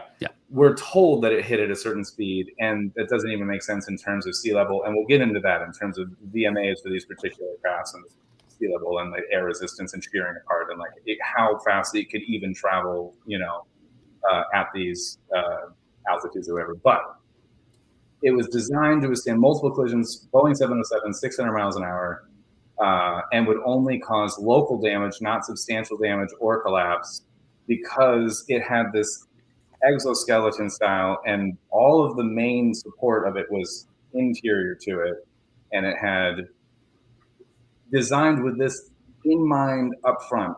And I have another quote in here that was talking. Okay, so hold on, with that point. Okay, so I get what you're saying, and I'm not an engineer nor a physicist. I'm quoting the engineers that made it. Yeah. And so I'm just saying it's hard for me to argue on the physics of something. Although if I had to guess, quickly, I would say that the engineers were wrong that built it in 1972 or whatever. I would. Also the Titanic was designed to be unsinkable. Yeah, they thought it was unsinkable. That's fucking retarded. But I mean, that's what they said, and I think fucking that, sink if you put a fucking hole in it, like that's fucking stupid. right. But that's what they said, and I'm just saying I think that there's the same thing with this building because they realized again that they were wrong, and that's why 88 of the top 100 tallest buildings have been built since then, have completely different fire systems, have completely different, earthquake prevention in San Francisco or those kind of things, because they learned that fire, they didn't account for a lot of things. They didn't account for jet fuel. No, they did specifically. There was a line in this that they falling said down the fully elevator loaded. shafts. Yes, no, they talked they? about this. Okay. Yes, they literally, I've read whole articles on this. The designers of this literally, I just want to say they did account for it. That makes sense. But I will also add to your point. Yeah. In mainstream media, it was argued that they did not account for it because everyone acted surprised by this. So the colloquial, the modern common narrative was that they didn't account for it. And I have found literal interviews and articles with the engineers and the team that have said, no, like we talked about multiple planes fully loaded with fuel and passengers hitting these buildings and accounted for that. And they said, then here's no where my that question goes once we get into like an argument about engineering and what the engineers is okay. So then I'm guessing your theory is the plane flying in the building, but in no way was that responsible for the towers coming down. There was some sort of pre-planning. It's like a red herring kind of a thing. You're saying that it was blown up? You're saying it was controlled explosives? For the purposes of our conversation tonight, I'm not speculating. Yeah. I'm only saying what I know and what doesn't make sense. Okay, that's fine. And I'm not going to speculate. That's better. So because it could be a fucking hologram, or it could be a plane, or it could be a missile, or like I don't know. You know what I'm saying? Like it doesn't matter. Yeah. Real quick, just to interject something here. Yeah. You had cited that the World Trade Centers were designed to withstand an impact at 600 miles an hour, right? That's what of a 707 fully loaded multiple hits at 600 miles an hour. That's what the design. From what I found, it's a let's see, NIST and statements like the lead structural engineer from Leslie Robertson says that it was built to withstand a 707. That's what I said. That's what he said. Yeah. Okay. In the 1960s, around 200 miles an hour. Thought it was built in the 70s.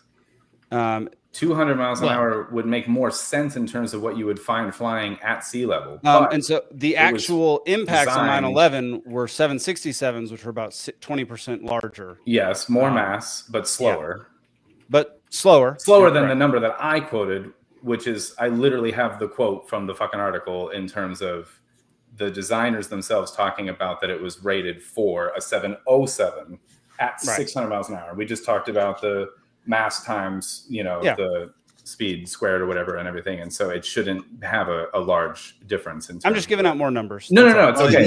Also, if NIST is saying it, then just, but whatever. It wasn't NIST. It was the lead structural engineer, Leslie Robertson. I mean, I will say someone who is in the sciences, like, and yeah, something like, I know engineers are supposed to be able to build things like actual to their structural, components of what they need to be, but like something like a plane crashing is something truly hard to calculate. So everything was truly up to theory at that point. So like in theory, I mean, the calculations or the experiments are going to be the same, but in reality, how true are those assumptions that they made? What other assumptions didn't they make? So, I think it's totally believable. I would say that whatever the calculations or determination was may have been incorrect, right? And so here's where I go with that. Just in general. So it doesn't really matter if there's not a specific theory, because you at least would have to guess how many people would have to be involved to do that, right? And it's got to be more, it's got to be hundreds, right? We've talked about this, where Zane was posing that some of his pause that he has is based around the scale of the event itself. Yeah, because you've got at least 19 hijackers. You've got if some theories are to believe, you'd have to have people. I don't know. If you really wanted to, I don't know why you'd want to. Again, what's the theory on why the third one crashed? Is it just an accident? Was it really supposed to do something else? Building fell or plane crashed? No, like the one where the passengers took over. Is like if the goal was to pull off this magnificent thing, you'd make sure that didn't happen. And so, and so I go, okay, now you've got hundreds of people at minimum that have to be involved in this conspiracy, right? Mm-hmm. and all of them have to do their jobs perfectly with no detection. I'll even and say, if not thousands. if not thousands. I don't right? care. Like I'll even just like add to your point, even at this point, because like to me that's not the issue. But. And what I say is, show me anything the government's ever done where they've done it that efficiently ever in the history of it existing. Government or shadow government? Because like topical puppet layer government is a bunch of fucking just Parks and Rec nonsense. That okay, is but so why would a shadow government be interested in the real government being so bad at their jobs that it makes people question that a shadow government exists, if such a thing existed? I think I'm just because saying in theory. Exactly that, like because I think it takes the focus. It's like the show that everyone is fixated on, and behind the scenes, it's the man behind the curtain. But you think there are thousands of people out there that can get together and do something flawlessly without detection, without anyone ever saying anything about it? You think 400,000 people did that to fake the moon landing? That's saying, and that the Russians, by the way, and that another country didn't figure it out too. Because keep in mind, it's not just the people that have to be fooled. Other countries would love to know that George W. Bush did that. Like they would love nothing more to expose that our leaders killed our own people to delegitimize our forms of government. So you've got to also say that Putin just made some kind of announcement about that like 2 days ago or whatever. Well, but my point is, so Vladimir Putin would love that information. Xi Jinping would love that information. North Korea would love that information. Iran would absolutely want that information. I mean, if there is someone that calls, I mean, we are the great Satan, Israel's the little Satan. I would think that they would be interested in exposing that lie. And so I find it very hard to believe that is possible. But that's in this the thing world. Is that the sentence of I find it hard to believe is that I'm willing to sort of wildly unlikely. Like the odds would be astronomical. I don't care what the odds are. I'm looking at the evidence of it, and I'm letting the evidence shape what my understanding is of the workings of the world more than my assumptions of the workings of the world. Let me filter the evidence through and let it shape that. Right, but don't you think there's a problem with doing it that way, because you have to. Everyone comes in. There's problems from both any ways. situation with their current understanding of how the world works. Like, and I'm not. Look, I don't think you even have to. Like, do you think do you think statistics are reliable in the sense that like we could do an experiment X amount of times and consistently get X percent of it like happening? You know, you flip a coin. Over time, it's going, statistically, it's 50%. So I would say, you think it's statistically possible that they've done this not just with 9/11, but with all of the other things too. And we've never gotten, it's like we never have a smoking gun and we only have these pieces. And so that's why I find it like very hard to believe that could happen, because I've seen no evidence that is possible. So it would be like proving that people could fly to me. I'd be like, well, you're going to have to I'm going to have to see this, because I've never known that there's been a human being that can fly. I think there's a sociological component to it, because I think especially at that time, it was very easy for society to already buy into the concept that these were terrorists from the Middle East, and like a great sense of nationalism and patriotism overwhelmed a lot of people. And I think that is potentially enough to blind people to truth and bias them enough. And I mean, we can just look at like the probably the best example being the Nazis in World War II and what they were doing with the Holocaust. Like this sort of sociological event of everyone buying into a particular narrative and wanting to keep that narrative is something that happens throughout human nature. And so that could have easily been what had taken over many people in terms of their decision making and unfortunately making the wrong decision and not really questioning government actions because of that.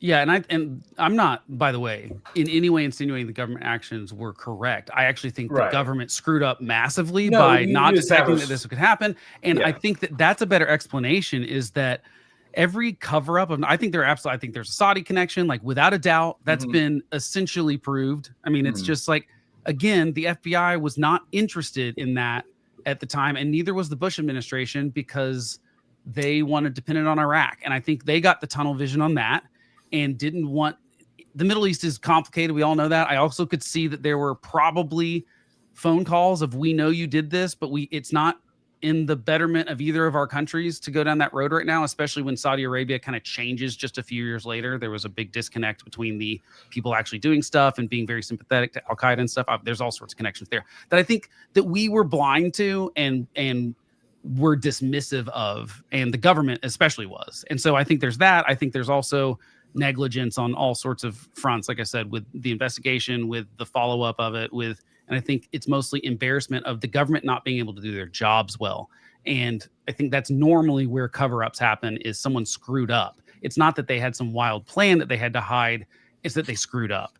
And I think that's normally a more plausible explanation, because we've seen that happen over and over and over and over and over and over and over again. We see it with every natural disaster. You know, half the conspiracy theories I've ever seen about 9/11 say that FEMA is in on it in some sort of way, that FEMA was controlling stuff.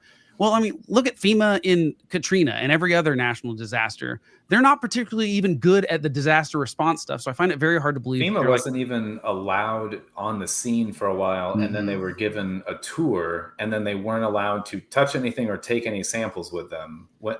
Ground zero at 9/11 or whatever. So in this particular case, I don't know that FEMA was necessarily, that's not an angle that I have taken. I've just seen it sometimes. I'm not like super well versed in it for sure, but I just know that I see what government agencies do. I just watched that new Katrina documentary, and you just go like, this is government. I'm not a huge fan of FEMA specifically, but they're not my smoking gun for that. But I mean, like, you know, I look at Katrina as a great example of every level of government failed the people of New Orleans. It was the city government. It was the state government. It was the federal government. And then instead of like jumping in and fixing the problem, they didn't want to own their mistakes, and they were politically trying to stab each other and say, well, it's the governor's fault, or it's George W. Bush's fault, or whatever.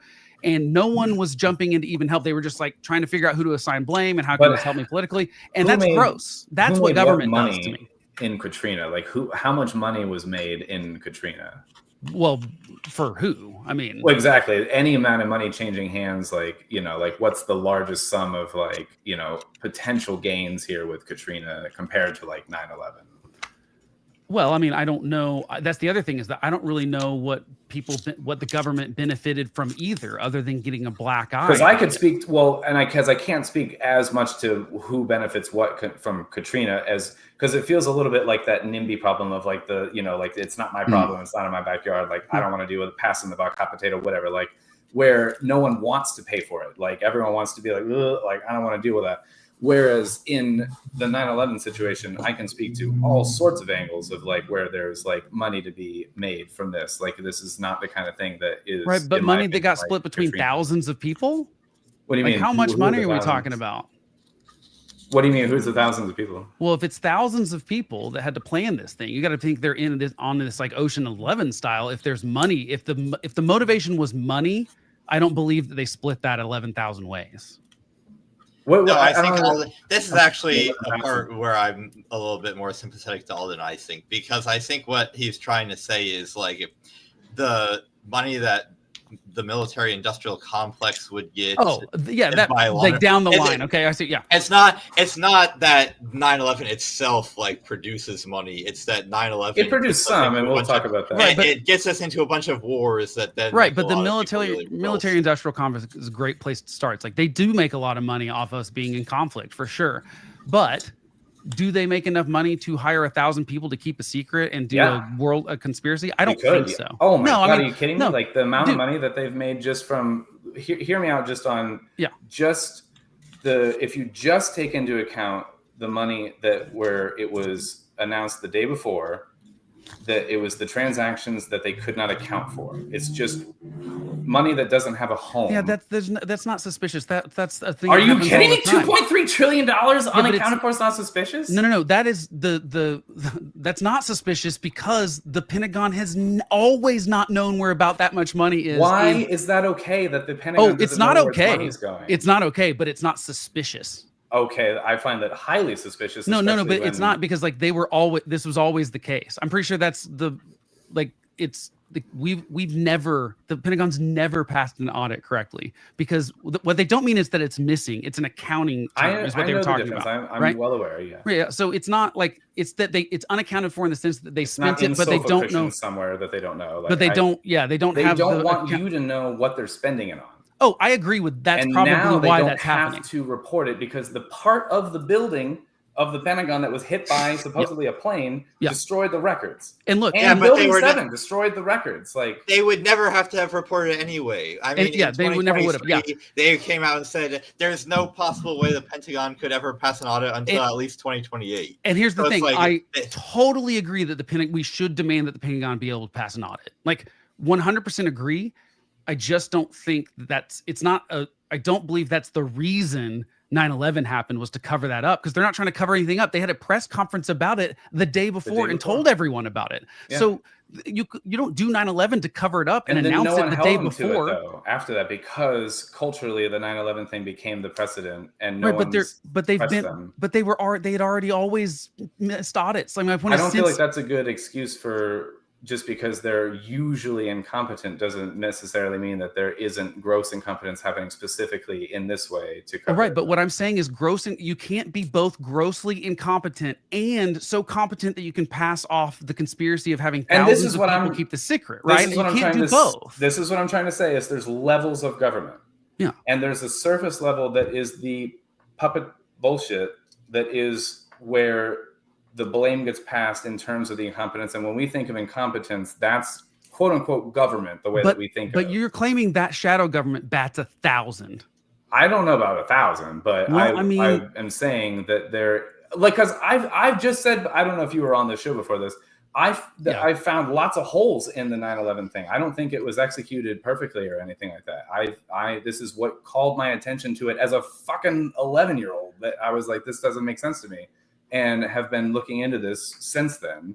And so, no, I don't think 1,000, but so then, like, is anyone that we know their name in this shadow government? Is George W. Bush? I think George W. Bush, again, played his part, but is Dick Cheney? He's not the mastermind or whatever. Is Dick Cheney? Dick Cheney's more so than he is. So I would like to understand why Dick Cheney would choose to pull off 9/11 flawlessly without detection. If we talk about Dick Cheney just personally, he had ties to Halliburton and well, hold on, wait. Sorry. The rest of the question is, but fails so miserably in Iraq that his reputation is forever tarnished. You'd have to believe. But does it matter if he's making tons of money? Like, does he care? Does he give a shit about his reputation? Here's another point about the reputation.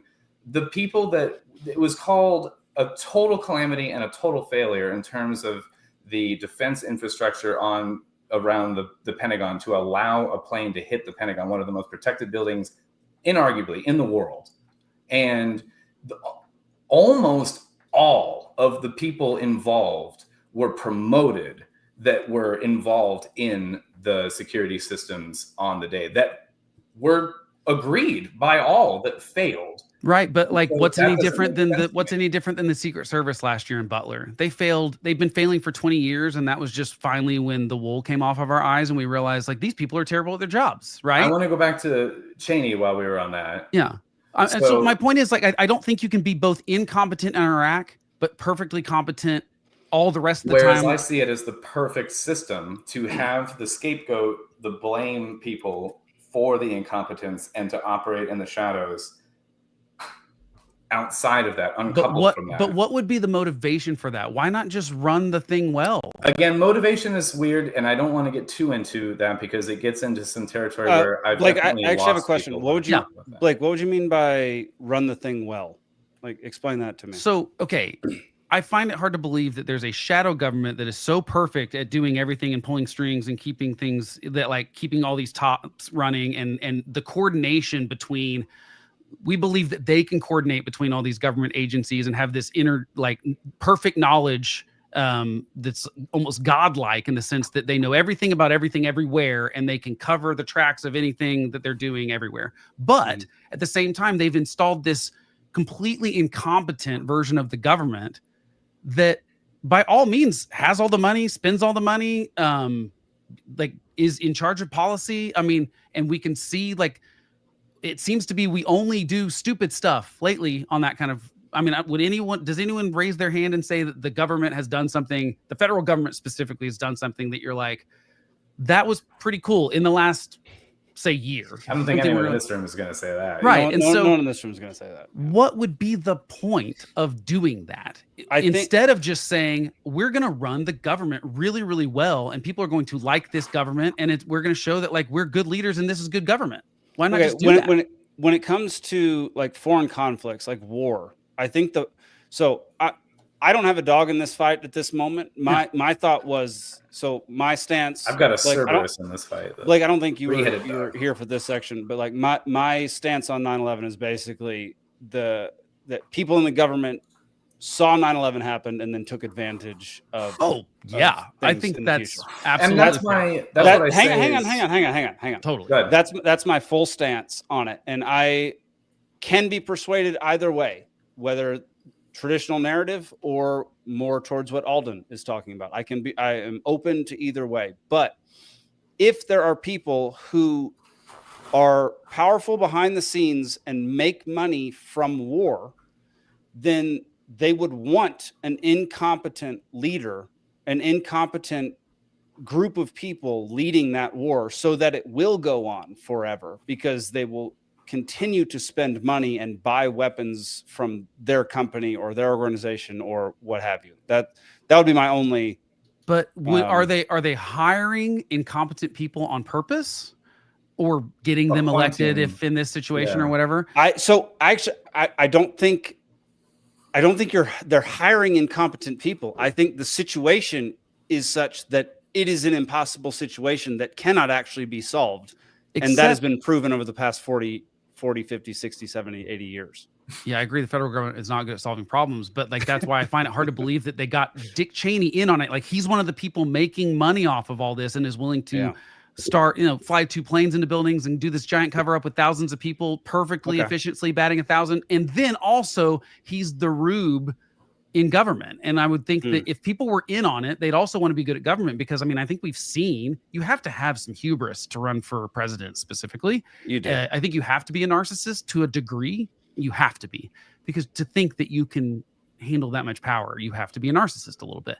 And I don't believe that Donald Trump and Joe Biden specifically, I do not believe for a second would be in on the shadow thing and not be pulling every string they could to be beloved Kim Jong-un. Like, I don't believe either one of those guys wouldn't do anything within their power. They are doing their part, probably.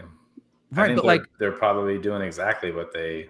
But if Joe Biden really did, like, if he really had the power of that shadow government, because you'd have to believe that he did if he's in on the money that's coming in from it, or Dick Cheney or whoever it is. Right. But you'd also have to believe that they didn't have the hubris to be like, no, I'm not getting forced out of this. I'm not going to lose. Joe Biden wouldn't lose the election or get kicked out or have that debate. And Dick Cheney wouldn't, I don't know, like, Dick Cheney would be president. One side of it. I also think that like blackmail and leverage in another way is like another way of looking at how to coerce someone into doing a thing. And but again, we'd have to believe that none of that blackmail ever got released by someone going no, and that anyone that got this brings up Epstein shit and stuff like that. And I don't know where you stand on the Epstein thing. I find that super fishy. I find his death very fishy, and I don't think there's anything. Good, yeah. I don't think there's anything. I think that, again, though, I lean towards it. Most of the evidence in that situation points me towards people let him kill himself and allowed it to happen. I think most of the evidence points towards that. But again, the government story keeps changing, and it's not a very good one. And I think it proves that they did not a good investigation is mostly what I think. There's always a bad investigation. Every time there's a thing, there's never a good investigation. Well, and I think, but I mean, really, here's how I look at it is like every time I've known a story more intimately than law enforcement for some weird reason, or the local news or whoever it is, there are major things they get wrong. And sometimes they never correct those, because once something, again, Timothy McVeigh and John Doe number 2, which we didn't get to yet, but there's always something wrong, and law enforcement specifically can get tunnel vision. They're human just like everyone else. And there's all these stories of them taking it all the way to convicting people that were not guilty of the crime. They didn't do it. And then, false confessions. There's all these other things that happen. And meanwhile, there's someone that really did it. And later, like DNA evidence has been doing this over and over again, where we're seeing people are getting freed because, actually it was someone else. We've got we can read the DNA evidence now, and we found the serial killers, or I think won't exist within a couple of years. But there's always a story of like that person was a suspect at some point, but because they stopped ignoring it. And I think this is, by the way, going to happen with Charlie Kirk now that there's a picture out there. If they don't already know this guy's name, I think they might anyway, not even find him. But yeah, so I think that I just always look to incompetence because I see it so often with the federal government. It's my main problem with the federal government. And I'm saying, I think we're allowed to see it and intended to see the incompetence on the surface more than anything, and the behind the scenes stuff is just that, behind the scenes and not made to be seen. Yeah, but I would just need more connect dots there. I would need more proof. Well, and I have pages of it that I haven't been able to get to that I would like to share, that if you know, but this is where, and I don't mean this in a mean way, but this is where I always get with a conversation like this. I always get kind of stuck where I'm prepared to present a lot of things, and then I get kind of stuck on like where someone has hangups, and then we end up talking about said hangups, and then we don't get to the stuff, and that's okay. But I guess that's fair. And I think what I'm trying to say is that so often I get into the weeds with some of those things. And by the way, this is on almost anything, you know. This even goes to silly things like COVID stuff that there are conspiracy theories about. Again, I go, yeah, but there's a lot of threads there that have to work absolutely perfectly. And again, we're talking about people that I don't feel, and so I feel like there's just like a leap to say that there's a group of people that always do it perfectly, when I've just never seen evidence that any group of people is very good at that. So, okay. Let me defend Alden here for a second. Because again, I don't have a dog in this fight particularly, but I've been investigating Cascade County for about 1.5 years now here in Montana. And we started with one case. And since that one case happened, we had a whole season detailing all of our evidence, showing all the ways that the investigation was rigged and basically manipulated in order to say that the state did a good job and the state did their jobs correctly. We have had dozens and dozens of people reach out with their particular cases. From those cases, we've narrowed it down to at least 4 more where the state has done exactly the same thing repeatedly. And it's the sheriff's office and the district attorney's office. And it's becoming extremely clear that it is not incompetence, and it is a group of people within an organization that have orchestrated some type of cover up because they have full authority over all of the evidence, all of the witnesses, all of the news media in the police area. Sometimes the people that the like Great Falls Police Force, they kind of operate independently from the sheriff's office here, and there's some corruption in that organization too, but we haven't investigated that as much as the sheriff's office. But that's one other arm is like media is an arm, you know, of like conveying the truth. Enforcing the law is an arm. Yeah, in this case, it's judges that are clearly manipulating the what they judicial should be like doing. They're lying. They have committed treason in the state of Montana. Right. Actually, we have proven that's rough. It's the sheriff's office, it's the district attorneys, and it's the local news media covering all this and giving these poor suspects and criminals a terrible name because they're not doing their job and actually investigating what's going on. And so obviously 9/11 is a much bigger scale than this. Yeah. But in this particular instance, it has to be at least 6 people that are orchestrating this in a Cascade County, which is about 85,000 people. And here's what I'll say about that. I know nothing about the county. I'm interested to hear more. However, you are that's a countrywide problem. I mean, like sheriff offices are sort of extra constitutional. I've read some lawyers that don't think that they should really exist at the levels that they do because of the power they have. And the same thing with county judges that there's no. So you're totally right about that. Like, I mean, I have no idea what's going on, but I would believe that, it's sheriffs and DAs that are absolutely in cahoots. But that is a sheriff in most of the counties where that's happening in are smaller counties. At least the stories I've seen of like blatant corruption of all levels of the justice system in because like Oklahoma, a state with 2-3 million people, something like that. I can't remember exactly, but like, all of that's in Tulsa and Oklahoma City, and then the rest of it's in the rest of the state. And there are 77 counties here. So there's 77 sheriffs. There's 77 DAs. There are like, you just think about like percentages of corrupt people that you would even know, in your lifetime. And the chances are there's at least probably a dozen in every state or whatever that are doing this kind of stuff. I'd absolutely believe that, but I've never seen that work at a federal level. I think it absolutely at small county levels all the time. But I think it absolutely is a thing where, and there is no. You're right. The media is basically complicit in it too. I mean, we have this whole thing that happened this past year, where like that. The sheriff shoot the judge, right? And there was a whole like so far we don't know all the details, but we know that the judge was running a prostitution ring out of the courthouse essentially. Oh I forgot about that. And the sheriff was part of it, by the way. But then the sheriff is the one that ended up killing the judge in his chambers and is yet to be on trial for it. So that's a one wild story that's like there's no cover up there. That's just this is the gross stuff that people do with power. And which is why I don't think you should trust people with that kind of power without checks on it. And at the county level, we don't. If the sheriff and the DA and a district judge or whatever are all corrupt, then there's no one that can check them.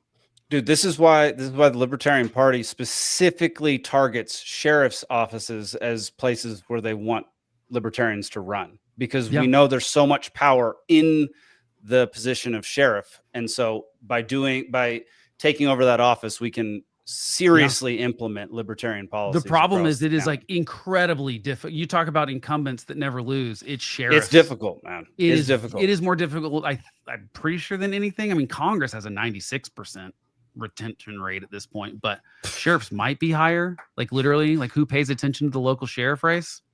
Yeah, you're right. It's getting heated up here, man. It's getting really heated well, up good. here. I mean, I'm glad. I mean, I think it should everywhere. I think that's true. Okay.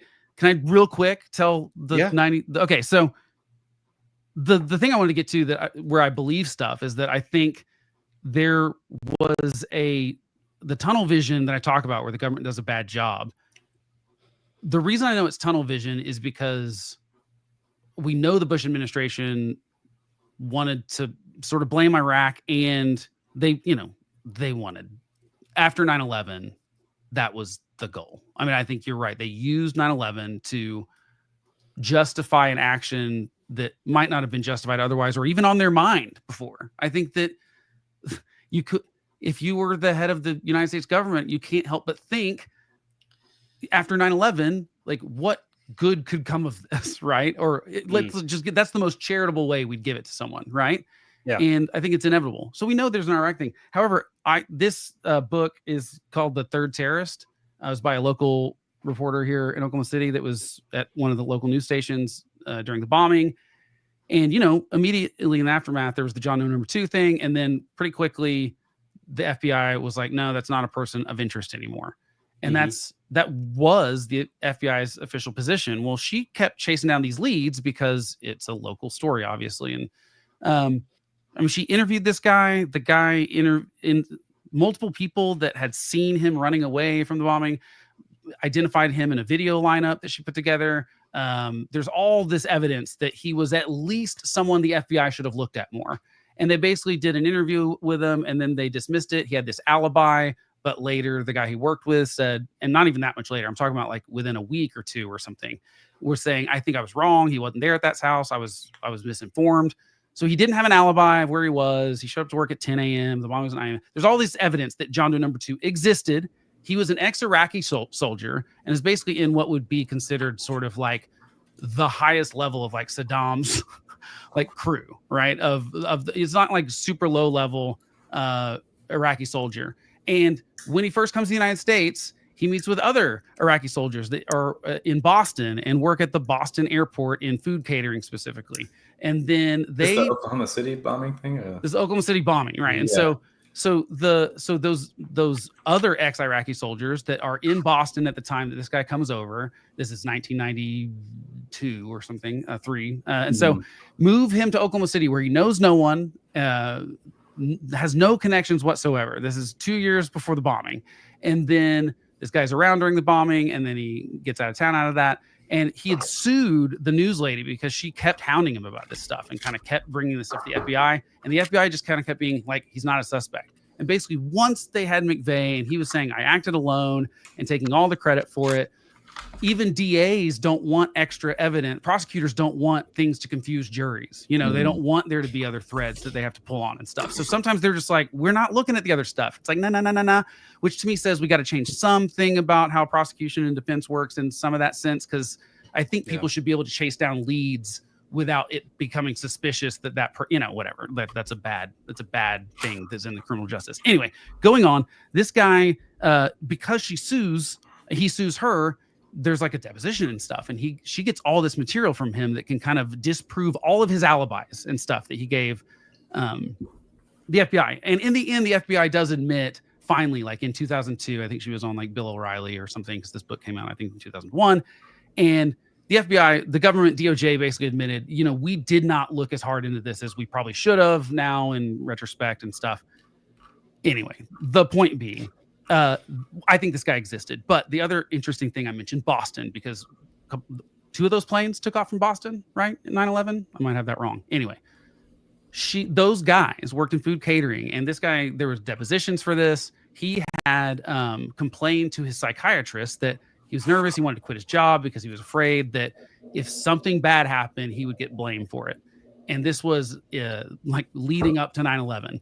And then that happens. And the government theorized in the 9/11 report that they snuck the box cutters on through someone inside of food services. And that's what they think did. And these guys worked in food services and were the guys that welcomed the guy in that was probably John Doe number 2. And so there's all these weird Iraqi things that I think Bill Clinton was not interested in hearing that. He did not want to. Bill Clinton had no interest in going to war with Iraq. And I think it's a purposeful ignorance that I believe is the connection there. But anyway, it was interesting. Here's the other crazy thing. The bombing was planned, and the whole part of the testimony and the path of Timothy McVeigh is they stayed in this little dingy motel like about 30 miles outside of Norman, which is like 30 miles outside of Oklahoma City. So about an hour outside of Oklahoma City. And so did the 20th hijacker from earlier that I was talking about, the guy that Moussaoui that was, suspiciously trying to fly planes and didn't want to land them. I mentioned he did that in Norman. He was also at that same shady motel because it was the same guy that owned it. And he was like, I know he was in here because he was in here for several weeks. And he said he was flying in Norman, but I was like, we didn't have any space and he wanted to stay here. And we were like, why? There's places that are closer to Norman. Why would you not? If you're flying out of Norman, just go, we don't have any space. And so, but he was like, no, it's really important that I stay here. We want to stay here. I've heard it's great. I've had other people tell me it's great. This is like a podunk motel outside of Norman. The same place Timothy McVeigh filled up the diesel truck across the street, like the smell of diesel fumes. They felt that like all that stuff happened at this same motel that they planned part of the 9/11 stuff with when these guys were trying to learn how to fly planes in Podunk, Oklahoma.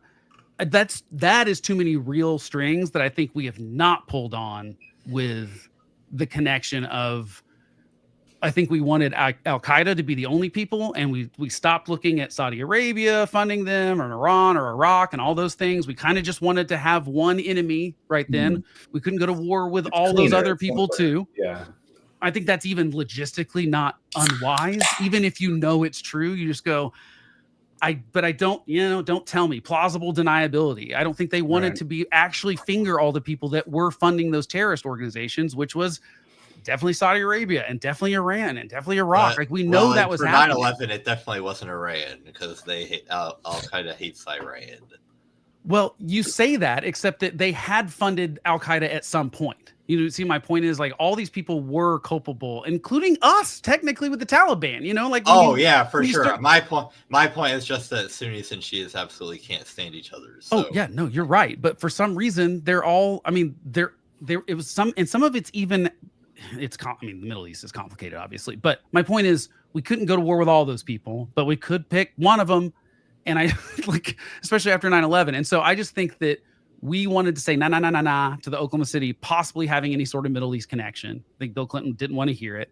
And then by the time 9/11 happens, we don't, it's like, obviously that is Al Qaeda, but I think we foolishly thought that like the Middle East terrorist networks weren't doing anything in America from the First World Trade Center. And it's just, I think that's revisionist sometimes, on how to think about it. But I don't know, is that an interesting thing at all? I just think that I've not seen that very much outside of this book. I find that incredibly interesting. Yeah. I'd be interested to hear what Alden thinks about this. Yeah. I would read the book. I really highly suggest I missed the it. first part of that, obviously, because I was peeing again because I'm on my You didn't miss much. It's just basically John Doe number 2. This local journalist wrote a book about it. She was at one of the local news channels here when it happened, and kept chasing down this guy that she assumed was John Doe number 2 because of. It's like 25 witnesses. It's multiple interviews. She interviewed the guy. The guy sued her. Like there's all this history of like investigative journalism that eventually the news channel wanted her to drop because it was like no one's telling this story. The FBI didn't want to hear it, and they just kind of had the tunnel vision of we've got the story and we're not interested in a Middle East connection right now. We've got our guy. He's saying he did it alone. Why would he lie about that? Yeah. No one's ever wanted to be a martyr. No one's ever lied about that. Yeah. I mean, people make false confessions all the time. Yeah. We were just talking about that. You just had mentioned. And so, it's wild. I would highly recommend the book. It's called The Third Terrorist by Jana Davis. But I really have not seen this much of anywhere else. I'm always looking to find people like that can like give counter arguments to what she says. Cause I find most of it pretty well investigated, but I always want to be like, okay, help me poke holes in this. And I've not found anyone saying this book is lunacy or anything. So I haven't read it. I'm interested in that one. That's like that's a particular angle and a connection I've not heard as much. I haven't looked as much into the Oklahoma City bombing. I grew up here, so it's obviously more interesting to me than you grew up around there. Yeah, I mean, I've lived in Oklahoma City my whole life. So that makes sense. Why I was in 5th grade when it happened. So I mean, and it was a very impactful thing. Oh yeah, for the city, obviously. Right. So I mean, I was probably more interested in it than other things, but it was really just like my aunt one time was like, "Hey, you should read this book. It's great." And it's always an aunt. And I was kind of like, "Really? That sounds weird." But then I read it, and I was just like, "Oh my gosh! Like this just seems like, again, ignorance of." And a combination of like willful ignorance and just being bad at their jobs. I think the FBI is, we always think in the moment the FBI is good at their jobs. And then we look back once we know more of a story. Well, I say we collectively. I understand though, yes. I think people go, they're experts at this. And I go, well, yeah, I mean, some of them are, and there's great ones, there's bad ones, just like any other job. But as a whole, they're not batting a real high percentage. Yeah, and Subway calls their sandwich makers artists. That doesn't make them artists. Yeah, that doesn't make it so. Right. So I just think that there's and the other thing, the reason I push back so much on the sort of like shadow government kind of thing is because in combination with that is that what I'd rather do is tell the story about the gross incompetence, because I think that is more pertinent to, I mean, I guess unless you just believe we have zero agency to ever stop that shadow government, which if that's the case, it's like, well, I mean, live and let live, I guess. But I don't want to say zero agency because then that's really disheartening. But I mean, I would feel like I would, because I can't bat 1,000 like they do. Yeah. So I can't see any way that you could ever I certainly don't have their them. resources. Yeah. And so, in that situation, I just go, regardless of the situation, I'd rather always point out that for the most part, the government is just absolutely terrible at this, and use it as a way to say, okay, these are fun things to talk about. However, here's a real thing that matters, is that the federal debt is at $35 trillion, and that's going to be a real problem for all of us in some time in the near future. Yeah. And so I would rather get these idiots out of here and try to fix that problem. And I think on a normal, like if you caught us on a normal week, like on our show, kind of thing, like we agree, brother. Like, I mean, we're trying to get I know you guys out of here so much, and I think so. I call this my level 1, argument for like the 9/11 is like the level 1 for me is at least like incompetence and negligence and turning a blind eye. Yeah. Either the FBI not doing their job well enough, or kind of like being like a wink, wink, like, yeah, we didn't hear that hint, and then like taking advantage of things and like spinning stuff and like because you've got people that are. I mean, keep in mind everyone we're talking about is an individual acting generally in their individual interests a lot of times, and sometimes that is not. Sometimes that's not conducive to what they should be doing. What were we talking about recently where maybe it was Binkley that was talking about, stuff on like a longer term scale. But so individuals do typically act individually on their own, based on their own needs and timelines and things like that. But when you get organizations, sometimes it gets a little weird when you have like loyalties that belong to like either it could be government. Oh, you're totally right. I mean, secret societies. Well, all politics is that right now. All politics is tribal religious politics. Mm-hmm. It's like, this is my side, your side's evil, my guy's perfect. I mean, and like that's what's happening in all of politics. So you're right. Like people do act. So there's layers, right? But they also act very, very dumb in those groups. Usually that is the case. Yeah. Right. I've never seen one of those sort of manic religious crowds. And by the way, I'm not using religious as a actual like attack on religion. I'm a Christian. I'm like but I'm using it as attack on like anything where you can't, oh no, we all have to say the same thing or we all have to do this. Like I don't believe in that kind of religion is good. I mean, that's not the religion I subscribe to. And but I feel like that is what like the progressive religion, the sort of, I mean, like the sort of global warming economic disaster religious, you have to believe in that like a religion. It is very. I think the roots are almost replacing religion in terms of. They are. Yeah, they absolutely are. And we could have a whole show on that, like for real. No, I mean, let me pause. We won't though. Yeah.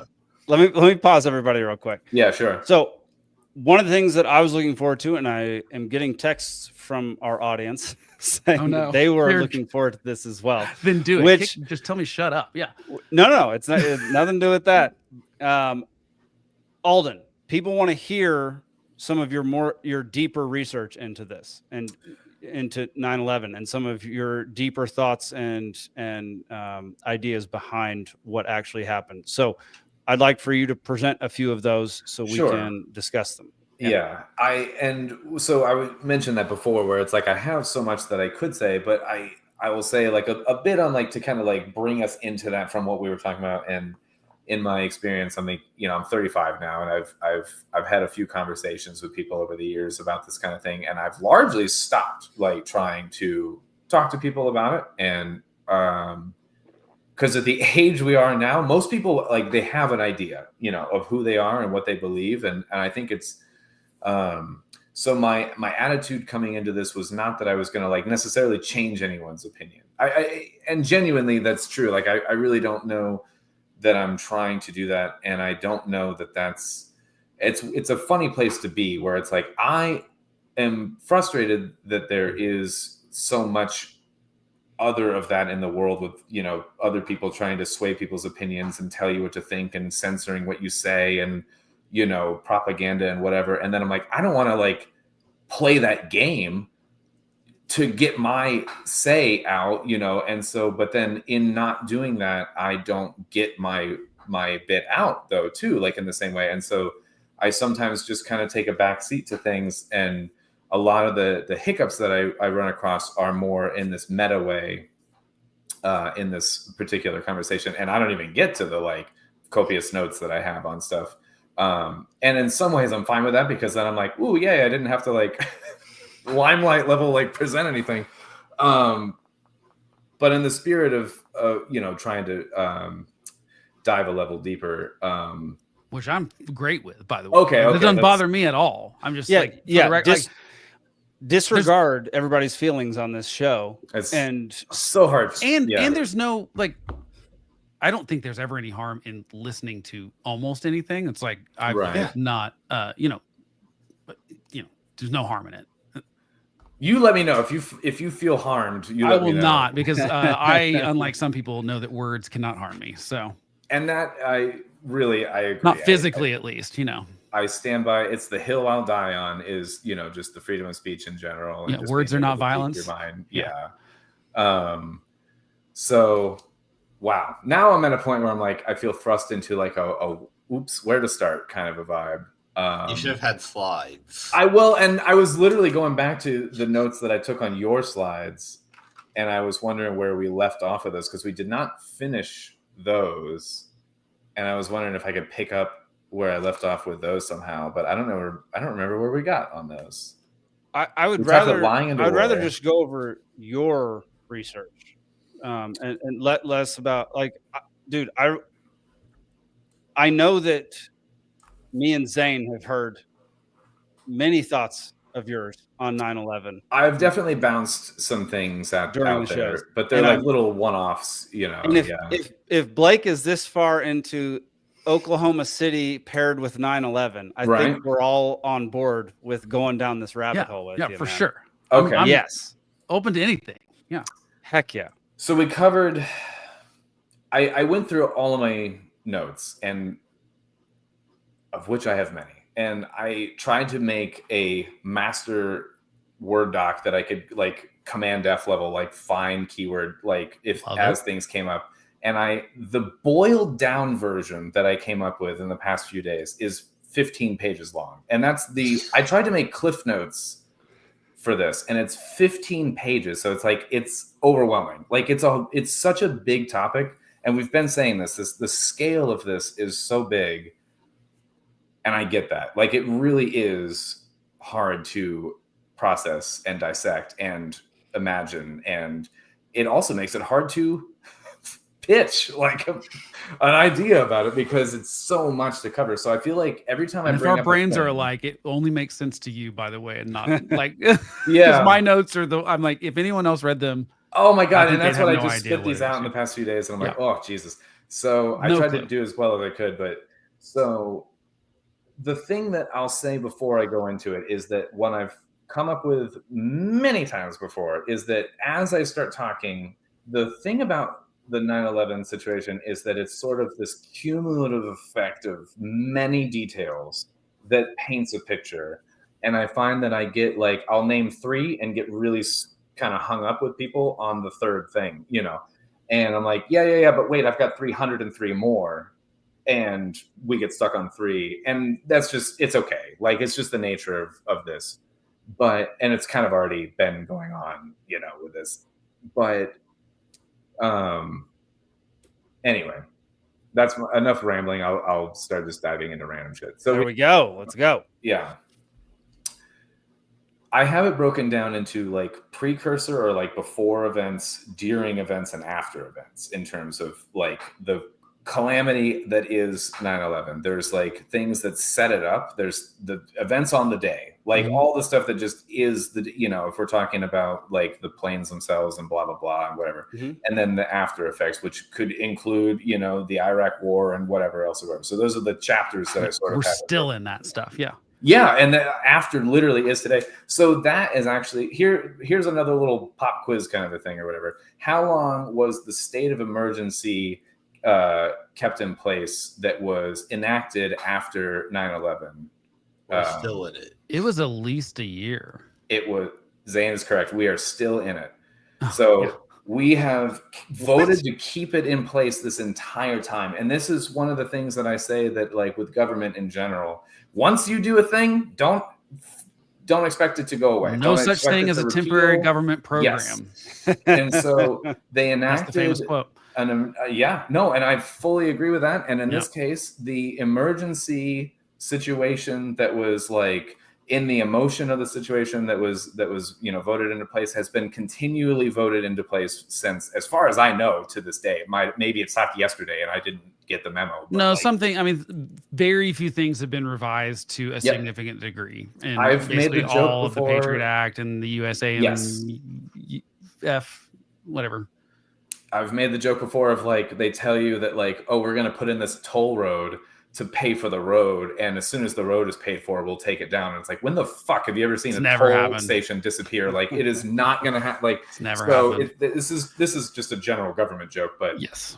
And so there are layers of the normal government joke kind of throughout this, but we'll, kind of dissect the split between like the quote unquote, like, military industrial complex or shadow government or whatever, like where it's like actually somewhat, competent.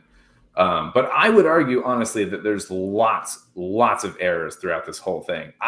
So to me, the reason why I'm here is because something was fishy, like because it wasn't as smooth as possible. Like it wasn't seamless. The argument wasn't there. Like I didn't connect the dots the same way they were telling me. It didn't make sense to me, whatever. Some of the things that you would have to have in order to do this, I'm hesitant to like lean into too much because I do understand the scale of it is like world bending to people. Like it's the kind of thing, it's paradigm shifting level. Well, I'm going to lean into tangible details more than, like I said, I'm trying not to speculate too much on this one. So I'm going to lean into the things that I know I can name and that would be required for this to pull off. But I'm probably not going to go into like the larger scheme and the like, it's some ancient blood sworn brotherhood that is sworn like some G.I. Joe villain thing. Like I'm probably not going to go into that, but I'm going to go into the things that I can talk about and name and scientifically, whatever. Dissect. So in order to bring down the towers, I know we've discussed this a little bit in the main two towers. We've had some differences in terms of like what would bring them down, but I'll just bring to your attention what I've found in my research from listening to many very fucking dry fucking podcasts on it's honestly, this is the thing, it's boring sometimes listening to like structural engineers that are 78 that are talking about, well, I don't know if this particular I-beam is strong enough to withstand, but like it's dry as fuck, man. Like, and there's a handful. They're all total nerds like myself. Dude, but on such different levels. Yeah. So nerd. In a great way. We need them. We need the nerds, man. Like these, I'm not even the level that these people are, where they committed their whole lives to studying just like, a couple of nuts, bolts, and I-beams. And I'm like, Jesus Christ. Like, but I'm listening to their accounts. And this is one of those things where I will cite them. And then people will often go like, yeah, but that's just that one person's opinion. And I'm like, okay, but how many experts do you need me to cite? Because there literally are thousands. There's thousands of experts that are not in favor of the main narrative, that are in the industry of whether it's construction or demolition or, structural engineering or architecture or physicists or whatever, like that will tell you that what we're shown and told doesn't add up and make sense. And I literally mean thousands. And so there's only so many, unless we are here for 7.5 weeks straight, there's only so many examples I can talk about. And so just to get ahead of that, like if there's the what else you got, how many people, it's like, no, I'm picking examples. But so in that you would need center columns to fail. Like you can't have a building of this design structure that had the dual column situation where you have the outside structure and then the interior column structure. You really need the interior structure to fail. Was the plane and the jet fuel and all that enough to do it or whatever is sort of the debate. But I feel like, can we all agree that you need the center columns to be compromised in order for it to come down? Or is that yes and no? I mean, I don't know enough about the Twin Towers specific construction, but I know that the explanations, I believe, from an engineering perspective, on the building 7 is that it was poorly designed, because it was something about they knew sort of that if one of the 4 outside pillars or something was like severely damaged in combination with some other, I can't remember what the other thing, and this is probably, I should have the details, but basically that combination was specifically a problem for that thing. And that is a thing where the initial report on it was just wrong. Again, government just screwing up and saying, oh, we thought it was less damaged than it really was in the front, and more of that column was scooped out. And so once they knew they were like, okay, yeah, that's going to be a problem. So that to me is an example of a building that they were wrong about. And I believe that story personally, because it does make sense. Like I think it was in Popular Mechanics or something like that, right? Diagram that talked about it. I was like, oh yeah, that makes sense. Just doing the toothpick kind of, which is kind of sad that I understand that, but maybe they didn't. But of course, they don't expect a pillar to, they can design these buildings as well as they can, and still we have flaws. There's that one in San Francisco that's like tilting or whatever. It's a huge problem. And they got it wrong. They didn't think it would sink, and it did. So, and I'm not saying that no one gets anything wrong. Like, dude, I lived in Tacoma once, and like, there's the whole history there. The Narrows Bridge that got the wind at the right speed, and you ended up having the torquing from and the buildup of the wave, kind of like a Tesla wave situation, and it collapsed or whatever. Like, anyway, the Narrows Bridge.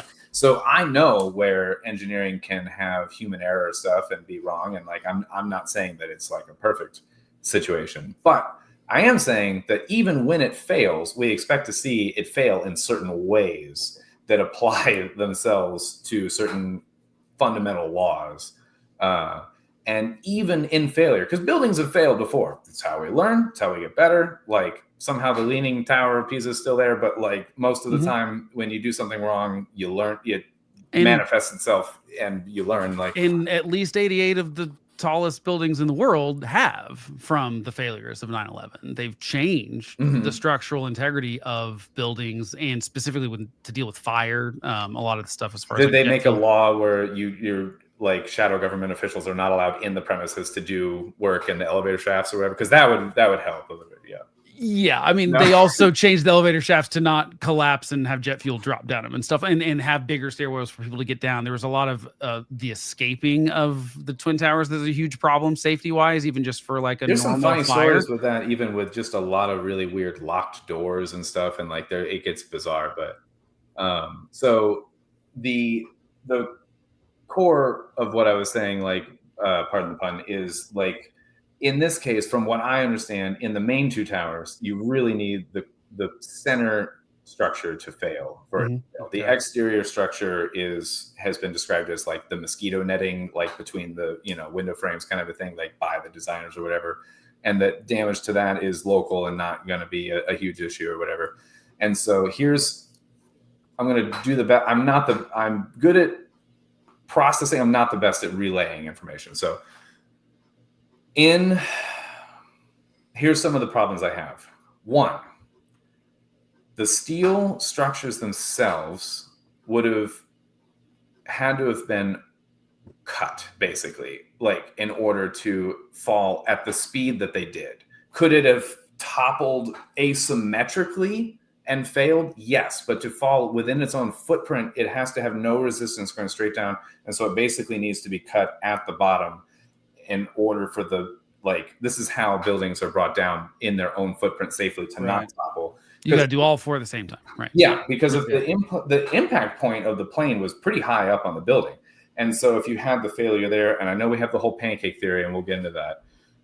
My dad's very sold. Well, but hold on, I've got a question about that. Oh, sure, go ahead. Isn't the center column the thing that needs to fail, not the outside, if we're calling it the mosquito netting? That's what I'm saying, the center. But all you need is the center to fail for it to not fall asymmetrically, correct? You need the center column to fail completely to fall straight down.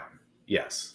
Otherwise, it will meet that resistance and want to move away from it. Right. And what I'm saying, the engineers did not plan for was the jet fuel burning at 1800 degrees. And I'm telling you, they literally did. But this is in the column. I've not seen that they did.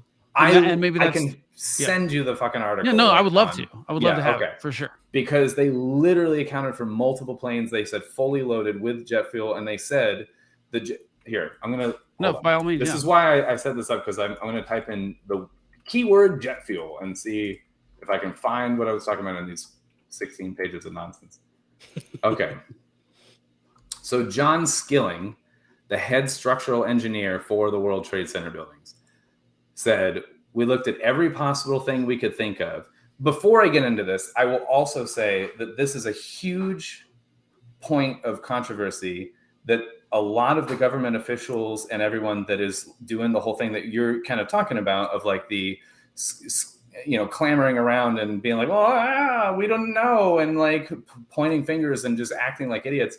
We're all saying, well, who would have thought that anyone would have flown fully loaded planes into buildings? And like back in the time that this was built, they were like, no, we thought of that. Like we literally, that's why we designed this to withstand that. So it's not a congruent argument in terms of historically it was considered design-wise. Right, but to blame it. Do you think it's fair to say that no one had ever seen a 757 fly into a building and actually actually happened to have the data to know what actually happens when a 757 flies into a building? They had it's simulations, right? Right. Or you're right. They were 707s, right, but we've never witnessed at the time, the biggest probably they jet had planes hit buildings, but it wasn't the not jumbo jets. Jumbo jets, not right. Which they consider a 707 a jumbo jet, right? So my pushback there would be there is we'd never actually seen it happen. It's theory at that point. It's the same thing with global warming. There's always modeling that you have to do in those kind of situations. I do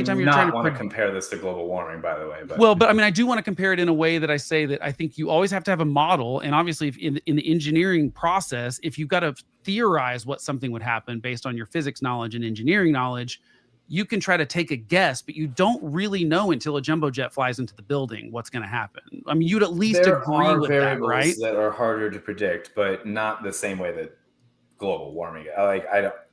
That's just a can of worms. Well, there's way more variables you have to consider. You're right. It's not a totally fair, it's a little bit apples and oranges. This is like a car hitting a wall, and it's like, oh, well, until we did the crash test dummy, we didn't quite realize how much the internal organs were getting damaged as opposed to just the physical body. It's like, okay, all right, there's a layer that we didn't. Right, but I think trying to calculate what happens if a jumbo jet flies into a plane is a little bit like saying if I drove a car into a group of people, could I predict where every one of them was going to land? And I don't think the best physics minds or engineers could solve that problem, because there is a chaos element to some of this, in the sense that until you actually see what happens, you really can't know. That's a bad example too. No, it's okay. I've got bad metaphors. With you. I hear you. Hang on. Alden, what? I need to know what this guy said.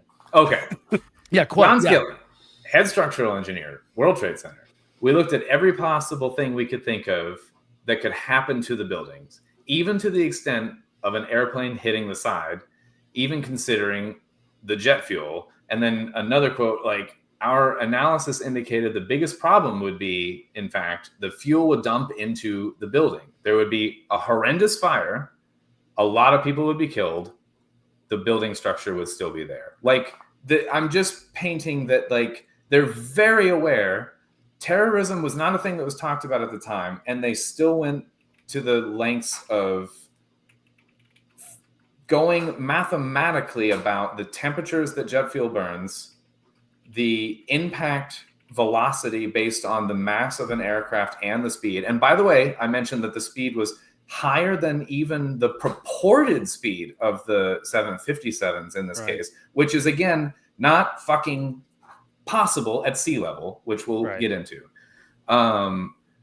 without shearing itself apart.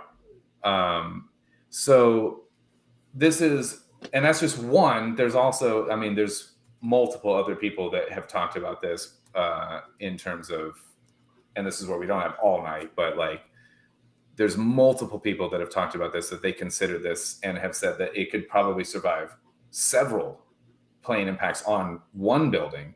And for it to fail in what was it, an hour or two or something? It was very fast. The amount of because the steel can weaken over time, but we're talking about most of the jet fuel burned off pretty immediately. Jet fuel is another thing that it burns when it's atomized. It's really not around for a long time. So when people talk about the jet fuel, it's okay. You're allowed to talk about the jet fuel. It's fine. But the portions of jet fuel that burn off from being the initial impact and being atomized and being mixed into the air and igniting is like gone. Like, and then if there's anything, have you ever tried to light liquid fuel? Like not the vapors or atomized, but like I have not, because it seems like a bad idea. And most of the time, if you have certain, like the level of like the octane of fuels like this or whatever, like it does not light in just a puddle. It only lights when it's atomized. People, you can literally douse a match in jet fuel. Just saying, you can. Like, it's not the most flammable thing that you can think of. Right. And The so- stuff inside the offices was more flammable. More flammable, than yeah, the jet I fuel. agree. And it burned at a higher temperature. I mean, that is a fact. But here's where, okay, and burn for longer, which is more of the problem. Yes, a lot longer. It's more a degree of time. But again, we've had buildings where they have burned for 18 hours or more and not had any structural damage. And then you have a building that burns for an hour and it has structural damage. And then here's where the steel was shipped off to China at a 50-year, sold at a 50-year low price for steel. The argument was that the steel, it was too emotional for Americans to handle working with the steel, so we needed a foreign nation to process it for us because we couldn't handle it. To me, I'm sorry, that doesn't make sense. It's a crime scene. You're just shipped off evidence. The emotional this is hiding behind the emotion on They sent it to the Japan, day. right? Most of it went to China. I'm not saying all of it, but I think most of it went to China. So I know for a fact that all of it didn't go overseas because there's a bourbon called Horse Soldier Bourbon that uses the steel. 150 pieces of steel were preserved. Yeah, From well, they Towers used the Farming. steel from one of the World Trade Centers to mold their bottles for their That's interesting. distillery.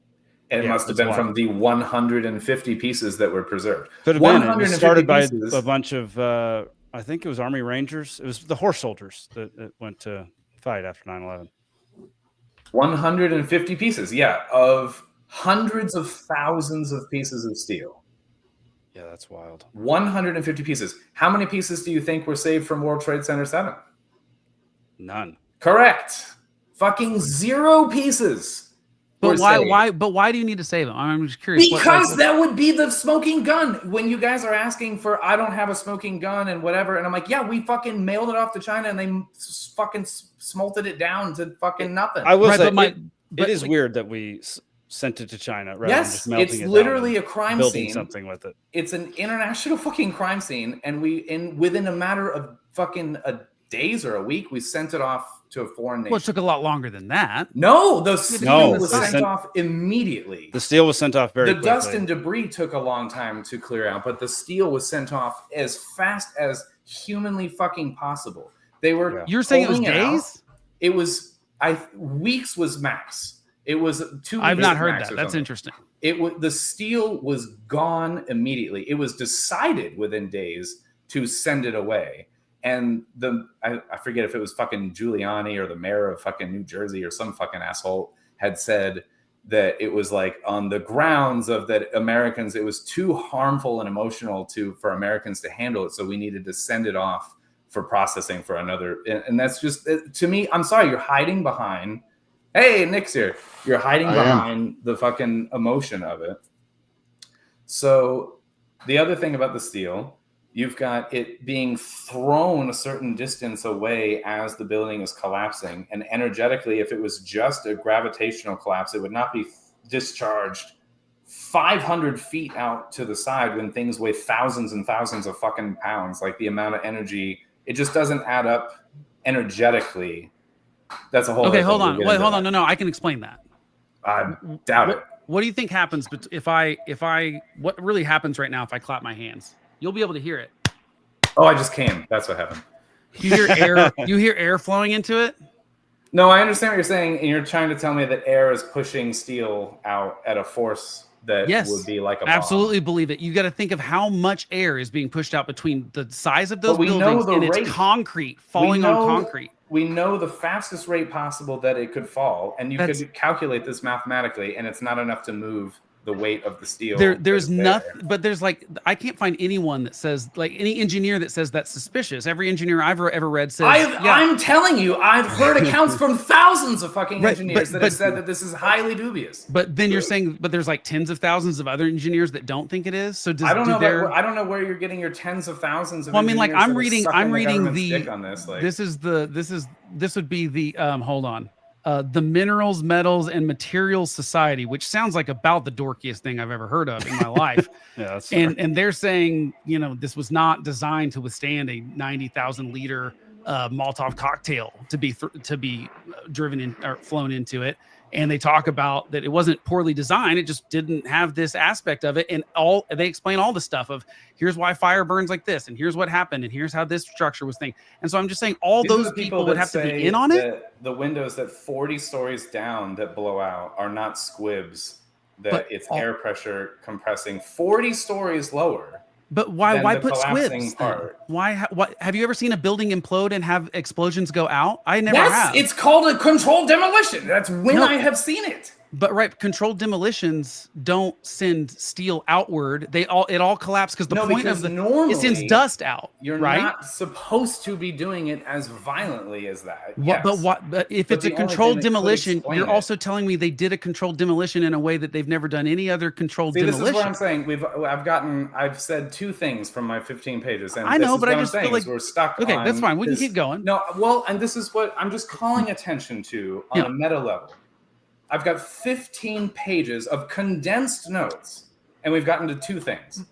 Yeah. And I'm literally just saying that it's this mental block that is in the way.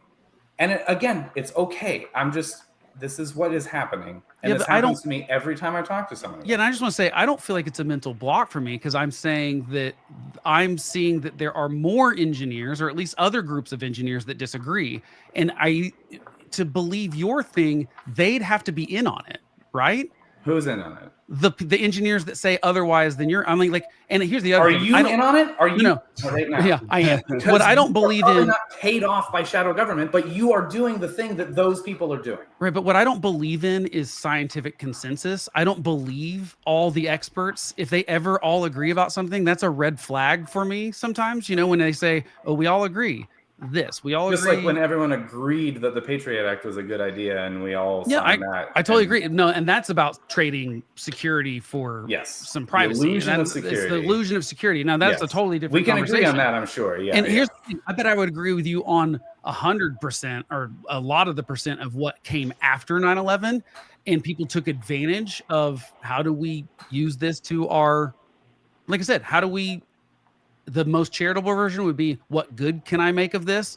The least charitable version would maybe be how do I make money from this or gain power from this? And I think that happened too.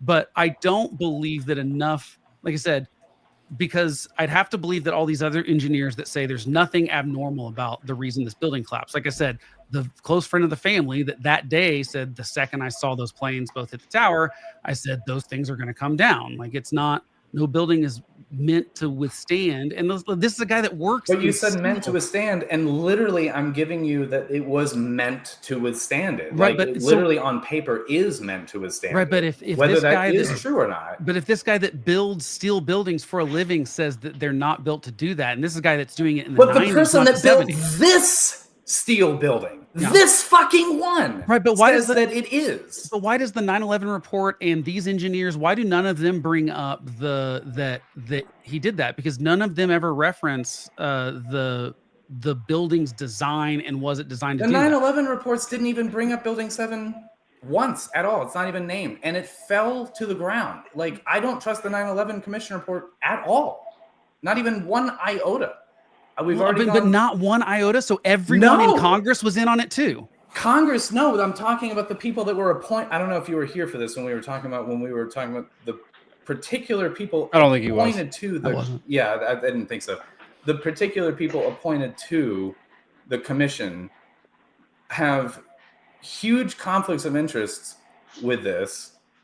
I don't know how much we want to go back into this again. Well, right, but I'm just saying, you would have to agree that the whole of Congress has to know about this. No, I don't have to agree that. I don't. That's what I'm saying. I think most of Congress are boobs. How and would they but how don't would they have to not this. know about it? What do you mean? How do they not know about it? Well, You don't know about it. But you're saying the Like, committee lied in it, right? And they told us a false story. because the committee is appointed, particularly selected by the Bush administration. So you only have to have, again, a handful of people appointing a handful of people for it to be this kept secret. It's not like No, but we already didn't have agreed- a vote for who was. But gonna we be there. agreed there's thousands of people that have to be involved in pulling this kind of thing off. I And said that's- you said hundreds. I even told you I don't Yeah. care if it's thousands. Yeah.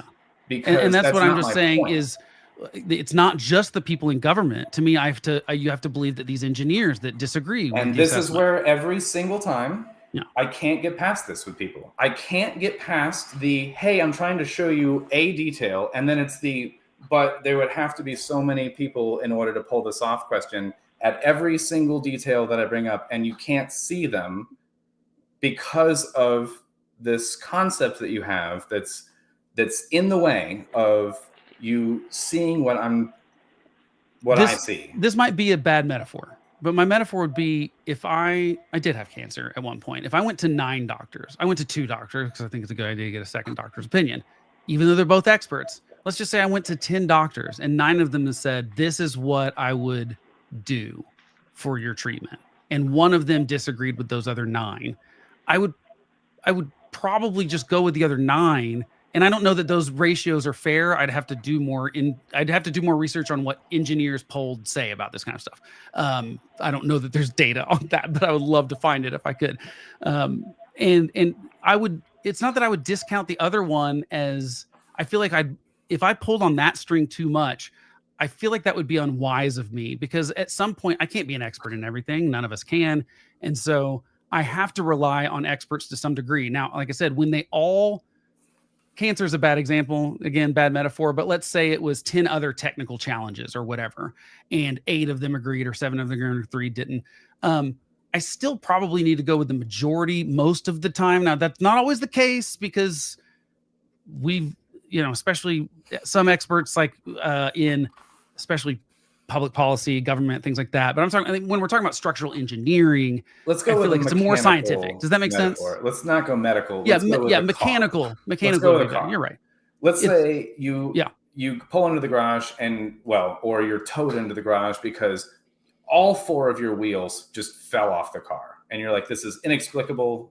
I don't know how this happened, and you're talking to the mechanic and he's like, well, and they don't factor in the lug nuts at all in this. They're just like the wheels fell off because of you turned left and a force of the car and the wheels just shot off or whatever, but they don't mention the lug nuts at all, which should be on there and on the bolts and holding the wheel on or whatever. So I watched it was like a fucking 6-hour, really dry fucking interview with a guy. I don't even know if I can find his fucking name. That he was talking about NIST's report. NIST, a government entity appointed to do this. This is not an independent study or anything in the same way. And they willfully just left out certain components that to a layman, okay, so it was, I think this one was Leroy Halsey, PhD, whatever, that was talking about this particular item, trying to just line up with, what I'm saying. So when we're talking about the metal softening, weakening, sagging, whatever, and so the argument for building 7 was that the metal just sagged and started just falling apart in the middle of the building, and they made some model of this or whatever, and then apparently just fell perfectly evenly inside of its own footprint because of this or whatever. Never happened before, no historical precedent for it. And then, but this particular person who, is a structural engineer is saying he's looking at the blueprints, the plans for the building, and he's like, oh, they didn't even account for that on these beams there's these locks that are made on the end, so as it sags it catches on the side, and it's like the lug nut is holding it on, where it's not just the wheel stuck on a bolt, there's also something locking it into place. so that if it were to weaken or if you were to turn left or whatever, there's something holding it on. And that's what I'm saying, is that like some of these reports are completely missing points, leaving things out entirely, making up things. It took them 7 fucking years to come up with a reason for it, and then in that reason they left out all kinds of information. And wait, which reason? For it collapsing in the first place, or the way it collapsed? Which part are we talking about there? For building this, I'm talking about building 7 at this point. So, okay. Which was not even hit by anything. Okay, so I will talk about the Twin Towers because I know more about that. I've looked into building 7. It just didn't interest me as much as the other stuff. So here's the quote from Journal of Metals, and like that's that organization that is, and this is in 2001. Okay, so this is it just says 2001, so I assume within months of September 11th happening. And specifically to point out your part about it going straight down, and the only way you can do that is in a controlled demolition sort of situation. The math on it is that it's a 500,000 ton structure, and each floor is allowed to take on an additional 1,300 pounds of load if it needs to. And when that free fall collapse happens, you mentioned earlier how it only took 8 seconds to get to the ground, right? Or 10 seconds or whatever it was.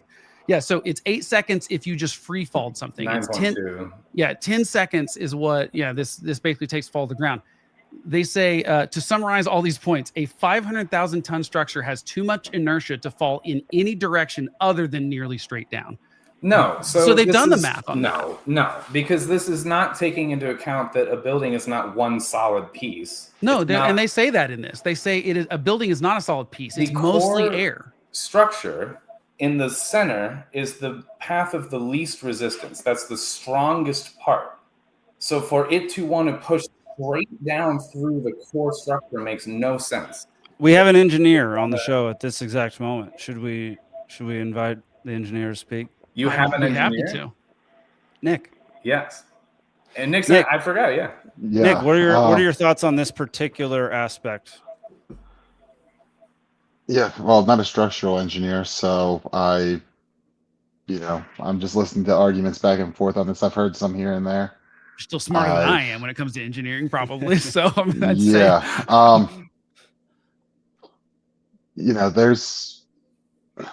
I don't have I go back and forth, and I don't have a great opinion on it. I mean, if you give me one particular aspect, can I read you this part while you think about it, Nick? Yeah. Can I read you this thing? Okay, so this is the top of that paragraph. It says all the stuff you said. It's not a solid structure. It's mostly air. They talk about the structures, what they can support, what each column is supporting, how much damage the planes did, blah, blah, blah, blah, blah. And it's all the normal stuff that I feel like everyone agrees on. It's like the plane did damage to the outside of the building, but you're right. It wasn't like it could take the plane. They just didn't do enough, of the other stuff for the fire. So they say, as the joists on one or two of the most heavily burned floors gave way and the outer box columns began to bow outward, the floors above them also fell. The floor below, with its 1,300 ton design capacity, so that means the floor below can take an additional 1,300, but it's not taking an additional 1,300 because it says, could not support the roughly 45,000 tons. That was 1,300 tons. Could not support the roughly 45,000 tons of 10 floors or more above crashing down on these angled clips. This started the domino effect that caused the buildings to collapse within 10 seconds, hitting bottom with an estimated speed of 200 kilometers per hour. But again, the floors are built around, it's like a donut, like a square donut, like it's built around the center column.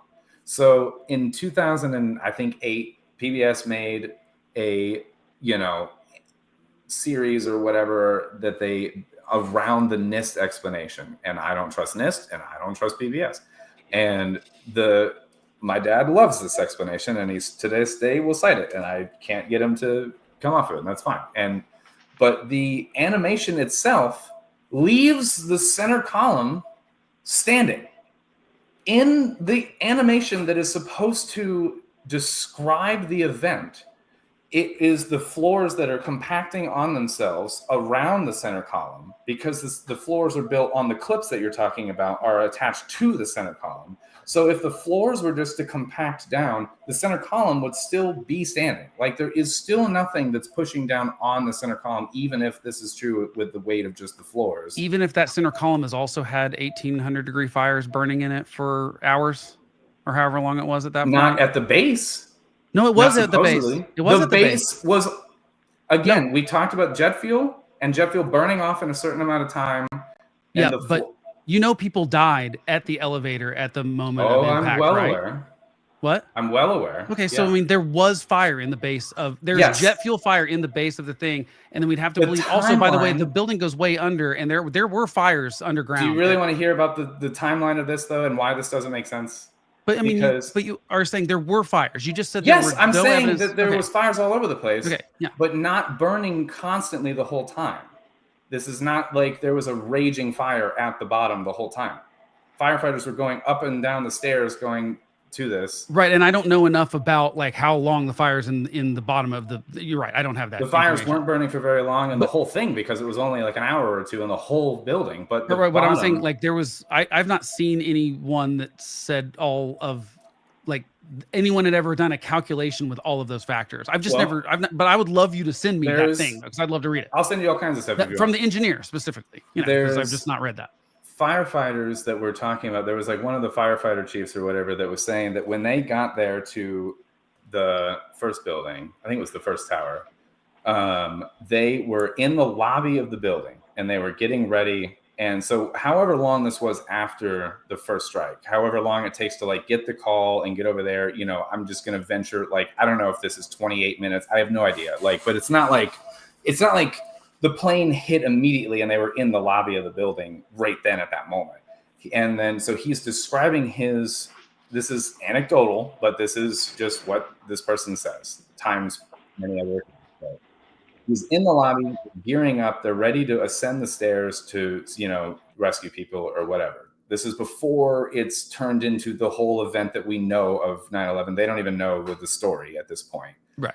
They're told maybe a plane. They don't know.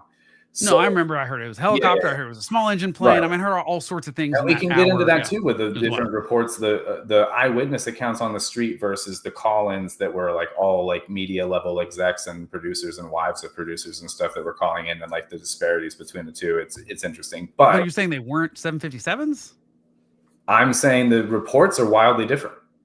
But we're getting too far from. We've got video of both of them going into the building. No, hold on. Now we're getting really far from it. I want to go back to the lobby thing with the firefighters. Okay, go back to the lobby thing with the firefighters. So we'll come back to the video thing, because what I'm saying in general is that I'm calling the video as evidence into question entirely. I'm saying the video is not evidence because it is, I think, tampered with. But again, let's hold that for the next chapter here. So firefighters in the lobby, gearing up, responding to a call. That's when the elevator explodes and people come out burning. And this is, you know, what is this, 10, 20, 30 minutes after the initial, like, is it take that long for the jet fuel to come down the elevator shaft? Like, and then, so here's the thing, that happens. They go up the stairs. Then that's when the second plane hits the other tower. They're in the first tower. They feel the rocking or whatever. Some say this is just from the plane hitting the other tower. Some say this is coordinated bombs and explosions going off, synchronized with the first explosion to mask. Are there engineers that say that? I'm just giving you the two sides. Right, but I just want to know who's saying what. Does that make sense? Like, I want to make sure I'm attributing who said what. Okay. I'm saying that what I even would think at this point would be that if you were to devise this, that would be the perfect time to set off more secondary explosions, is when you have a primary explosion to hide behind at this point. Right. That makes sense to me. So the firefighters are going up the stairs. They feel the rocking and everything. And then some of them end up, because of this, they get the call about the second building or whatever, and they reach a broken part of stairs or whatever. Some of them end up coming back down the stairs at this point. And so the same firefighter that was saying that he was in the lobby getting geared. He came back down for whatever reason. He witnessed the elevator open up and explode the doors and fire come out and burning people come out. He watched all that. Then he was in the lobby when he saw that. Then he comes back down after that, the rumbling of the building or whatever. This is now a plane hitting the other building. And he gets back to the lobby and the lobby is destroyed. He says it was not on fire. There's no fire. It's just like a bomb went off and it is just physically scarred in a way that it was not moments before when they were down there. And it seems like it's synchronized with the other plane hitting the other tower. And they went back down and the lobby was in a much, much worse shape than it was minutes before. And so has nothing to do with, this is why I'm saying. And this is one firefighter, right? This particular story is one human talking. Yeah. Okay. Yeah. That's fine. I'm just curious. Yeah. Many firefighter accounts and, however many you want to talk about. But are there multiple firefighters that saw that same thing? Went upstairs after the plane had hit He's the one and that the lobby was fine. Filmed talking. He's the one that was on the news on the day telling the report, but I'm sure his whole team probably saw so it. he was on the news. He's the chief or whatever. He's the one saying, yeah. That helps. He was not the only person there. Yeah. But he's the one telling the story. Okay, yeah, that makes sense. Yeah. So that's one, I'm just trying to kind of like frame this with, on the ground, someone that's in the buildings and timeline wise, because we're just talking kind of out of our asses in terms of like fires burning or whatever. And I'm just trying to put you there with like a person who was there and timeline wise, not on fire before, fire bursts out of the elevator, but then still no fire burning in the lobby, goes up, comes back down, still no fire burning in the downstairs, but like a bomb went off is his words in terms of the sudden destruction downstairs. But again, no fire. So it's the downstairs situation is like there is damage that is happening that is concurrent with the now damage happening in the building next to it, which doesn't make any sense unless it does to me, but it doesn't based on a plane hitting. And then now you have suddenly more damage in the first building. And again, no consistent fire downstairs. So whatever, if it was jet fuel, in fact, that came down the elevator and burned, it was gone immediately. And he's the fire department. He's saying, hold on, but in 8 to 10 minutes, not immediately. It takes 8 no, to 10 minutes. His account of this was that the door opened, burning people came out, and that was the end of it. It was just a burst of hot air and fire. And it was not that. So and then he goes up and then he comes down and then it's destroyed. Okay. Again, the reason why I say the 8 to 10 minutes, like, so we talked about that's how long it would take for jet fuel to burn off if atomized, would be maximum rather, like that amount of time, like for it to burn off an accelerant.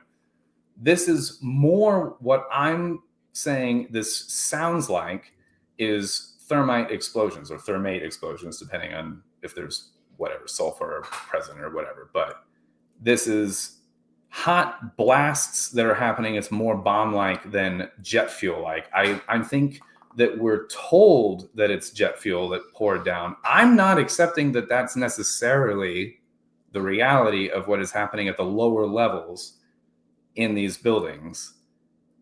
And, again, you can ask questions about it and come on board with it or not. And so here's where my question becomes, is because what seems like it happens, and this is not me, I'm just trying to explain what it feels like, is that anyone who has a different account than that has to be in on it, right? I mean, that's what is implied. I'm not even going there with that. I'm just telling you. But doesn't it have to be true that they're in on it? That who's in on it?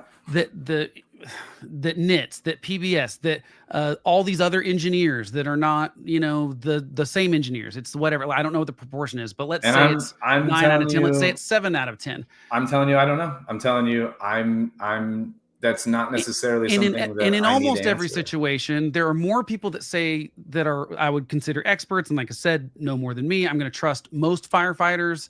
I've never seen this firefighter that said that happened, so I'd love to see the video clip. I can send you all send it to me. kinds of I'd love to shit see if it. you're into it. Yeah. I also know that there's this other factor when it specifically comes to individual witnesses, and I get that these stories are interesting, and I get the connection of like, well, that's weird. and that's weird, and this is weird. And when sometimes we take 100 weird things on a day like 9/11 that everyone remembers all the specific details about because it's one of those light bulb things, and we go, there's too many weird things. They have to be connected. And what I see is that it's like a discount of any expert that says otherwise. And to me, by discounting those people, and I'm not saying you don't listen to the people that are saying something I don't, like I said, like this is a good example. I've heard I both want to see the sides of video. this. Yeah, I've I heard want to lots of see, sides, yeah. I want to read that engineer's opinion. I want to see this kind of stuff, especially because there's a really good book. I think it's Tom Nichols who writes for the Atlantic, but he wrote a book on specifically on experts and specifically the sort of Cassandras at the gates that are like, hey, the levees aren't built to withstand a Category 5 hurricane, and this is a problem. And it's or the Fukushima is the same thing. You can spend $2 million and upgrade this to a tsunami that we know this area has been hit before with, and they didn't. It's like there's all these situations where there are experts that go against the grain, and they're saying something that no one else is. So I totally believe that those people exist. But in something like this that isn't the hey, I'm giving you the warning, and so we don't believe the warning, we'd have to believe that 9 out of 10 experts are either in on it or stupid. But I wouldn't say stupid. Isn't there a they're wrong at least, right? Well, consistently yes, wrong about engineering. But the understanding of being wrong, you can be wrong and not think you're wrong, and that's a different kind of a thing. But not in engineering, I don't feel like. I mean, in this case, if someone's wrong, and but I don't think I I hope that 9 out of 10 engineers aren't wrong and don't know they're wrong. But here's the thing: how many people were saying this about the levees in New Orleans? Right, Was but it no, 9 out of 10 were like, this is a problem? No. Everyone that knew that the levees were built to only withstand Category 3 hurricanes, and they knew Category 5 hurricanes were possible. And so, so this is just a level of we should spend the money now. Again, risk factor gross thing. it's gross incompetence, and it's people also warning that they were like, the problem will be that, I mean, no one had envisioned that the whole of New Orleans could flood because of a hurricane, because they were like, we've got the levees, and they did not. But there were people that were saying they were modeling even exactly like this is what will happen, and no one listened to them, and they didn't want to spend the money, and that's where you got government incompetence coming in again. And so where I end up landing is that I would have to believe to go, and like I said, I want to read the engineers' thoughts because I'm very interested in them. I'm interested in the firefighter thing. And this is hard because I have just so many accounts, and I'm trying to convey. But the engineers I'm super interested in, because the next thing I'm going to say, I don't know if any of y'all listened to that revisionist history with Malcolm Gladwell, where he's talking about memory specifically, and they did a big experiment where they realized these behavioral therapists or whatever they are, psychologists, were like 9/11 would be a great way to study people's memory because it was something that everyone knew what they were doing that day. So they interviewed people, I think, that week, and then a month later, 6 months, a year, 5 years, 10 years, 20 years, down the line. They basically, except for the things that I'm talking about were 5 minutes after. Right. And that's fine. I'm just saying that. And also, by the way, in traumatic situations, people often get something wrong. So, like, this is also a trained firefighter, not just a civilian. True, but who is seeing these? How many witnesses? Like, do we think eyewitnesses get it wrong very often in yes, trials? We've just talked about this, that our system leans on eyewitness testimony too much. Way too much. I was tentative to even go into anecdotal stuff or eyewitness stuff or whatever. Right, but we know that that's a real thing. We know that eyewitness accounts, especially that aren't corroborated with multiple people and separately and not influenced by the interrogation they're going through and the way they're leading questions. I literally know a guy that's in jail because of coerced stuff from kids in court situations, and like legitimately it's a bad I know it happens. And so we know that happens in the court system. We've seen it, we see the evidence of it. And we also know that it happens in the court system where people just get things wildly wrong. We also know that they have completely bad memories, even in the moment sometimes, but we certainly know they get worse as time goes on. And so this 9/11 study basically showed that there were people that they showed in their own handwriting what they said happened 20 years ago once they wrote out what they said. And they're like, well, I was with this friend. And then they were like, well, here's your... Yeah. And they go, I was wrong. I was wrong then. Fine. But that, we can't trust that. And so my point is I'm saying patterns, because this is what I kind of named ahead of time, is that I go to talk about 100 things and we got hung up on one. And we did, again, and that's okay. Well, yeah, But I mean, again, but there's the one thing is 100 how other our human examples. brains work. You're still on this one. Like, I'm still trying to get us to like. Okay, that's fine. see Yeah. the whole. Thank you. So Yeah. we're on the one example, and we're pushing back, and that's okay. But this is one example, one situational anecdotal example. You're coming at me with a study about 20-year memory, and I'm talking about 20-minute memory. Right, and like I said, I want to see the video because I've never seen that before, and that is interesting to me for sure. Yes. This is one firefighter, and here's where I can go into the next firefighter example, and then here's the thing: where is that going to go? How are you going to interpret that? How many firefighter examples from their experience, minutes after in that day, like in real time, would it take for you to be interested? You know, I would be really interested in the people that said that the day of and are still saying it right now and saying they think there's something wrong with the official story. I'd be very interested in hearing from those people. I really would. Like, yeah. Okay. Right. Because there's I think a lot of those people. Because I think that is the most interesting version of that, because otherwise you got to weed through either bad memory or potentially something that we see one clip of and can be taken out of context. Like, we know, for example, that a lot of the explanation, like, people misspeak all the time, right? And we know that in these investigations, look, Kash Patel did it yesterday on Twitter. He said something that didn't end up actually being true. It wasn't and I don't think it was because he was lying. I think it's because he's an incompetent head of the FBI, and he thought they had the suspect, and it could have been that that's what they told him at the field office in Utah.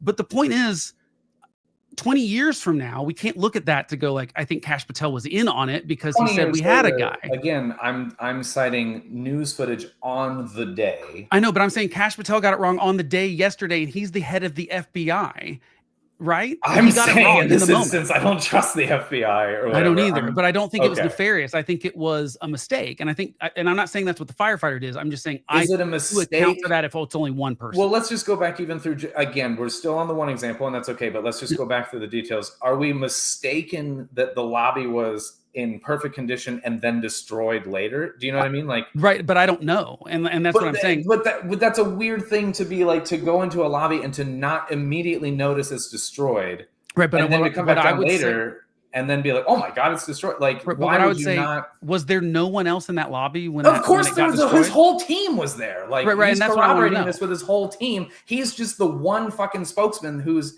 being interviewed. Right, and so that's what I want to. Him, his whole fucking fire team is there. Yeah, so if that whole crew said the same thing and thought it was suspicious then and still think it's suspicious speaking now, on the behalf of the whole, like, I'm imagining that. Like I said, I want to know what they say now too. Do you want to? Okay. So like, if you have, I don't know if you have it or not, but I would absolutely love to. I have all kinds of stuff. Are you interested in more reports from people on the scene, firefighter wise, to like, should we bolster one example of a firefighter's take with more police and firefighters accounts, or should we go elsewhere with this? Like, I don't feel like police and firefighters are as reliable of a witness as like building engineers. I mean, I tried to go that angle and that didn't go well. Well, I know, but I'm saying there is a disagreement there, and it seems like the majority. I mean, like I said, I can't find a poll, but it does seem like there are more engineers that say yes, this seems expected. This is the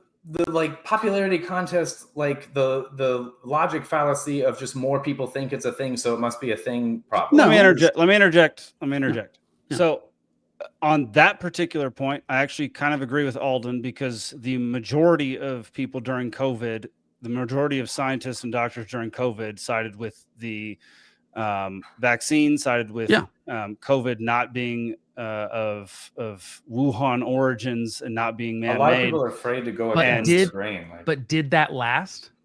What do you mean? Right. It did not. It did not last, because they eventually admitted to having caved to the pressure of the political left, saying, "Here's what you got to do." And it's the same. Look, we've got this all over the place. You've got this with the intelligence people that like said Hunter Biden's laptop was fake. I mean, you've got it happens over and over again that we go, and this, on the science part, so much lower with those than 9/11. Like the stakes are so much lower with the laptop than. Are they really? Yes, have, like, when no, with the laptop for sure, but yeah, with the laptop, 100%. Yeah. No, but not with. I don't think the level of control that the government was trying to cede to use. Talk about an emergency that like Democrats never wanted to end. sense. Right? Yeah, that they wanted that. I mean, the sort of they need an emergency. Donald Trump is completely governing by emergency decree right now. Every single one of his executive orders is based on an emergency, right? And so we know they're going to claim everything's an emergency. Yeah. So,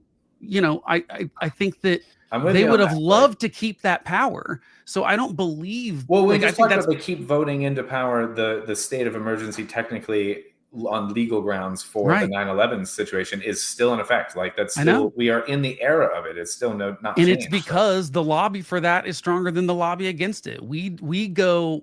Most people that you talk to, when you bring up the Patriot Act, what they say is, well, I don't have anything to hide, so I don't care. Yeah. And that's not the right way to think about privacy in the United States of And America then there's the and your Snowden constitutional right for it. Right. Snowden comment on that, which is like, that's like saying, I don't have anything to say, you know, like his whole, like, exactly. Yeah. And like, you know, these are all real conversations about people willingly trading their rights. I mean, it's something like almost 50% of the country now thinks that, or maybe that's a certain age demographic. I'm probably getting this wrong, but an alarming percentage of people think that the First Amendment should be limited for speech that basically hurts people's feelings. Okay. God, I for just hate had speech, a conversation with my sister about this that was really frustrating. They're not really thinking about where that road leads. And England's a good example of this. They are now arresting people for tweeting opinions about transgenderism. Okay. I agree 100%. So, yep. But right now people go, well, the only people it affects are my enemies. That's what everyone thinks. This is only going to be bad for my enemies. That's the situational effect right now. Right. I agree with you 100%. And so my point is, I do think that COVID was an even bigger deal than 9/11 as far as if to have a thing that you could really, because you talk about 9/11, the only real motivations you could find of like that you could nefariously say would be military industrial complex, maybe George Bush is power hungry, maybe he wants to go to war with Iraq. Those are all pretty like. I think George Bush is a bitch, dude. I think George Bush is a president's just fucking puppet. Like it's. But those are the money, or those are the things where it's like those would be the conspiracies. Bush went to Iraq because he wanted the oil, whatever. These like simple explanations. Bush is the figurehead, just the hand of the butt puppet. But with COVID, you would have had governments had complete control of everything. They could tell people when to close their business. They could tell people where to go, where to stay. Right. Like they had the total and they loved having that power. But in the Patriot Act, we had another emergency precedent and now surveillance of citizens and CMU prisons developed. But my point is waived all kinds of rights. Right. But my point is that the scientists couldn't keep up the charade with COVID long enough to make it happen because we could all see right through it. Because they couldn't get their stories consistent. And I would say there's still people that don't agree with that. I agree with you. I see it as out there, you know. And I would say most people don't, because I don't think any Democrats have really wrestled with. They've not reconciled with They have not really talked about the misbehaviors and frankly Republicans too, because it was Donald Trump was president when it hit, and I think the federal government failed under Republicans and Democrats when it came. It was a bipartisan failure. No, I agree. It's a whole, including the amount of money we spent to try to get out of it and that's furthering all the economic problems that we have. Is COVID the was massive the amounts of money. closest thing to 9/11 since 9/11. Of course it was. I've been afraid of something like that. But my point is the scientists couldn't keep it up, and they couldn't keep up the charade. So I don't believe that the scientists kept up the charade for the last 24 years with 9/11 in talking about the building collapses. When you talk about that, and there was never it's never like a bunch of people signed a paper that said, this is definitely it. And it's not like the COVID thing where they're like, you're racist if you say this came from China. Right. That's ridiculous. Now, 3 of our 5 intelligence apparatuses believe that it came from China. So, and even there's an example of something that there's real disagreement about how this thing happened. And that's in our own, just our intelligence, much more when you look at all the other world intelligence. But there's a growing consensus. It's growing more and more about the Wuhan thing. So it's not, and like I said, right now it's a majority, I think, of the US intelligence people say that. Well, 5 years ago, they said that was a racist conspiracy theory. And the scientists tried to pretend that was the case. And then we figured it all out. We've seen the emails. We've seen that, now all the intelligence says like we've looked into all these other things and none of them make any sense, including the bat theory, because there's all sorts of logistical reasons that bat couldn't have been there. All sorts of scientists have looked into this since there. And most of them, intelligence and scientists, so that's obviously two different things you're dealing with there, but most of them have moved towards, that's the most likely explanation. And so that's when it comes to 9/11 too, like I said, I don't trust especially the actions after 9/11. Again, I think we probably agree on most of the bad behavior that happened after it, right? Because I think that we did give up our rights. I think people saw it as a power grab. I think that, the military industrial complex designed it as a power grab, not just took advantage of it as a power grab. Right. And that's where we probably disagree is that I don't think they're good enough at designing things. I think if they were, they'd be much richer already, because if you could they're pretty rich. Right. But I mean, I think you'd be like, even just when you look at the military budget, it's pretty big, but it's not biggest in the world. But it's not anything compared to what we spend on Social Security. So it's not like that's really, if you wanted to, I'm just saying that like it's not really that big of a pie over 24 years. Well, when you start to factor in money we can't account for, then it's hard to say. Right, but you're talking about it's got to be split between like tens of thousands. Because if you keep this going for 24 years, $2.3 trillion divides a lot of ways. Like that's. Yeah, and again, this is just one incident, one number, one event. And if they can all pull off their job perfectly without being detected for 24 years. I'm saying I don't think they pulled it off perfectly, because I'm sitting here with questions. Yeah, that's true. I guess that's fair. But I mean, perfect, I would not be here talking to you about that it's super fishy. Yeah, that's fair, I guess. But I mean, This is why people fall all over the spectrum on this thing. Right. Because there are a lot of weird things that happen around it. People may have taken advantage of it. People may have planned part of it. People, I think they did take advantage of it for sure. And I also think, I think without a doubt, also going back to the other thing, I think we'd agree on pre 9/11. I think the lead up to even our involvement and failures with going back to the Cold War with the Taliban are something that there's a blowback CIA and U.S. Congress, and that's not like it was a secret at the time, but I mean that's like something Congress did was fund that thing. And there are repercussions that happen. There's always trade-offs with every policy. And I think that's, and we were not honest enough about that. And wanted to pretend that like the common answer after 9/11 was like, why they do this? Well, they just hate us because we're free. And that's a little too simple an explanation for this kind of plot. It's also a little too simple of an explanation of, like I said, there were definitely financing from other countries in the Middle East, and we just kind of either chose to go nah, or it was intelligence failures and people were embarrassed. But like, there's definitely a lot of culpability on the front end of it. I just think you think more of it was planning, and I think more of it was incompetence, and also incompetence just isn't enough to explain certain things. Like incompetence doesn't explain nanothermite found in the dust particles. And I'll be honest, I know nothing about nanothermite. And I've seen the microscopic so I cannot even talk about that. Of the dust particle samples and seen the ignited nanothermite particles that remained. And there's only, and don't mistake, I'm not saying thermite, I'm saying nanothermite, which is beyond a certain size that only the military industrial complex has the capacity to create. Like nanothermite, this is one of the things that this is frustrating, because to me, there are so many things that to me are smoking guns where I'm like, this can only come from one thing. Can you fill me on what nanothermite even does? Like, I don't even know. Yeah, okay. So is it a weapon? Is it I don't even know what it is. Oh, no, okay. So thermite in general is something that is a self-oxidizing. It's essentially a metal cutting tool. Like you can use thermite to cut through steel, like kind of thing. Yeah.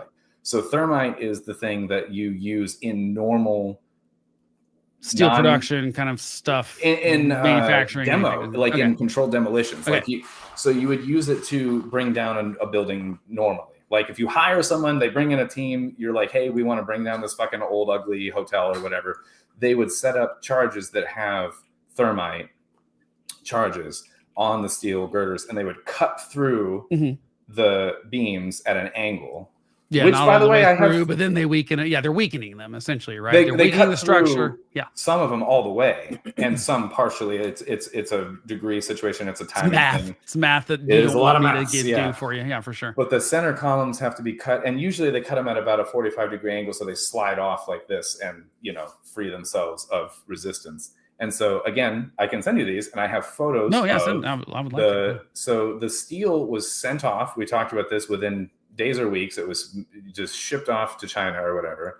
But the pieces that were left in the rubble pile, you could see angled cuts in the steel, like 45 clean cuts in the girders or whatever.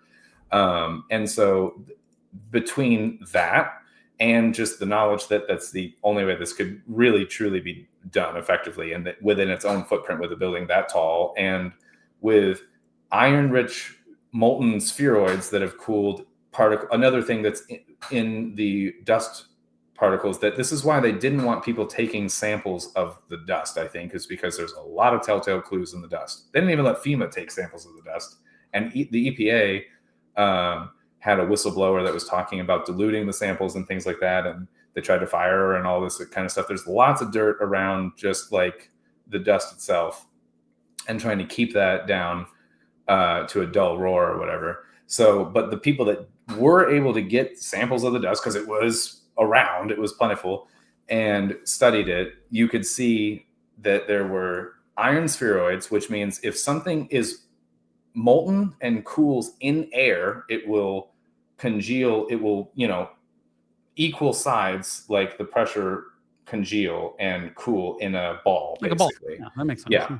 So the only way for iron to form into many, many spheroid shapes is if it were molten. Like even if you're cutting it with a disc or something, it's not going to form balls. It's going to be, like little sparks and flakes and chips and stuff like that. But so that is, again, a sign of the presence of molten iron. There was videos of molten iron pouring out of the sides of the buildings. And then someone tried to say, oh, that was the aluminum from the plane that was melted and pouring back out from the temperatures, because aluminum melts at lower temperatures than steel. But I don't know if you've seen this. I literally have seen this. I've seen molten aluminum and I've seen molten steel. I've literally worked with molten iron, and molten aluminum is silver, pink silver when it's really fucking hot. But it's not glowing red orange. It just doesn't behave that way. And molten iron glows orange, bright hot. It behaves very differently.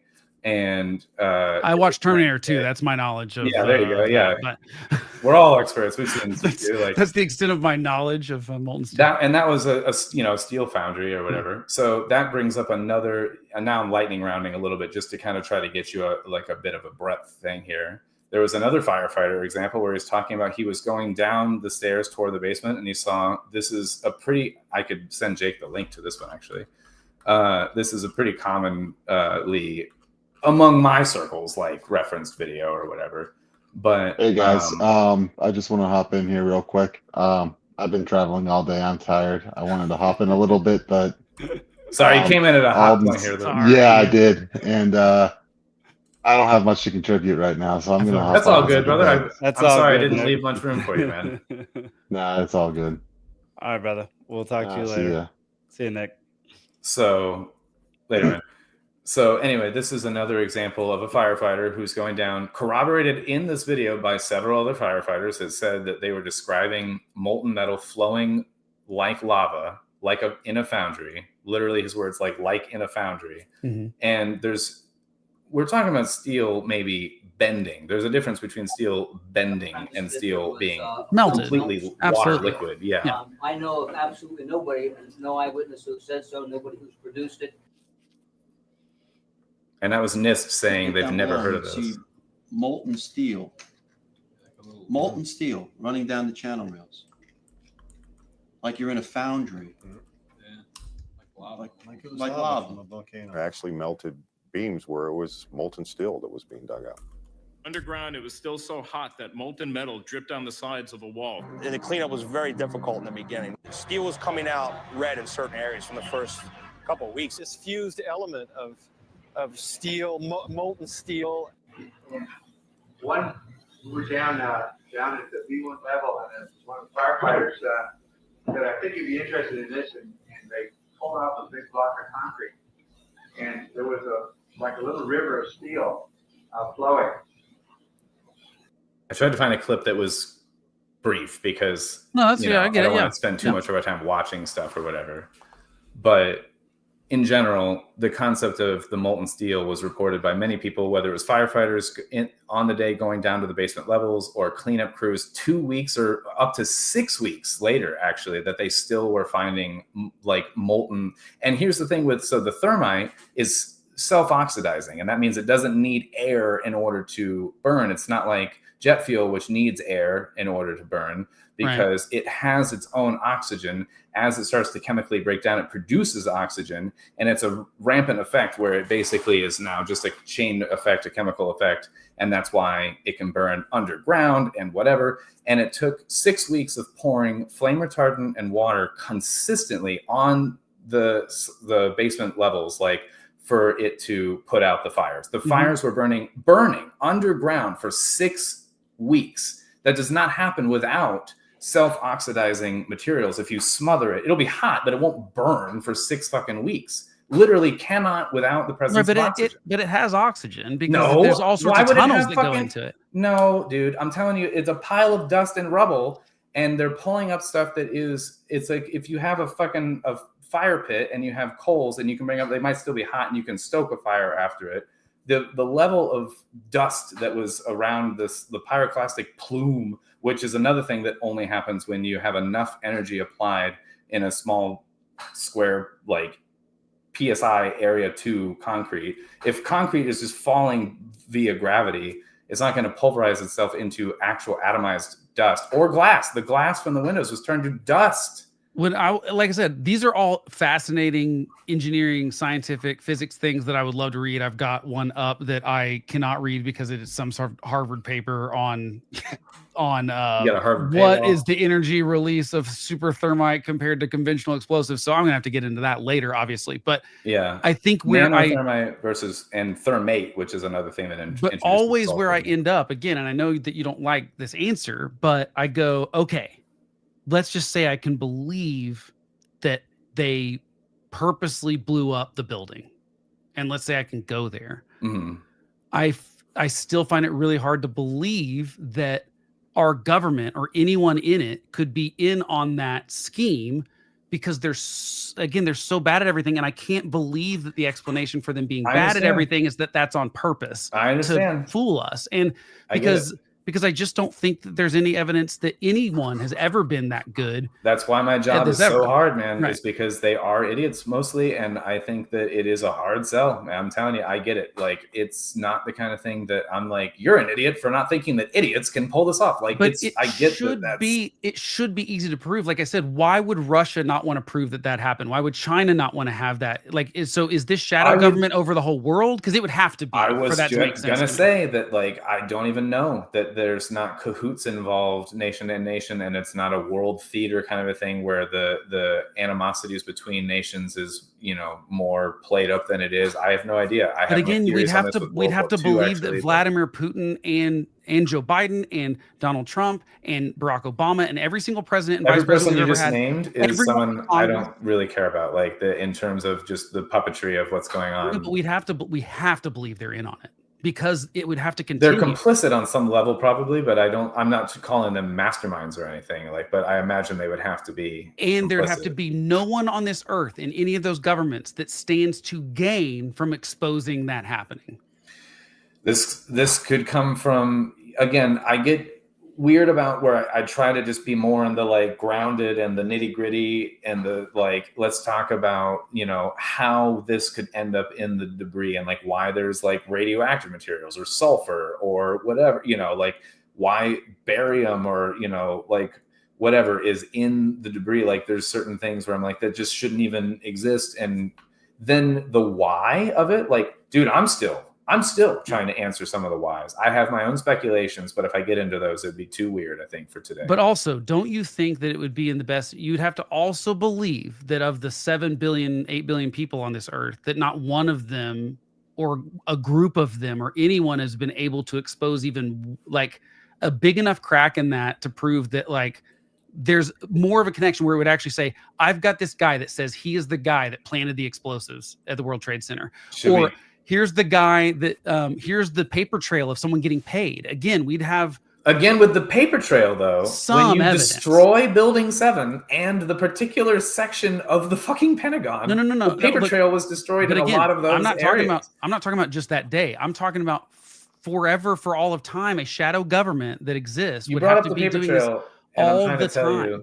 And they'd have to be batting 1,000, right? I mean, they'd have to be. I wouldn't say batting 1,000 because I'm here. Batting 1,000 is perfect, and I wouldn't be here trying to tell you that I find so many holes in what they're saying. And here's where I feel like I should probably leave it because I probably need to get off of here and start. But I would love to talk more honestly about it because I think this is fun and I like this. And I like talking about this kind of stuff in depth. I think nuance is important. I think all that stuff is important. Here's where, this is not to be accusatory at all. It's just, it ties back into the events of this week in a way, not just because today's the anniversary of September 11th, but because of the assassination we see yesterday.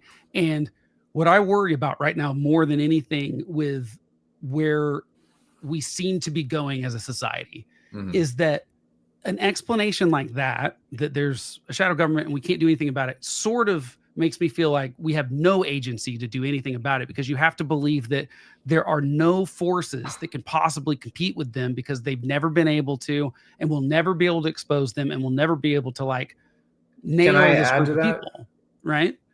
Is if I'm trying to shine a light on these things, that is there more no agency in the head in the sand kind of a thing, or is there the possibility of more agency through enlightenment and focus and getting more people to maybe, if you will just hypothetically, let's just say that I'm onto something. Just for argument's sake. No, yeah, I get it. Yeah. So is it more damaging to just like assume there's nothing going on when in this hypothetical, now we know there is something going on behind the scenes nefariously in this way? Yes. To operate as if it isn't because we assume it can't, or to be more aware of it and then to give it more of our focus and then to be more resistant to things. Because because of 9/11 and the way it's one of the things that it's sort of like a cornerstone for me, and it's like it's helped shape in my research in this, it's helped shape my understanding of this. And yes, I am a little bit more, I think, open to that some bigger plotting actual nefarious things are possible. And I think COVID was not just an accident, and I think there's lots of events in the world that are not just an accident. And I agree with you, and I think that most of them are. But here's where I think I disagree. I think most of them are cover-ups because of incompetence. Answer the first question. Well, hold on, but not even just incompetence. I think that in the China situation, I don't think the United States, Donald Trump is not interested in going to war with anyone. Do you think he wanted to hear that China might have been responsible for it and covered it up? Like, let's just say that it's not even nefarious. Let's say that China was U.S. funded labs in China. Same thing there. You don't think the NIH? You don't think the NIH doesn't want to cover their ass because they might have funded the very bad security at? I don't want to dodge it, but I was asking you first. Like, no, that's fine. Yeah. What's more damaging? I think that it's the people that just think that there's nothing bad that's happened and you just can believe that no one ever messed up, or the people that have the people that just say like, I believe the FBI 100% of the time, no matter what. I think that's foolish. I think that is, well, I mean, I think I mentioned sort of at the top when I introduced myself, I think the worst thing about our politics right now is that it's this tribal thing where both sides have decided that like my side is the truth. I mean, the Donald Trump thing is a great example of the hardest core of the MAGA crew, which is like 30% of the country, maybe it's maybe, or 50% of the Republican Party. I don't know what percentage we're at, but a pretty good number of people that would say that it doesn't matter what he does. It doesn't, like, I'm with him 100% all the way. He could fuck a horse and they'd be like, I'm with it. Like he could say, I want to be Hitler, and they'd still go, fine. Right. You know what's best for us. And like, because it's not about a principle now, it's about an idol. It's not been about principles this entire time. Right. The principle is whatever Donald Trump keeps, that is so funny. Yeah, I know it is. So in answer to your question, I think that is what's going on right now. And it's happening on the left. It's happening on the right. It's happening with a lot of Americans. They're not interested in the minutia of any of this. They don't know. I think it's like 30% of the country can't name the 3 branches of the government. That's a problem. Like that means we're like highly head in the sand. Pizza, burgers, and tacos, obviously. And I actually think that is the worst way to do it. I think it is much better to be curious and to hear things that you might not agree with. And so I never have a problem with people looking into stuff ever. But at some point, it does feel like now there's this, whenever we start saying there's this shadowy cabal of people, and I'm not saying you're the person that does this, and maybe you are, but like inevitably, nothing I haven't heard. It's all right, man. Inevitably, it turns into that it's Jews, and this is the multi-thousand-year-old thing. Did you say Jews? Yeah. Oh no, that's not my. I know. I'm not saying it is, but I'm saying this kind of thinking, I think, is like there is a danger to. I'm actually really careful to not go that way because there's some stuff with the 9/11 stuff that gets kind of, Yeah, and look, this is not me saying the state of Israel is. And that's what I'm saying. Those are free or different anything. things. Like, But what I'm saying, but normally the shadowy group of people that control the world are Jews. I mean, that's traditionally what Hitler thought. And I would say that's what all the worst actors in history have thought. And so there is a danger to thinking that use different terminology, even just yeah. talk about like and again, not accusing them at all. I'm just saying to sort of wrap up my general point is that what I feel like is happening right now in all of politics and in everyone wanting to believe their own narrative over everything else. Like for example, on the left for me, and you all might think this too, but I've only heard it from people to the left of me, is that people, I've had this conversation with very close friends who are very smart, who believe more than they don't believe that Donald Trump coordinated the whole assassination thing and it was fake. And I just, I think there's just absolutely no evidence that proves that Donald Trump has the wherewithal to be able to do such a thing and not talk about it for over a year, right? There's just again with the same thing with Bush versus in the 9/11 situation, right? Like, if there was truth to that, I don't think he's the person masterminding. Right, but there's this problem where it's like simultaneously, and that people did this with Bush and they do it with Donald Trump specifically on the left. What they say is like they're idiots, they're so dumb, they're dumb as a rock, blah blah blah. But they're also so smart at playing 3D chess that they could fake their own assassination intent while they're not the president and stuff like that. And then George Bush, he's the tactical genius behind 9/11, but botches Iraq and does the mission accomplished thing. It's that's what I'm saying. He's not, I don't think. Right, I know, but I'm just saying that like what I'm saying, I'm using as an example of like the left believes that, and so they have to believe that instead of that maybe Donald Trump got shot because they literally either hate him so much or whatever, they have to believe he's evil. And so what I'm saying is that mentality is what gets people shot for talking at a college, is that we've escalated stuff to the level of, well, I don't have any agency. I can't stop this big machine. Donald Trump, I know it's not just that he's a bad person or morally corrupt or he's not a good president. It's that he wants to end America and he wants to be a fascist dictator and he wants to murder people that aren't white. And, it goes to an extreme. And we do this, like the right does the same thing with Democrats. And what it turns into is political violence. Like, I just think that there's no escaping that that's where it goes. And so that's what concerns me about once we stop paying attention to, like I said, let's look at it. The Wuhan thing is a perfect example of over time, more and more consensus becomes that it came from that lab and it was a lab link. Now there's different people that have different theories about, was China developing bioweapons? There's other people that just think it's a negligent accident based on the history of what happened.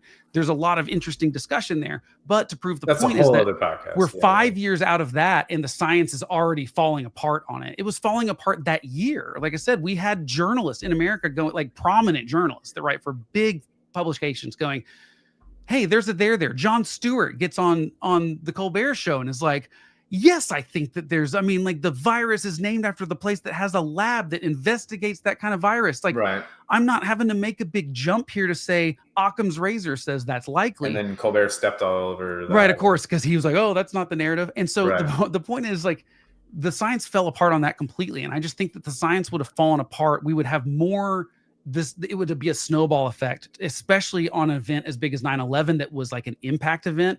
And whereas COVID feels more like it was a worldwide pandemic, it didn't feel like an attack. It like there's all sorts of crazy ways government interfered. And I could be convinced that China developed it. Now I don't think I don't even necessarily think that. Like we're gonna stop there. Yeah, but we're gonna stop there. But anyway, that's where I can't get on. That's where I can't get on the train.